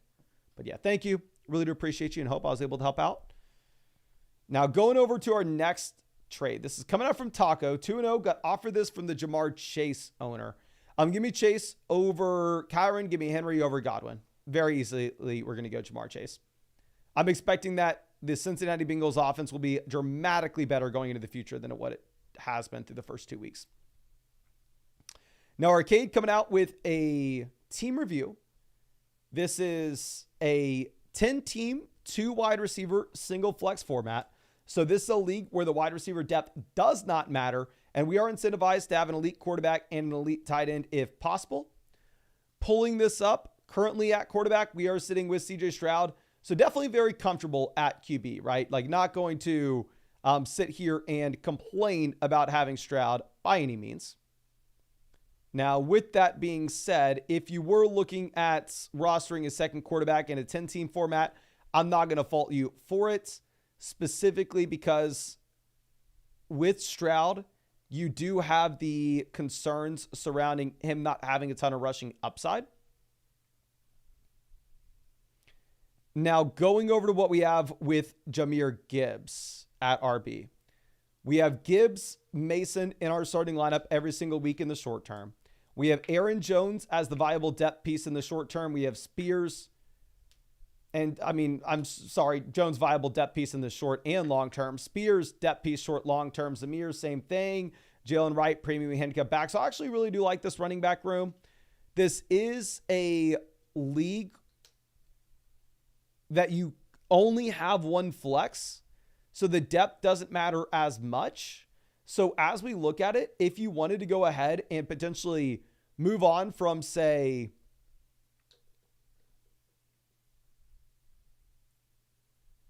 Aaron Jones and potentially upgrade elsewhere in the starting lineup for the long term, I wouldn't fault you for that, given the fact that we have the Jordan Mason play in the short term, and we could potentially work the waiver wire and find a running back 2 for us even after moving on from Jones. Like, we're going to get another month out of Jordan Mason. Going over to wide receiver, we have Chase. I think Chase will be much better in the future. We have Devontae Adams crushing. We have Smith, very solid flex spot right now with the A.J. Brown injury. We have the long-term upside of Worthy. I think Hopkins and Palmer are still 2 guys that are worth roster spots for the time being. Tight end, we have Laporta, a tight end that I expect to be much better going into the future. So honestly, if I was making a move with this team, specifically with these league settings where you only start 2 receivers in a flex and it's a 10-team format, what I personally would be looking to do is I think I would throw Aaron Jones on the trade block, trying to package together Aaron Jones and Devontae Adams to go get a true alpha wide receiver. And if you're able to go get a true alpha, a round 1 caliber talent, and then open up that additional roster spot, we bring in another running back off the waiver wire. We try to find the next Jordan Mason. At the same time, another thing that you could look at potentially doing is, if we were able to get that stud upgrade at wide receiver, you could also look to cut maybe the receiver at the bottom here in Joshua Palmer and pick up an additional running back off the waiver wire. So at that point, we'd be rostering one more running back than receiver, but we essentially have so many shots to try to find the next Jordan Mason before Jordan Mason washes out. And we're starting 2 elite receivers every single week and an elite flex throughout the entire season. We have the anchor RB in Gibbs. Over the next month, we have Jordan Mason to crush. And then hopefully we can figure out the Mason situation with the waiver wire. Long term, I actually would really like making that move. But obviously, it comes down to what wide receiver people are willing to give up for Aaron Jones and Devontae Adams. Like, you can get St. Brown. Obviously, it's an absolute no-brainer, but really do appreciate you, my friend. Really hope I was able to help you out some way here. And yeah, if you have any questions, feel free to reach out to me and let me know. But BC White, let's go ahead and let's dive into this start sit question. Here we have a freaking loaded team. There's no way this is our team, right?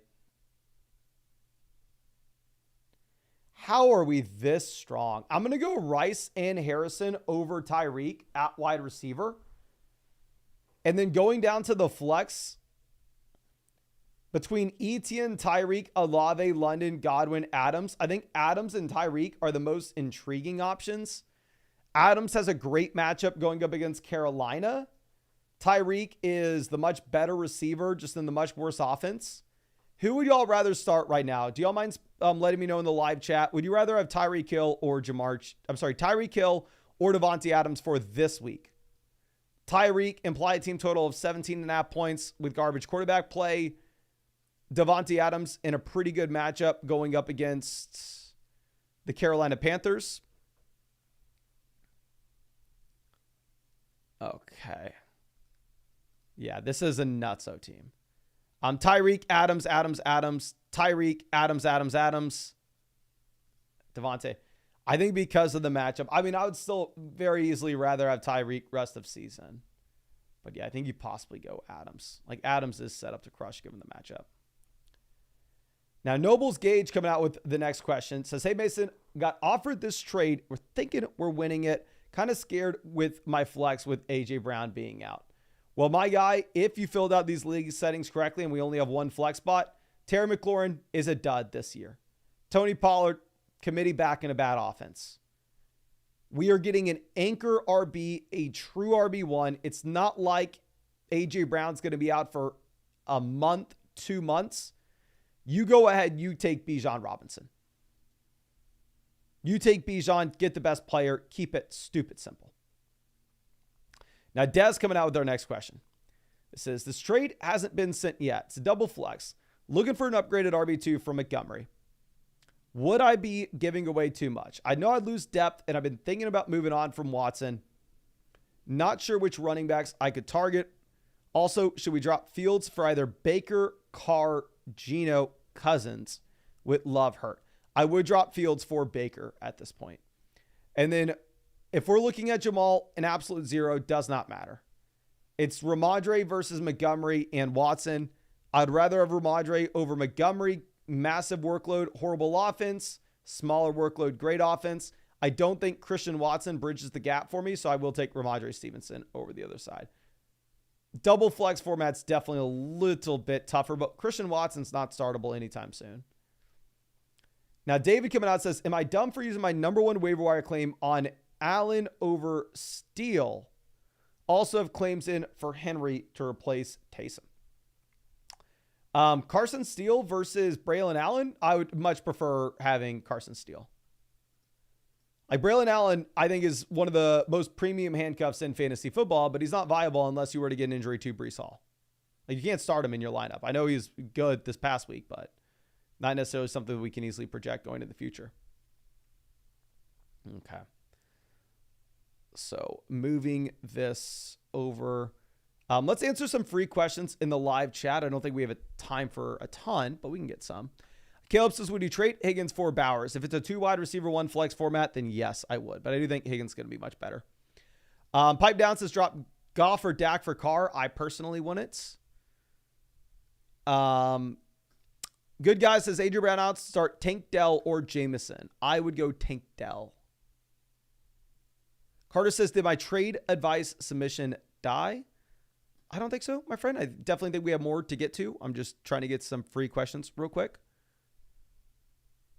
And if I'm not able to get to it by the end of the live stream, please send me an email. I can make sure that we look into it for you. Diego says trade Mason and Pitts for Travis Kelce. No, I'd rather Jordan Mason call Pitts. Danny says, should I pick up Judy or Steele? I'm weak at wide receiver right now. I'd go Steele. Both are solid options, but I mean, even though I don't necessarily think it's the most likely outcome in the world, there is that outside chance that Carson Steele comes out and turns into the Isaiah Pacheco for the Kansas City Chiefs. You just straight up beat Pacheco for him.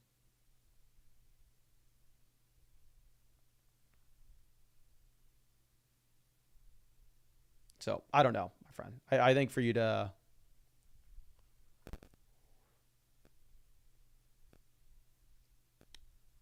That'd be tough.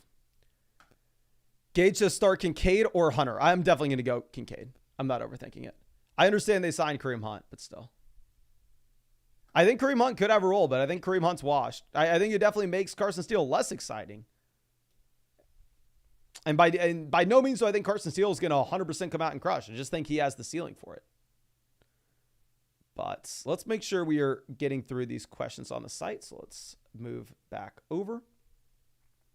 Okay. Now, this next question coming out from Drew.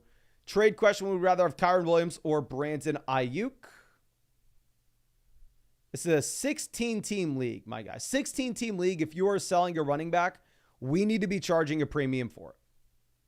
So we're going to go ahead. We will take Kyron Williams here.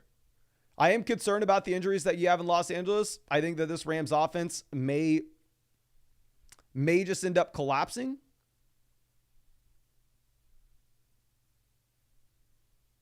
But still, at the same time, supply and demand in a 16-team format, true 3-down workhorse.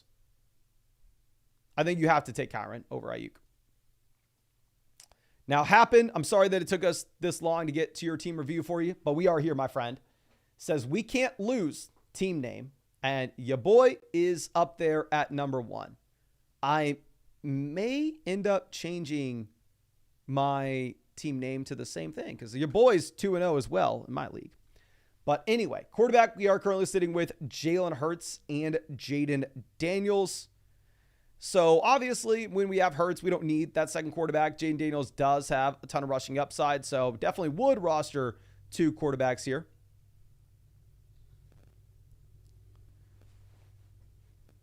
If we are looking at Daniels, if we could swing some value, like this team has Love and Stafford,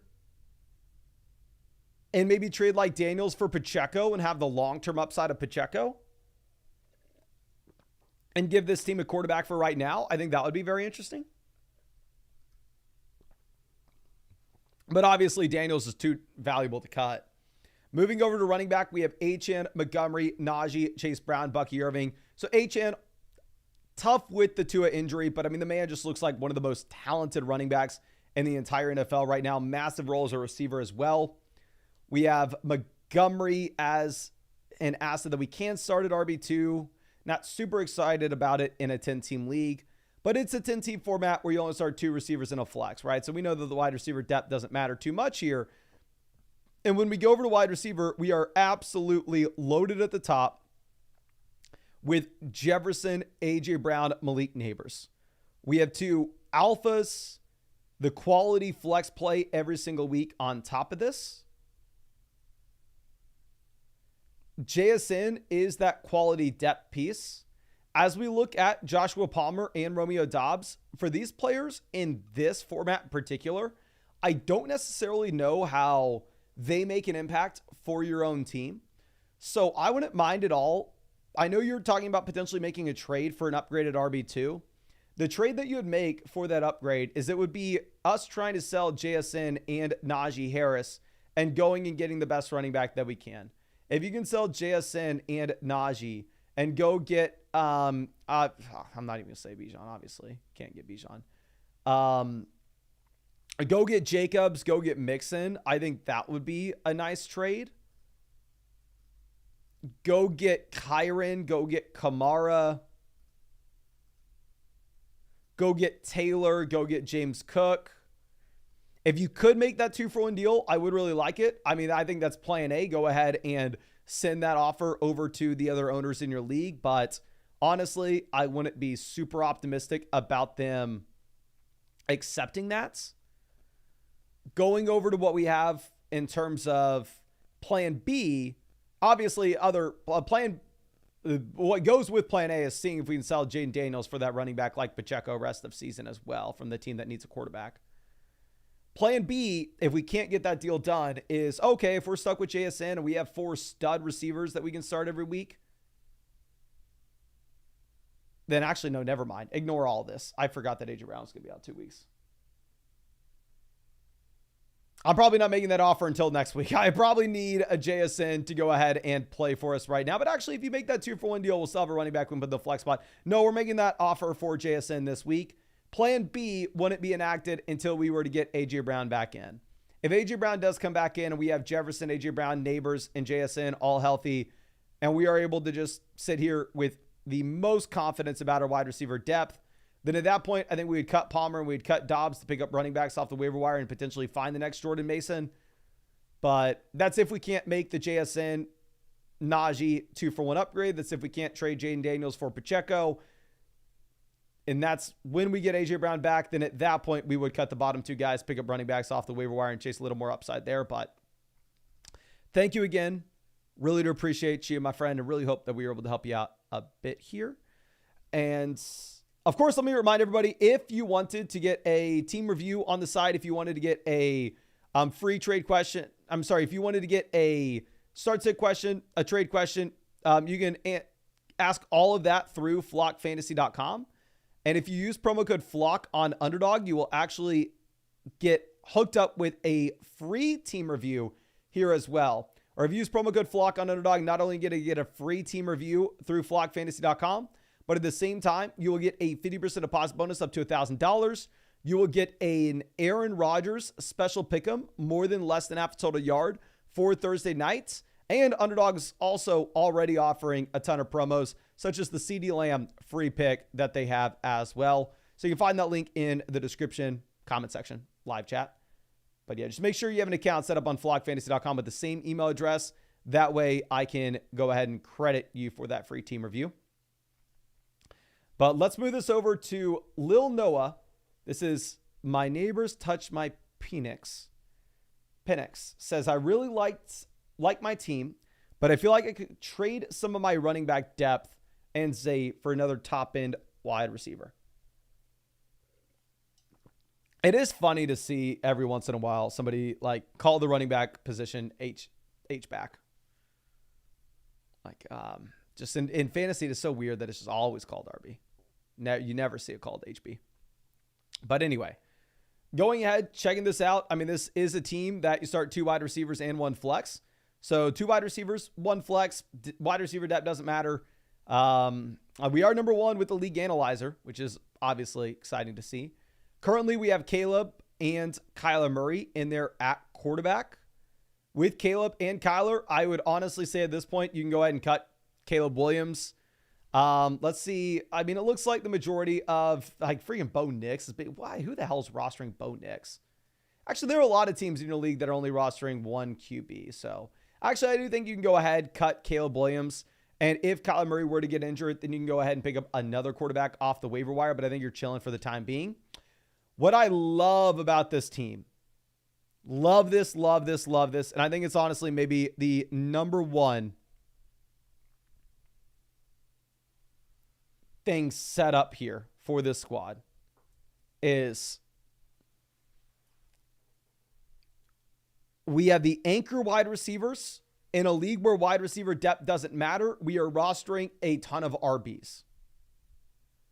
Looking at this team, we have Lamb, Harrison as 2 receivers that we're going to start every single week, regardless of matchup. We have Flowers, Deontay Johnson as pieces that we maybe could consider. Obviously, Flowers could be a play in here for the flex. Down there on the bench, I would go ahead and I would probably drop Lazard for a different receiver off the waiver wire now that we're getting a better sense of what the usage is going to be regarding Mike Williams. But yeah, overall, we have the anchor receivers and we're not rostering too many of them, which is what I love to see. And going over to running back, we have Achane, the anchor. We have Etienne, Walker, Mason, Chubb, Mostert, Benson. So when we have this much depth on this team, I actually think it does serve us well to trade away Jordan Mason. If we have this juggernaut of a squad where we can still start Achane, Etienne, Walker every single week, for us, if we could potentially sell Jordan Mason and Zay Flowers and go get a true alpha wide receiver, go get somebody in the range of A.J. Brown, go get somebody in the range of Garrett Wilson, go get somebody in the range of Tyreek Hill, go get Justin Jefferson, go put out those offers and see if you can get somebody to bite. I mean, obviously, Jordan Mason is an RB1 for the time being. But then if we can start every single week, say, or Jamar Chase too. I mean, if you could somehow get like, we got Jamar Chase, Lamb, Harrison, 2 receivers and a flex. And then at running back, we're starting Achane, Etienne. It would be freaking nuts. And that wide receiver production would be so projectable rest of season that you could actually cut Lazard and pick up another running back off the waiver wire and only roster a total of 4 wide receivers here in this format. So that's what I would love here for you, my friend, is for us to potentially make that 2-for-1 deal, sell Mason, Flowers, get the best wide receiver you can, cut Lazard, pick up another running back off the waiver wire. And honestly, you're so deep here at these positions that ignore what I said earlier. I think you can roster a second quarterback. And then, yeah, Laporta, we're chilling. I think you will be better going into the future. Definitely worried, but I have some faith. Now, going over to our next question from David. I'm sorry that the bars aren't loading. I guess it's because this is a 6-team league. Don't see many 6-team leagues. I'll send this to the developers on the site and tell them that going forward, we obviously want 6-team leagues to load values. But looking for a second opinion on the team, should I make any moves before week 3? So first thing is, with this being a 6-team format, depth does not matter in the slightest. The only thing that potentially matters is chasing the highest ceiling, highest ceiling, highest ceiling. That's 100% what we are always focused in on. Quarterback, we are currently sitting with Josh Allen. Obviously, Josh Allen is my QB1 in fantasy. I think he's a top 6 option. Phenomenal. We also have Breece Hall. Looking at Breece Hall, I believe that Breece Hall is the RB2 in fantasy. Obviously, a top 6 option. Jonathan Taylor, probably closer to like the RB8 at this point. So a high-end RB2 in this league. Joe Mixon, probably close to being like the RB12, RB13, RB14. So a high-end RB3 in this league. McCaffrey has obviously all the upside in the world here.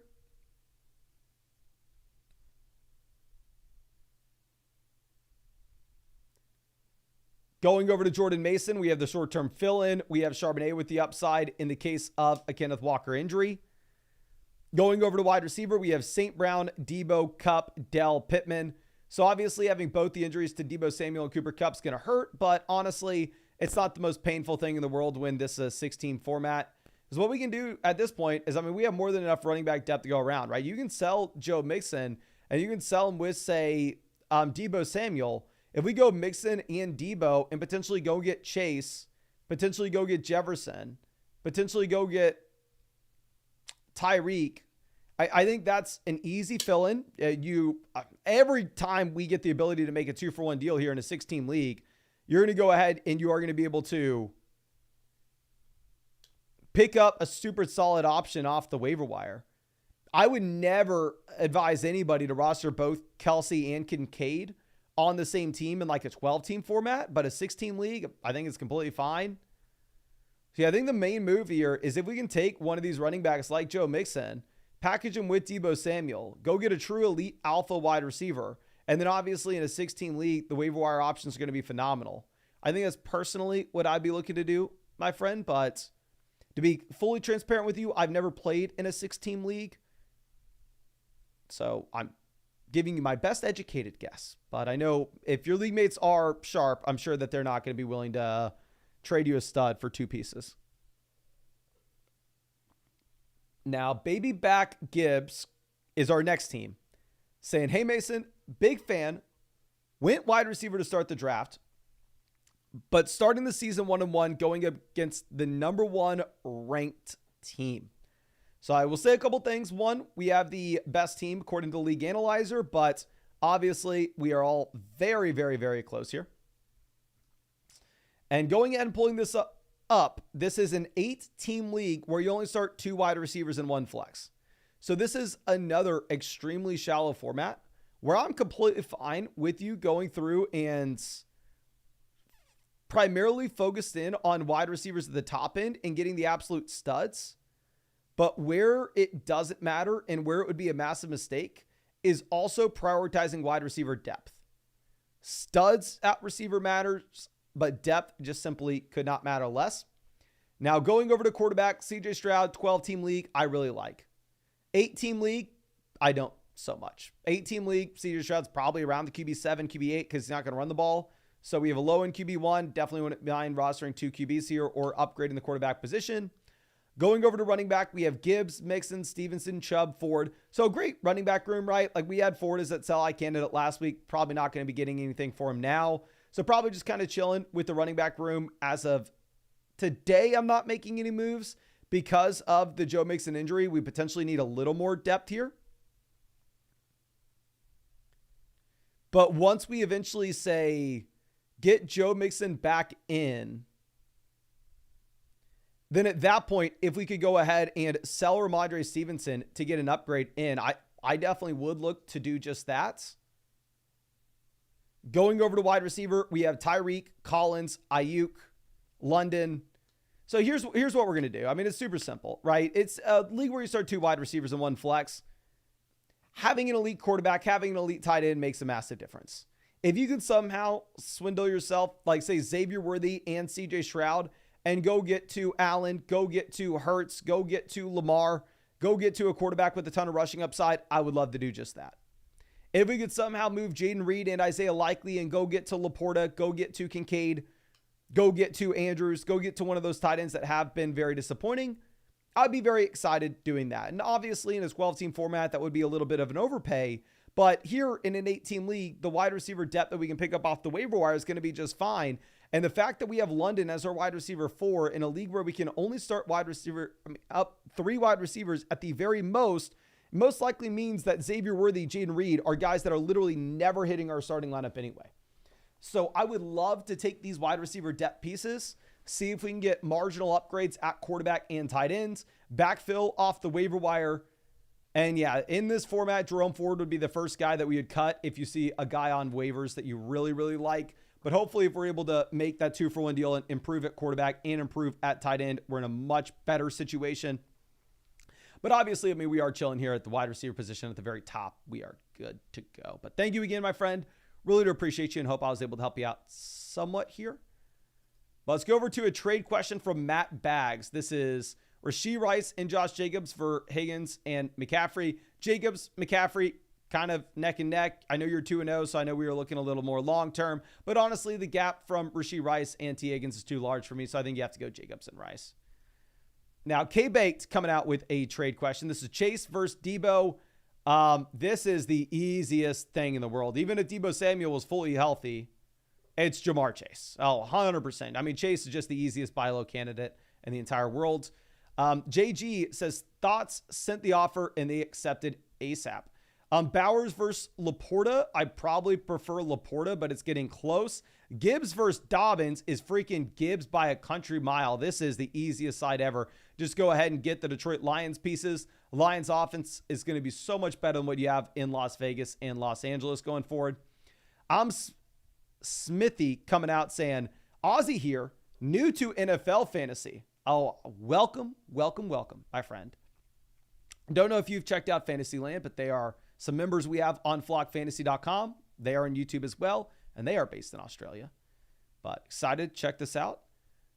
This is Kenneth Walker and Jalen Waddle versus Keenan Allen and DJ Moore. Kenneth Walker versus DJ Moore, relatively similar for me. Jalen Waddle versus Keenan Allen. I'd rather have Jalen Waddle relatively easily. And you're saying, do we keep Allen?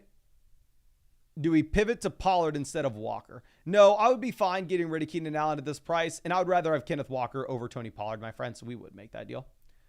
But let me answer some more questions in the free chat real quick. So if you have any questions, please feel free to go ahead and drop them down. Prince says, Neighbors will be a top 5 PPR wide receiver.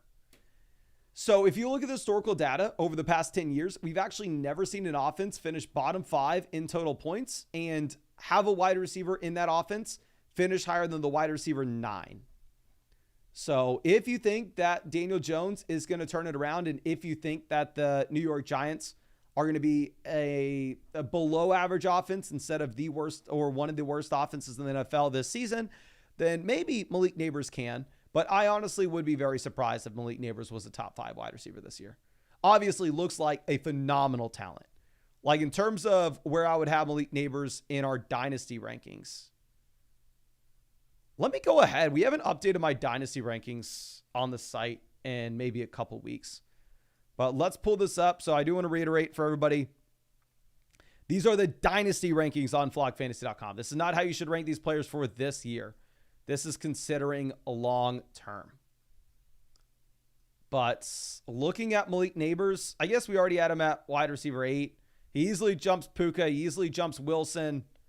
I think he's wide receiver 6. I don't think I can move Neighbors over St. Brown, Chase, Jefferson, Lamb just yet. But yeah, I think Neighbors. And I think Nico Collins jumps A.J. Brown. I think Nico Collins jumps Puka. I think Nico Collins up to wide receiver 8. Rice jumps Tyreek. Rice jumps A.J. Brown as well. I think Rice is up to wide receiver 10.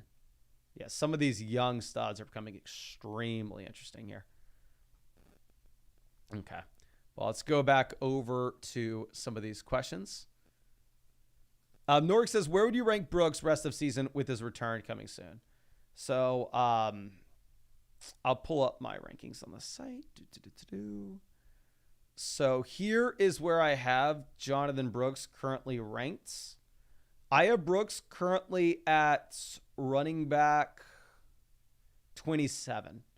I think maybe you have a little more hope with this Carolina Panthers offense pivoting from Bryce Young to Andy Dalton, but it still looks like a tough situation in Carolina where Brooks will be coming back to arguably the worst team in the NFL. Okay. Major says trade Jordan Mason for Sam Laporta.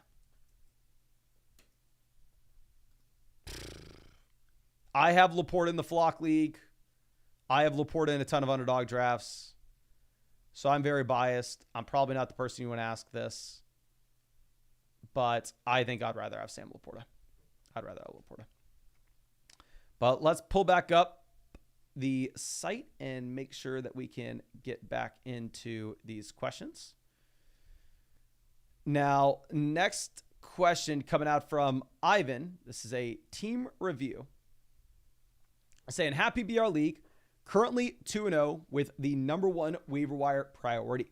This is Joe Zasty, something like that. But anyway, this is a 12-team league where you start up to 4 wide receivers, full PBR format. So the wide receiver depth does matter here. Now, going over to quarterback, we have Joe Burrow. Obviously, Burrow has not been exciting. Burrow has been bad. Going into the future, I do expect Joe Burrow to be a much, much better quarterback here in Cincinnati. I think it's going to be a much better offense. With that being said, you definitely could roster 2 quarterbacks if you really wanted. But, yeah, I think you're kind of fine here with Burrow. Going over to running back, we have the number one ranked running back room in this league by decent margin here as well. We have Gibbs, Taylor, and Joe Mixon. Now, this is a league where, like we said, that wide receiver depth does matter because you can't start up to 4 of these guys from week-to-week perspective. But obviously, we can throw Mixon in that flex spot, and then there at receiver, we pretty much just need to pick 3 of these options. But the depth at wide receiver is very limited. So we are for sure not looking to make any 2-for-1 deals with this team. 2-for-1 deals for this squad pretty much out the window here. Going over to tight end, we have Bowers. Looks like a tight end that we can start every single week regardless of matchup. Wide receiver, we have Adams, Flowers in the lineup. We have the long-term upside of Rome and Addison. I actually wouldn't mind if you wanted to go ahead and cut Brandon Cooks. Cooks does seem like he is a wide receiver that ultimately is going to be captain this offense. You've seen the straight decline. Not only have you seen the straight decline, but at the same time with Brandon Cooks, Jalen Tolbert is expanding his role here as well. So I think I'd cut Cooks. If you pick up a running back that a wide receiver that you really like off the waiver wire with the number one claim, go for it. Does seem like it's a little bit of a shallower bench in this league. Maybe we can't put Chubb on the IR and that's the situation. Obviously, the running back room is by far and away the best RB room in the league. We're getting by at wide receiver, and it just comes down to continuously trying to make those waiver wire pickups at receiver. And hopefully we get a Rome or Addison breakout relatively soon. But I mean, overall, it's a great team. We're 2-0. We're waiting for Nick Chubb to come back. We have, a young rookie in Brock Bowers, a young rookie in Rome Odunze. This is a team that should get better as the season goes on, and you're already starting off 2-0. So I think the Bengals are going to be so much better in the future than they have been.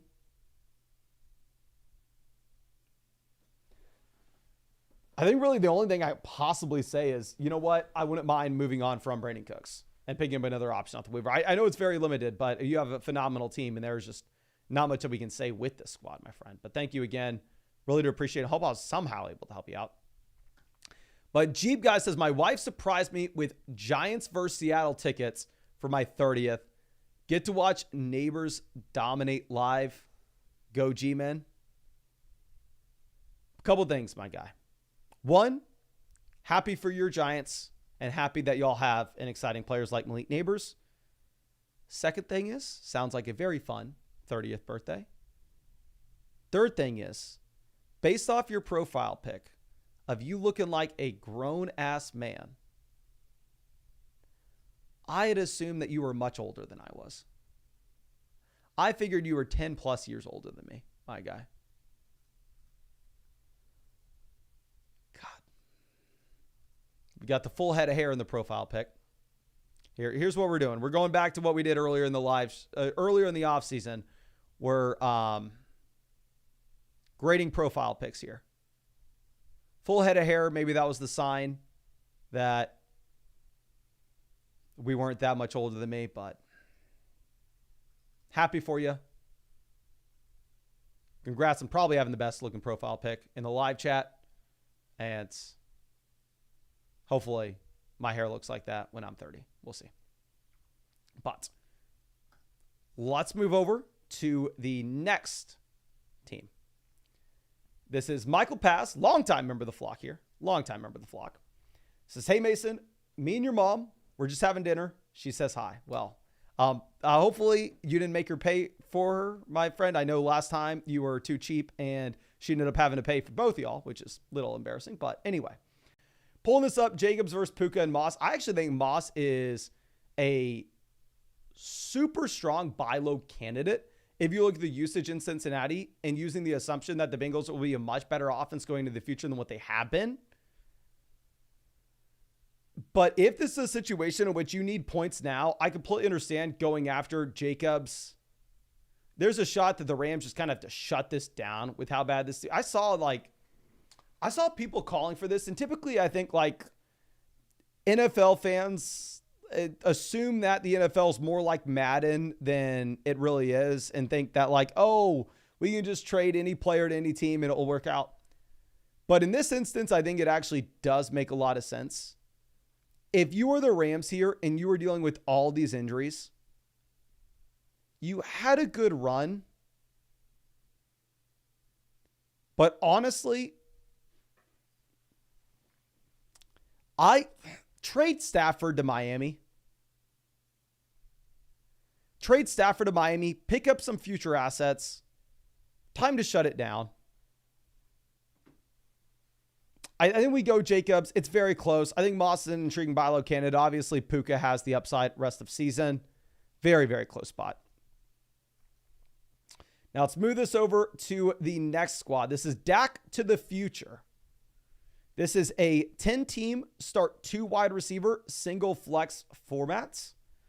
So checking this out, this is the second team with the league analyzer here. Said, hey, Mason, been subbed since 2019. My guy. Much love. That is awesome. Amazing and deserved growth. Would love to see some thoughts on the team. Some moves to make. This is a start 9 format. Well, thank you for clarifying for me, my guy. And yeah, that's awesome. Just to let y'all know, in 2019, that's when I started uploading videos, January 2019, pretty much right at the new year. I probably uploaded 2 videos a day for an entire year, and I would get maybe 100 to like 300 views a video.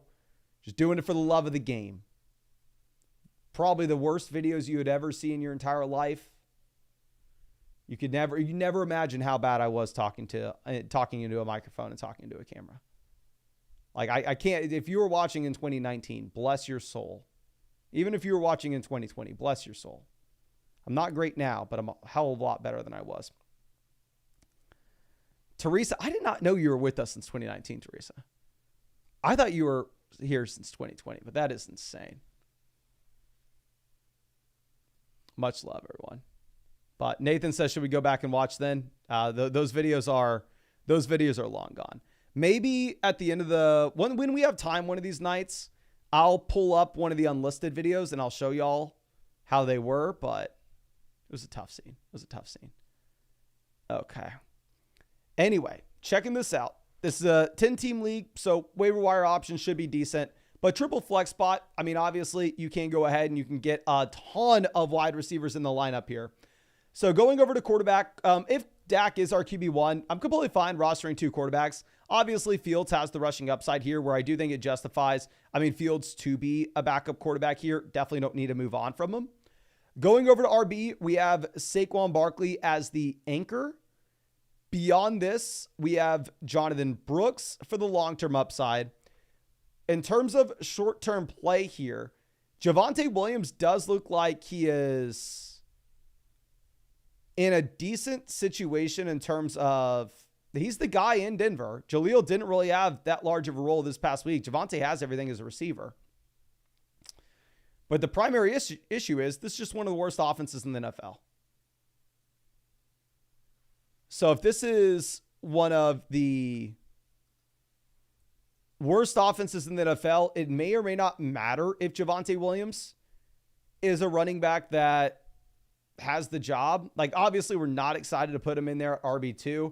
And Jonathan Brooks may find himself in the same situation. Brooks may be that running back that steps into a good job in a horrible offense. Now, because this is a league where it's a start 9 format, so we can start up to 5 wide receivers from a week-to-week perspective, it's okay to have a bad running back too. If your league is 2 wide receivers, 1 flex, and you're starting Javonte, RIP, you're toast. No hope. But if we can start 5 receivers, running back 2 is going to make up a much smaller percentage of our starting lineup output from week-to-week perspective. We have Collins, Wilson, Rice, Waddle, Ridley, JSN, Brian Thomas Jr. We have 7 viable wide receivers to choose from every single week. This is exactly how I would have built my team in this league. This is exactly how I build my deeper dynasty teams, where we just overload quality wide receivers in the flex spots, particularly in full PPR formats. Running back 2, we're a little bit weak. Hopefully we hit off someone on the waiver wire. If we don't, it's okay. If this was a 2 wide receiver, 1 flex league, you already know what I would say, my guy. You already know I'd come out here and say, oh man, you really got to sell JSN, really got to package him with Javonte, really got to go get a running back 2. But in this format, you've already optimized for it. Phenomenal distribution of receivers here. 100% holding on to all these wide receivers. Going over to tight end, we have Andrews, tight end that we're still starting every single week. Just a little bit less excited about it than we were. A great squad for this format. I mean, really the only thing that we could potentially say is going over to running back. Alexander Madison, probably a running back that we're not super interested in, right? Like, you can go ahead, you can move on from Alexander and pick up another guy off the waiver wire at this point. I know we're not really breaking any news here, but just they did turn this into a 3-man backfield in Las Vegas. So we move on from Madison, pick up another running back off the waiver wire, chill with the wide receivers, and just hope that we can churn until we hit an RB2 off of waivers. Gives us the flexibility that we have the Saquon Barkley anchor. I think Wilson's going to be so much better going into the future. Obviously, Collins is already a locked-in stud. Rashee Rice is a locked-in stud. Great team, my friend. I wish I had more for you. I really do appreciate you. And yeah, thank you so much. Incredible. You've been with me forever. But, okay. Now let's move this over to our next team.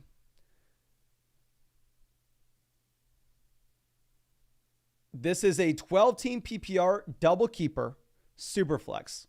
Avoided lots of injuries. Who do we start at running back? And who do we flex? All right, let's go ahead and let's check this out. Running back, James Conner's my RB6 this week. Have to start him. Jordan Mason, automatic start here at running back as well. Going over to quarterback, Cousins, Geno. This will be much tougher and something to think about. Geno, obviously, a ridiculous amount of passing volume this past week. They completely abandoned the run. Going up against Miami, I would not expect them to have to do that in a game where they are favored by a massive amount. Cousins going up, it's a tougher defense against KC.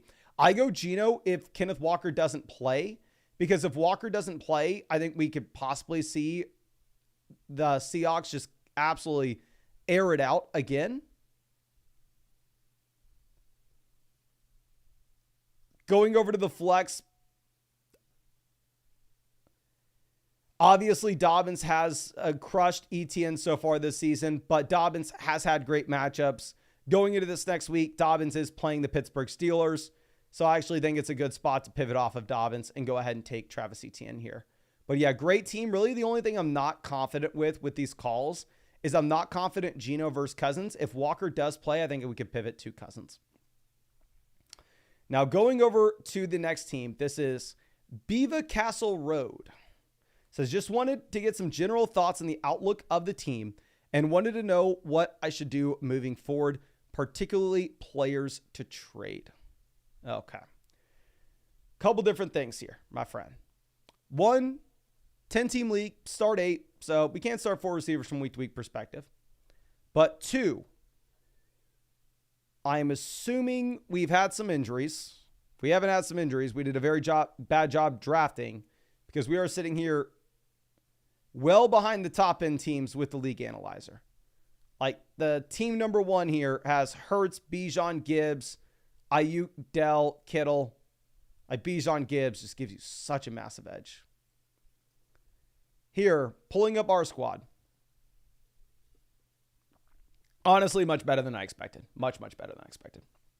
But anyway, looking at quarterback, we have Daniels and Richardson, 2 quarterbacks with a ton of rushing upside.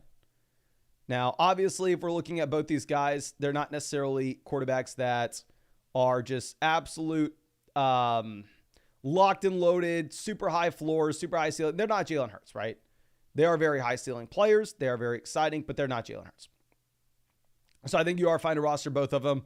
In the 10-team league, I don't necessarily think that you would get that much value if you were to go through and try to sell off one. So you are probably just kind of chilling as is. Now going over to running back, we have James Conner in the short term as a running back that just will continue to absolutely crush. In the long term, I'm definitely concerned about what we have with Trey Benson. I'm concerned about what we have with potential injuries. That is worth noting here. We have Jones as our running back too, which can be okay in the short term. But then beyond this, we have Singletary, Corum, Bigsby, Justice Hill, and Alexander Madison. So if we're looking at what we have here for the running back depth pieces, with Singletary, Corum, Bigsby, Hill, Madison. Like Corum injury away from making a difference. Bigsby injury away, a Hill. But they're just, I feel like even the offenses that they're in, they don't really have the ceiling play. With this format, I think you definitely have to go and see if we can get a better running back. I think the issue with this team and why it's so low in the league analyzers, we just have the worst running back room in the league. Going over to wide receiver, we have Wilson, Harrison, Neighbors. So 3 receivers we can start every week. We have Brian Thomas Jr., Jordan Addison, Ricky Sticky. So since this is a league where we can start 4 receivers, we're actually incentivized to keep Brian Thomas Jr. and Jordan Addison here as well. So you know what? I think we have to go back. We have to revisit. Is there a team we could potentially trade one of these quarterbacks to? Okay, this team only has Caleb and Herbert. If we could potentially send them Anthony Richardson and Aaron Jones and go get Josh Jacobs, if you could send them Jaden Daniels for Najee Harris straight up, those are 2 separate moves that I think could make a lot of sense for both parties. Seeing if there are any other quarterback needy teams. This team has Love and Lawrence. If we could send them Daniels for Jordan Mason, obviously that'd be a no-brainer, just probably not happening. This team is Dak and Tua. If we can send them Richardson for Stevenson, I would love to do that as well. I think the ultimate play is you kind of have to make a move at running back. And because it's a league where you can start 4 wide receivers from week to week perspective, it's not as simple as just taking the wide receiver depth and then going out and making that trade. I think actually it's a situation in which you kind of have to be a little more balanced. And maybe instead we are looking to sell one of these QBs and going and getting the upgrade that way. But thank you again, my friend. Really do appreciate you. I really hope I was able to help you out in some way. But yeah, the main thing is in this format with this team, we got to upgrade running back. Now, going over to the next question. It's from NATO. This is London versus Ridley and Najee. I'm going to take London. It says, LeagueMate wants to send me London for Najee and Ridley. It's a start 2 wide receiver single flex format. My thing with Najee Harris is now that we're seeing Jalen Warren have the same amount of snaps, what's the real upside? It's a bad offense with Fields under center. You're not really going to have the checkdowns either. Fields will vulture a couple rushing touchdowns, so I would just rather have London. I think the Atlanta passing offense will be better than the Titans will. Now, is Skip-a-Dapple coming out with this question? This is us trading Brees, Mooney, Kincaid for Gibbs and Collins. Brees to Gibbs, slight downgrade. Mooney, Kincaid to Nico Collins, massive upgrade. Super easy to take the Nico Collins and Jahmyr Gibbs side of this. If you can cash out on Darnell Mooney at this kind of price tag, I 100% would.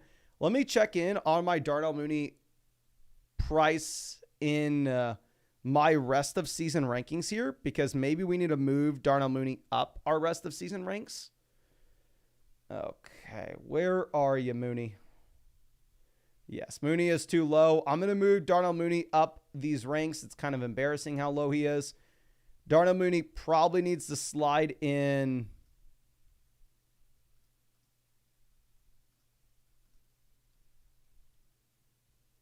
here at about wide receiver 50-ish. I think right in the range of like Addison, Kirk, Judy, Shaheed, Mooney, Sutton. I think that's about the range we should be looking at. But anyway, going back to this, I think if you can cash out on Mooney and get this kind of return, makes a ton of sense. Now let's move this over to Taysom's Hill. It's from Eric Freeman. It says, do I drop Jaleel and put a third waiver wire priority on Henry or Gesicki? Thanks, dude. Love the stuff. Coming back. Much love, my friend. Really do appreciate you in back-to-back dubs for this team. And it looks like we are in a good spot to possibly repeat here as well, having the best team according to the league analyzer. A couple different things. One, this is a 14-team format. So with this being a 14-team league, the options on the waiver wire should be a little bit worse. So the waiver wire claim is worth a little bit less. And yes, obviously it looks like at this spot, we are most likely needing to go out there and get a tight end. So honestly, with your waiver wire move, I probably would go ahead and make it. Now, in terms of going over and looking at what we have with the rest of the squad, currently at quarterback, we are sitting with Josh Allen. With Josh Allen, we're able to start him every single week, regardless of matchup. Clearly not breaking any news here, but definitely do not need to roster a second option here. Now, going over to running back, we are currently sitting with Breece Hall as the anchor. Gives us a lot of flexibility throughout the rest of the room. We have Aaron Jones. Aaron Jones for sure a top 28 running back, of course. So we minimum running back too. I think Brian Robinson probably another top 28 running back. So most likely another RB2. We have Zach Charbonnet, Blake Corum, Jaleel McLaughlin, these running backs that are an injury away from seeing that upside. Going over to wide receiver, we have St. Brown, Higgins. I think the Higgins emergence is going to help this team out a ton. Then Brian Thomas Jr., Keon Coleman. If we are looking at Brian Thomas Jr. and Keon, I think you have the upside rest of season. Obviously not super excited to put them in the starting lineup right this second. Brian Thomas Jr., maybe a little more so you're excited than Keon. But long-term at wide receiver, we are absolutely chilling here. It's the short term that obviously is a little bit frustrating with the Higgins injury, with these rookie wide receivers. Obviously, we were expecting them to start a little bit slower than you would expect other options to. So looking at this, I think in terms of trades that we would make with this team, if we have this much running back depth, I'm sure in a 14-team format, there'll be a team that is kind of panicking here at RB. Like this team has Connor, Swift, Gibson. This team's just horrible. If you could potentially give them like, you're not Aaron Jones and T. Higgins, Aaron Jones and Brian Thomas Jr. to swing Chase, then we do it. Maybe that team's desperate enough to make a trade with how bad they currently are. This team has Jacobs, Najee. This team has Pacheco. This team has the Pacheco injury. I think you have to attack this team. I think you offer them Brian Robinson Jr. and a 2-for-1 deal. You offer them Brian Robinson Jr. as well as T. Higgins. See if we can get Tyreek. Offer them Brian Robinson Jr., Keon Coleman. See if we can get Drake London. When we have the running back depth, it's a 14 team like this. I think you're kind of in a position where you're obligated to go out there and see if you can squeeze anybody for their elite level receivers. Even if you wanted, and if you make that 2-for-1 deal, you don't even have to drop Jaleel, and instead you can just go ahead and use the waiver wire claim on tight end anyway. But appreciate you, my guy, and thank you for being a member of the flock. Hopefully I was able to help you out. And well, we have Mr. Bogus Tyreek Hill on the trade block guy out here. All right. How could I possibly trust you for telling us DJ Moore is on the trade block? Send me a trade. When the entire purpose of you putting players on the trade block is to try to quote unquote expose people in videos. All right. I would love to negotiate in good faith a trade with you, Zach. But I think we have seen so far through about a month of us having our teams, that there's one of us that can get a deal done. There's one of us that is willing to make trades. Some of them that we win, some of them that we lose. And there's another that's all talk, not willing to do anything. So if you're interested and you want to get a deal done, I'm here. I'll make that trade. But send me a realistic offer, all right?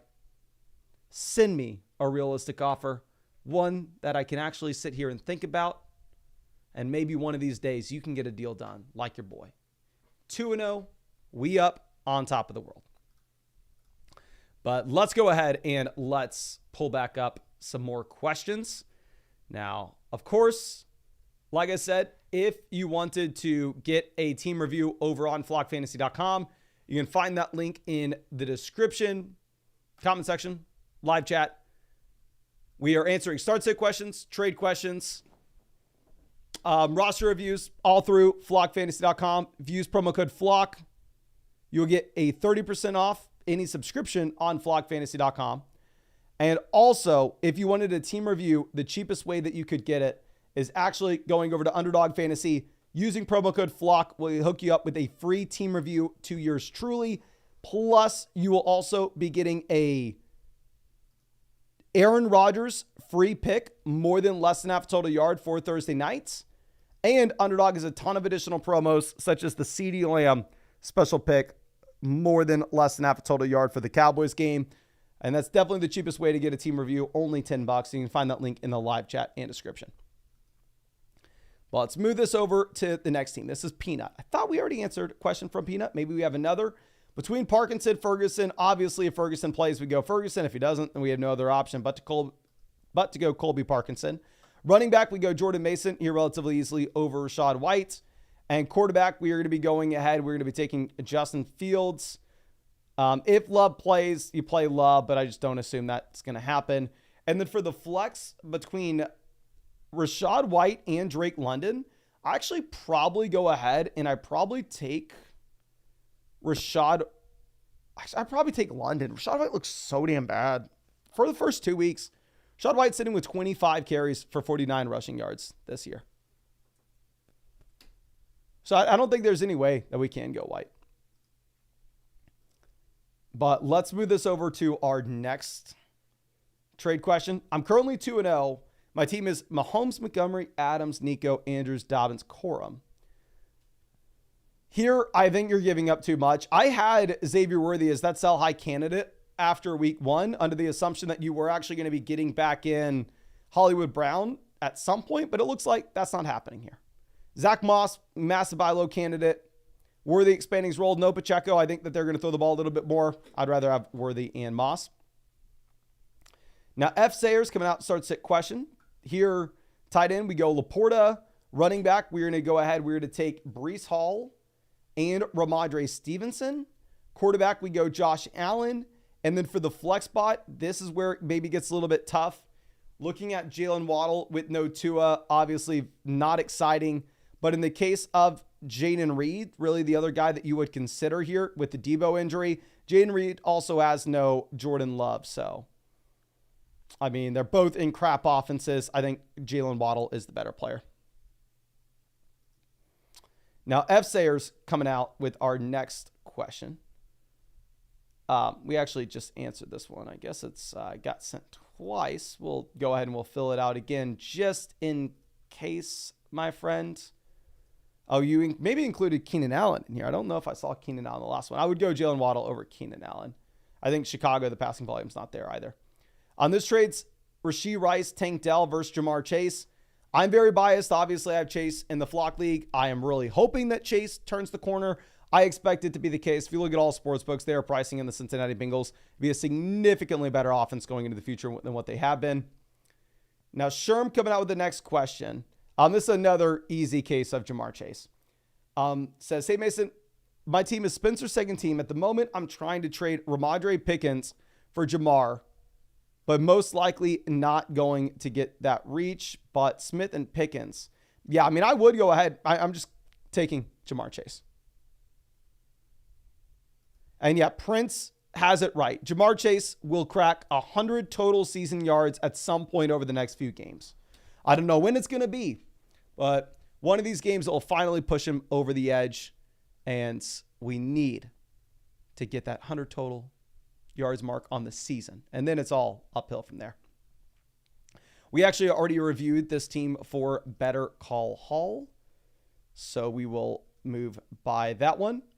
Now, El Jefe is going Chris Olave versus JSN, Brian Robinson Jr. Obviously, JSN, massive breakout here. But I think Olave is actually going to be in better game environments going into the future. Over the past 2 games, the Saints have just absolutely boat raced their opponents. So you haven't had a ton of passing attempts or passing volume in New Orleans. Here between Devonta Smith, Garrett Wilson, I have Smith.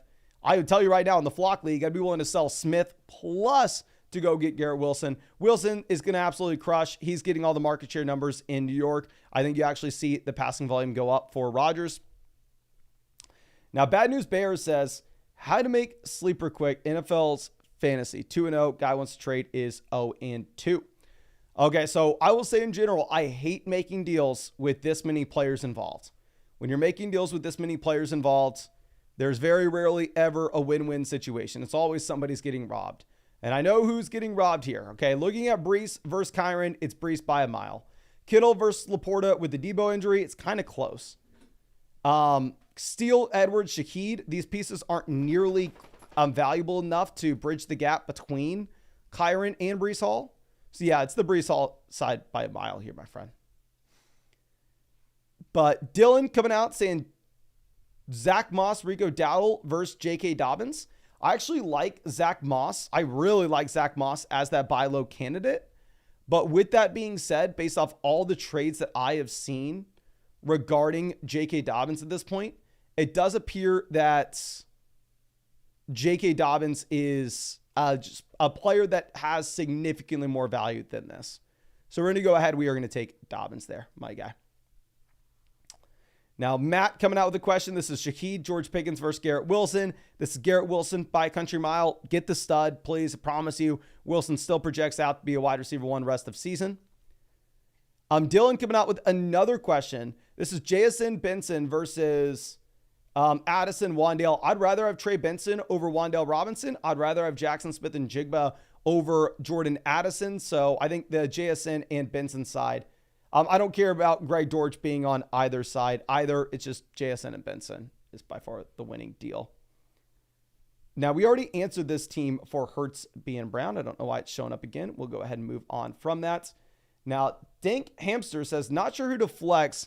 Was leaning Jameson and JSN, but would love to know the thoughts and the opinion on the team. So, I mean, obviously, looking at the top end starting lineup here, it's an absolute great spot. I do agree when to roster 2 quarterbacks, and obviously we can decide to go with Love going forward in the future, dependent on what the matchups are. Going over to the flex spots currently, I think that Amari is definitely a viable play. Amari's had the volume. I know he's only at 29 receiving yards so far this season, but I think he'll be better going into the future. This is something that I actually very much want to ask the live chat right now, because I'm going to have to, I'll let you know right now, the rankings that will drop probably 2 days. I'll probably update our wide receiver ranks on flockfantasy.com tomorrow. We updated the running back week 3 ranks on the site today, but the receiver ranks will be updated tomorrow. Who would y'all rather bench this week? You have to bench somebody. Would you rather bench Jameson, Amari, or Jackson Smith and Jigba?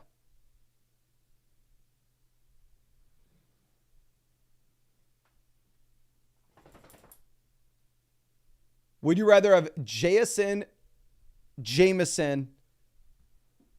or Amari Cooper? Who are you benching? Who are you benching? One vote Jameson, Amari. It does look like most people are benching Amari. I will say, I'm not going to be surprised if you do get the Amari pop this week. Obviously, I'm rooting against Amari for reasons that go without being said. But yeah, let's go JSN and Jameson. I think when my wide receiver rankings officially come out, they will be in a similar tier. Now, going over to our next trade, I think T. Higgins is a very interesting buy low candidate, but I don't care at all. We're going to go ahead and we're going to take Bijan Robinson.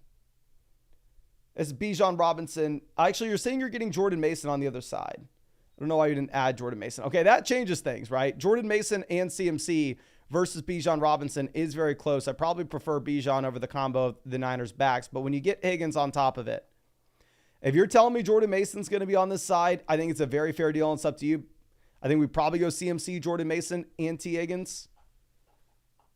Actually, no, because obviously I rank Bijan over Mason in the short term. Even when CMC comes back, if CMC is somewhat limited at all, I probably go ahead and rank Bijan Robinson over him. So you still probably want Bijan regardless. Now, Ha Daddy coming out. Happy to see it. This is a trade where we send Gibbs, Ridley, Vor, Kamara, and Ayuk. I'd way rather have Gibbs over Kamara. I'd way rather have Ayuk over Ridley. I think this is a very fair deal. This is an interesting trade.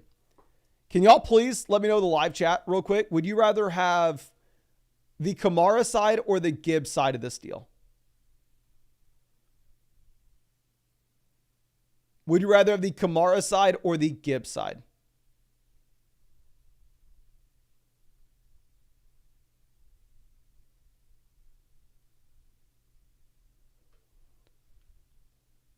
Kamara, Gibbs, Kamara, Gibbs, Kamara. Yeah, so if I'm 50-50 split and everybody in the chat saying Kamara, I'll go ahead and take that direction. I still want to be on record. I would definitely rather have Gibbs over Kamara rest of the season. Now, next team coming out, this is from Coripsops10. This looks like it is a league on ESPN. My friend, you can actually link this ESPN team with the site if you wanted. That way, next time we go ahead and look at your team or any start sit questions or anything, and you can look at the league analyzer as well on the My Teams page. It's always updated. You only have to link it once. But anyway, going ahead and looking at this. This is a league where you start two receivers and a single flex. So it's a format where the wide receiver depth just simply does not matter much. Quarterback, we are in a good spot here with Jalen Hurts. We're able to start Jalen Hurts every single week, regardless of matchup. Obviously, when we have Hurts, we don't need to be rostering a backup quarterback either. Going down to the bench here with this squad, we don't have a backup quarterback, so we don't have that value that we would potentially look to move on from. Going over to what we have at running back, we are currently sitting with HN ETN. I think very solid RB1, very solid RB2 rest of season. DeAndre Swift, quality depth piece. Not super excited about him, but we're strong at the top. Doesn't really matter. Say the same thing about Jalen Warren. Jeff Wilson Jr., I would go ahead and cut, but we are going to get Nick Chubb in the long term. So this is a phenomenal running back room. Going over to wide receiver, we have the wide receiver one in fantasy and Lamb. Now we have a low end wide receiver one with no A.J. Brown, high end wide receiver two when Brown comes back. This is a nutso team. Yeah, somebody in the chat saying this is a 6-team league. You go over to the bench, and we were sitting with Rome, Cup. I mean, the Cup injury obviously hurts, but still, we're so damn strong that you're starting Smith anyway. Addison, Rome as long-term options. Tight end, we have Kittle. Kittle looks to be a top 3 tight end with no Deebo Samuel. This is an interesting spot to be in. You didn't tell me how many teams were in this league. Maybe we can check in. No, you didn't fill out how many teams were in it. If this is a 12-team format, it's the best team in the live stream. It's the best team in the entire stream. If there are 12 teams in this league. If this is a 10-team league, it's very strong. If it's an 8-team league, it's probably what I would come to expect. I like the Hurts-Smith stack. If we are looking to make any moves here, it's just when you're so loaded and when we have these high-end options down on the bench. I would love to see if we could potentially go out there and upgrade our flex spot over DeAndre Swift. But the issue is going to be, right now, we have no Cup. We have no Chubb. Addison's injured. Rome's doing nothing. So in terms of our ability to go ahead and make an actual 2-for-1 deal to upgrade that flex spot, I don't necessarily know if one exists.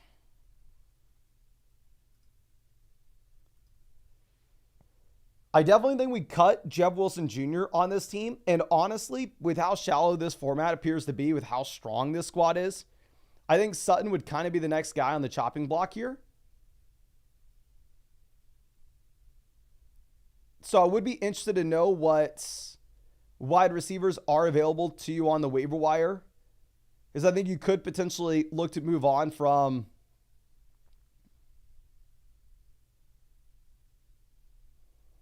Cortland Sutton. But yeah, in terms of trades, I think you're not really going to be able to make any until we get Chubb in. Once Cup is back, then at that point, obviously, hopefully we have a breakout from Addison, a breakout from Rome, and we're able to go out there and make a 2-for-1 deal and upgrade over Travis Etienne. But for the time being, I think you're just kind of chilling with this squad, my friend. I wish I had more for you.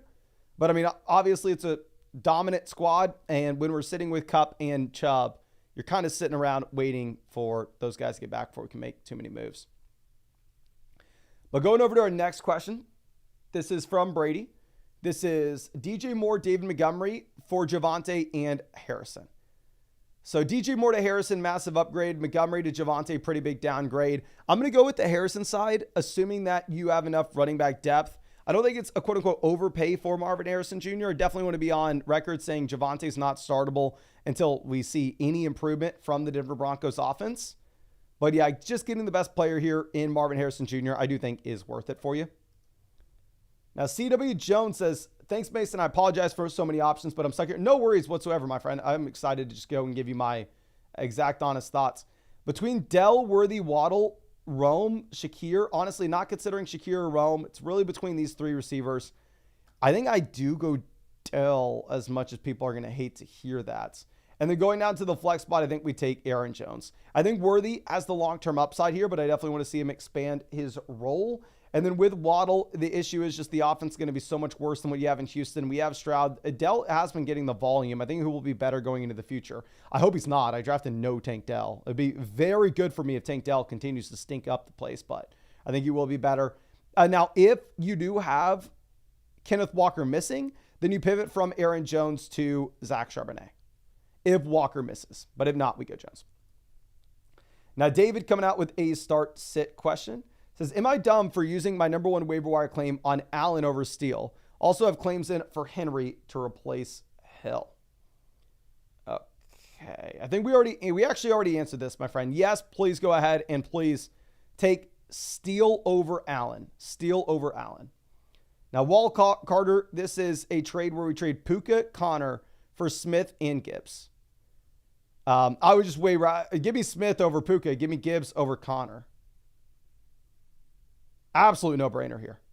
I would almost do it if Smith wasn't even involved. Like, absolute no-brainer, my guy. Let's go ahead and reload these questions, see if we have any more. Dear God, how many questions do we have? Ray Breezy coming out saying, 12-team PPR.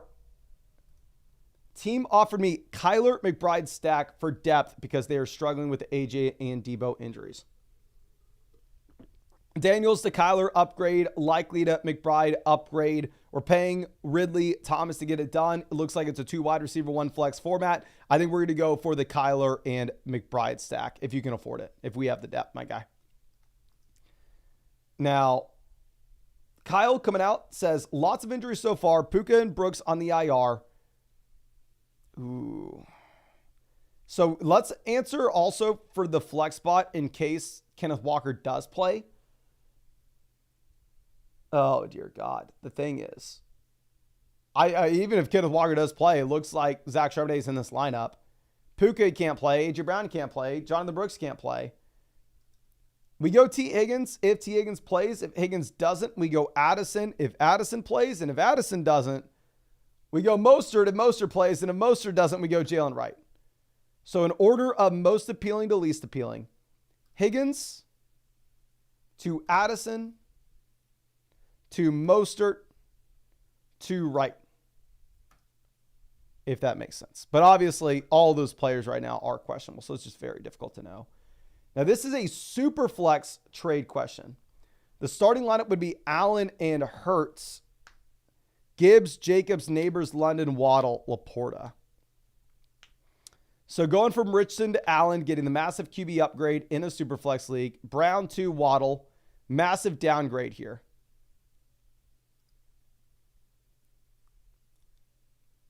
But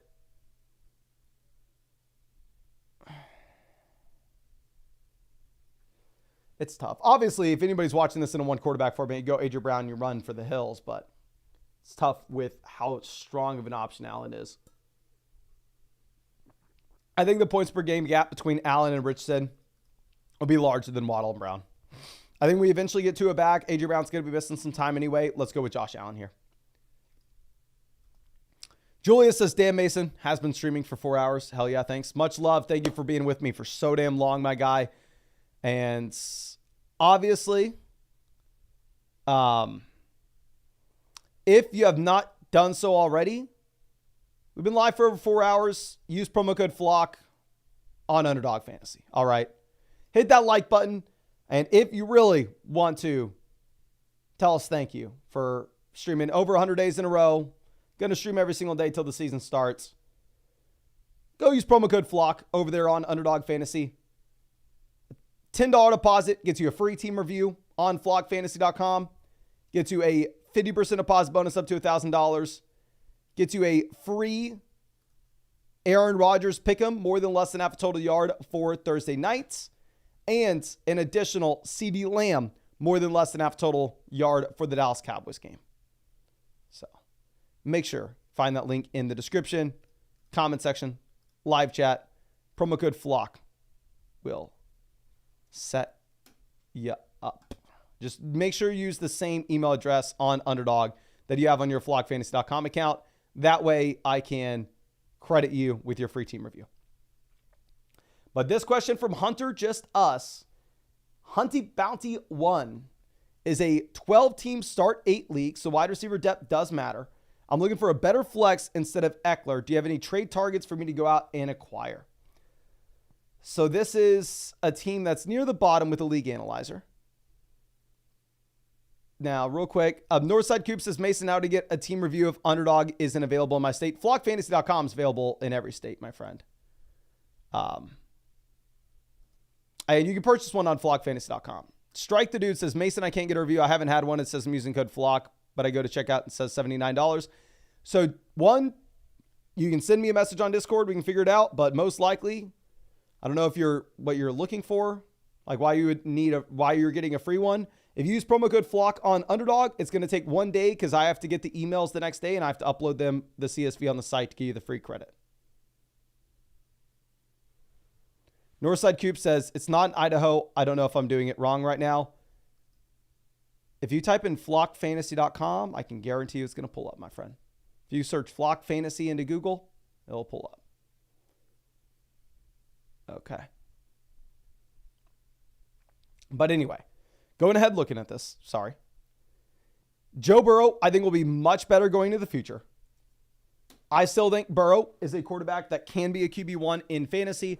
Obviously, the rushing upside being a little bit capped is a little bit scary here, but nonetheless, still a quarterback that I'm fine building around and don't necessarily think that we have to hesitate when saying so. Now, going over to running back, we have Connor, Stevenson, Brooks, Benson, Eckler. Now, this is a very nice running back distribution of points. James Conner is a running back that I'm very excited about in the beginning of the season. I have him in the Flock League. Couldn't be more pumped. He's my RB1. He's been the only reason I'm winning weeks here. But I am worried long term. But long term, we have Brooks, we have Benson. So even if Connor does fade back because of Trey Benson, we have that plug and fill in. So we will be okay. Going over to wide receiver, we have Chase. Like I said, I expect this to be a much better situation with Joe Burrow and Jamar Chase going into the future. Going over to Harrison and Waddle. These are two wide receivers that we're going to play every week because of this format. Obviously, we're not super excited about having Waddle in the flex. I know you were saying that you were worried about Eckler here being in that other flex spot. This is a team that I would say it's going to be much better going into the future when we expect the Bengals to improve on the offensive side of things. But if we were looking at what you could potentially do here for, I don't know.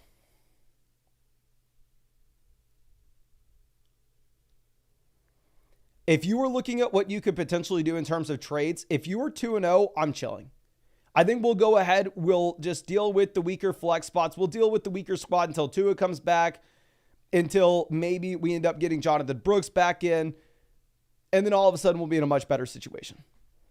However, if you're 1-1, if you're 0-2, and we're worried about falling too far behind, this may be a situation in which it does make sense to go ahead and trade Jonathan Brooks and Jalen Waddle to a 2-0 team to see if we can go get a player like Brandon Ayuk in that's going to be able to upgrade the flex spot for us. It looks like it is a format in which there aren't a ton of roster spots, so the waiver wire options should be decent. If you're 2-0, I think we're fine. Obviously, we may end up having to pick up another tight end to cover for Ferguson. The guy that we had cut off this team would be Leggett. I do think Leggett's going to be better with Andy Dalton under center. But still, obviously, if you need a tight end points, we need tight end points.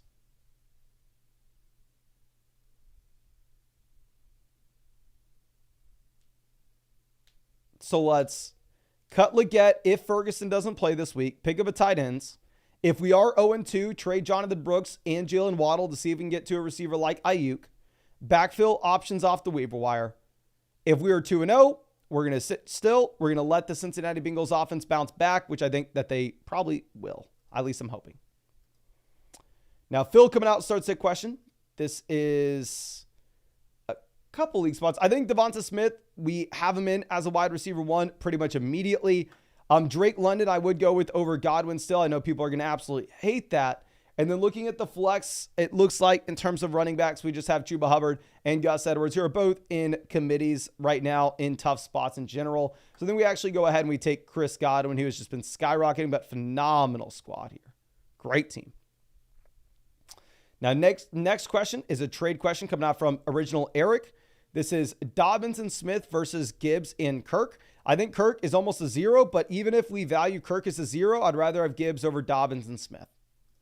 Again, based off all these Dobbins trades that I've seen, I'm telling you right now, Dobbins will be a sell high player for me. I think it's going to be a much tougher environment going forward. I'm looking at Taylor Kamara versus Bijan Robinson. I think that there's just more value on the Taylor Kamara side. You're arguably getting two top 10 running backs for the RB1. Josh Downs I'm valuing as an absolute 0 in this trade. So yeah, I think we go Taylor and Kamara, but very tough, obviously, to ever trade one of the best assets in fantasy. Rated R Savior, happy to see a longtime member of the Flux has needed a wide receiver bad, so kind of panicked. Get to keep my stud receivers and have the option to trade later down. So going from Ferguson to Laporta, upgrade. Pollard to Moss, I don't think is that bad of a downgrade. Like Moss is seeing 80% of the opportunities in what should be a very good offense going into the future. I think, honestly, I'm kind of really easily taking Zach Moss and Sam Laporta here. Now, Phil coming out says, we are 1-1. Did we already look at this? Yes, we did. This got reloaded. Let's see if there are any other questions. This one coming out from Rough Gorilla. It's Malik Neighbors versus J.K. Dobbins. It's Malik Neighbors by a country mile for me, my guy. Real quick in the chat, Austin says, do we drop Hollywood? If you can't put him on the IR, yes, you have to drop him. But anyway, Jackson says, this is Wilson, Taylor, Richardson. Give me Chase over Wilson. Give me Taylor over Waddle. Give me Richardson over Burrow. I do expect that Burrow and Chase will be much better going into the future, but honestly, the value lies with the Colts and Garrett Wilson here. Now, I'm Smithy coming out saying, do we want Taylor, Keenan, Eckler versus Waddle, Pollard, Walker? Give me Taylor over Walker. Give me Waddle over Keenan. Give me Pollard over Eckler. I think this is actually a pretty fair deal here in general. I'm kind of valuing Eckler as a 0 in this trade. Waddle, you can't really start anytime soon. Probably go the Waddle side if we're looking long-term to get Kenneth Walker back from his injury. And at the same time, if we expect that Tua is going to be back in for this offense, obviously Waddle has upside in that case. Next trade, Achane, Pickens, London versus Neighbors, Tyreek, Jacobs.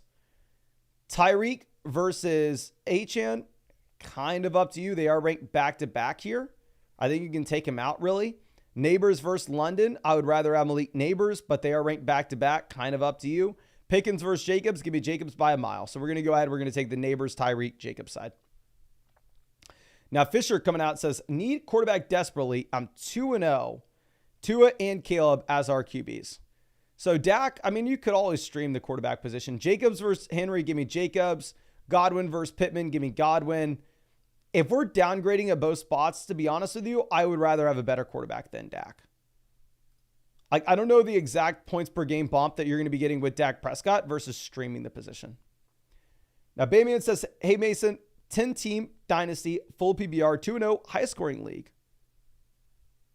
Interesting spot.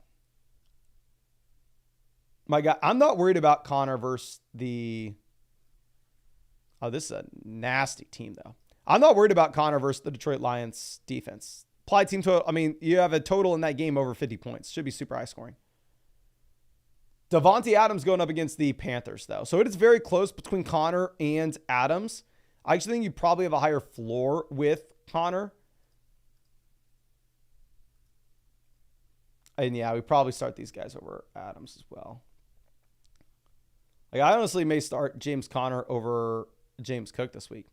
Money Mitch says 1-1. Should I give up on Caleb? I would. Carr's on the waiver wire. Yeah, I'm actually probably going to be dropping Caleb Williams in the Flock League. But going ahead, pulling this up, if there are any pivots, Rome not starting. Running back, yeah, I would have both Jones and Pollard. And then quarterback, yeah, I think you can drop Caleb and pick up Carr. Yeah, drop Caleb, pick up Carr there, my friend.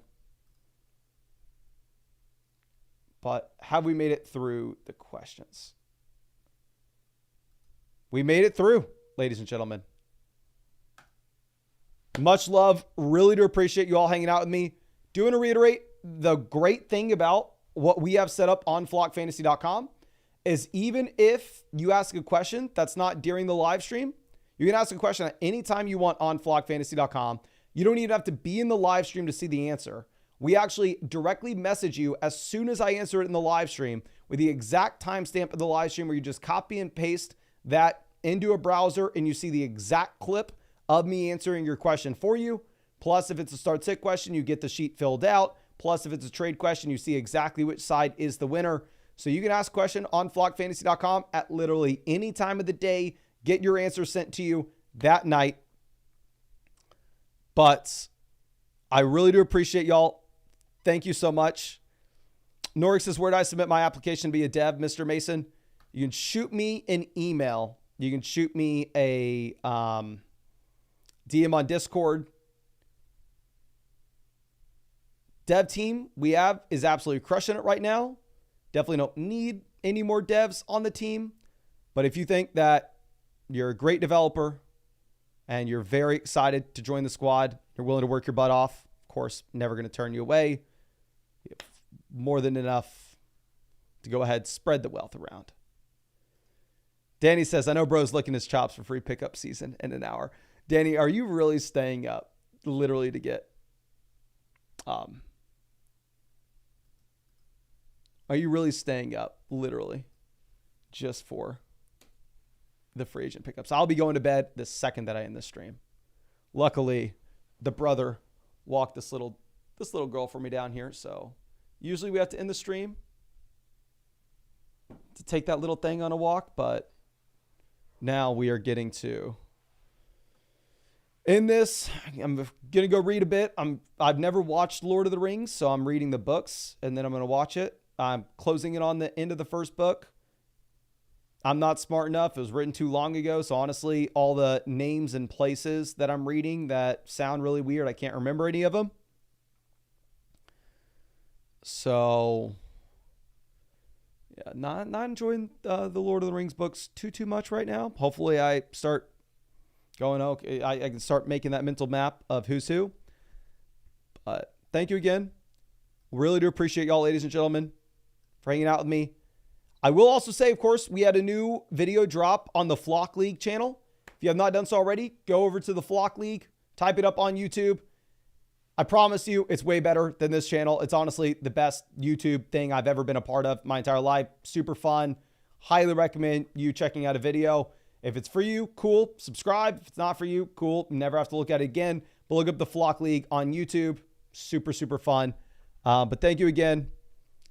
Really do appreciate y'all. And I really hope I get to hang out with y'all in the live stream tomorrow night.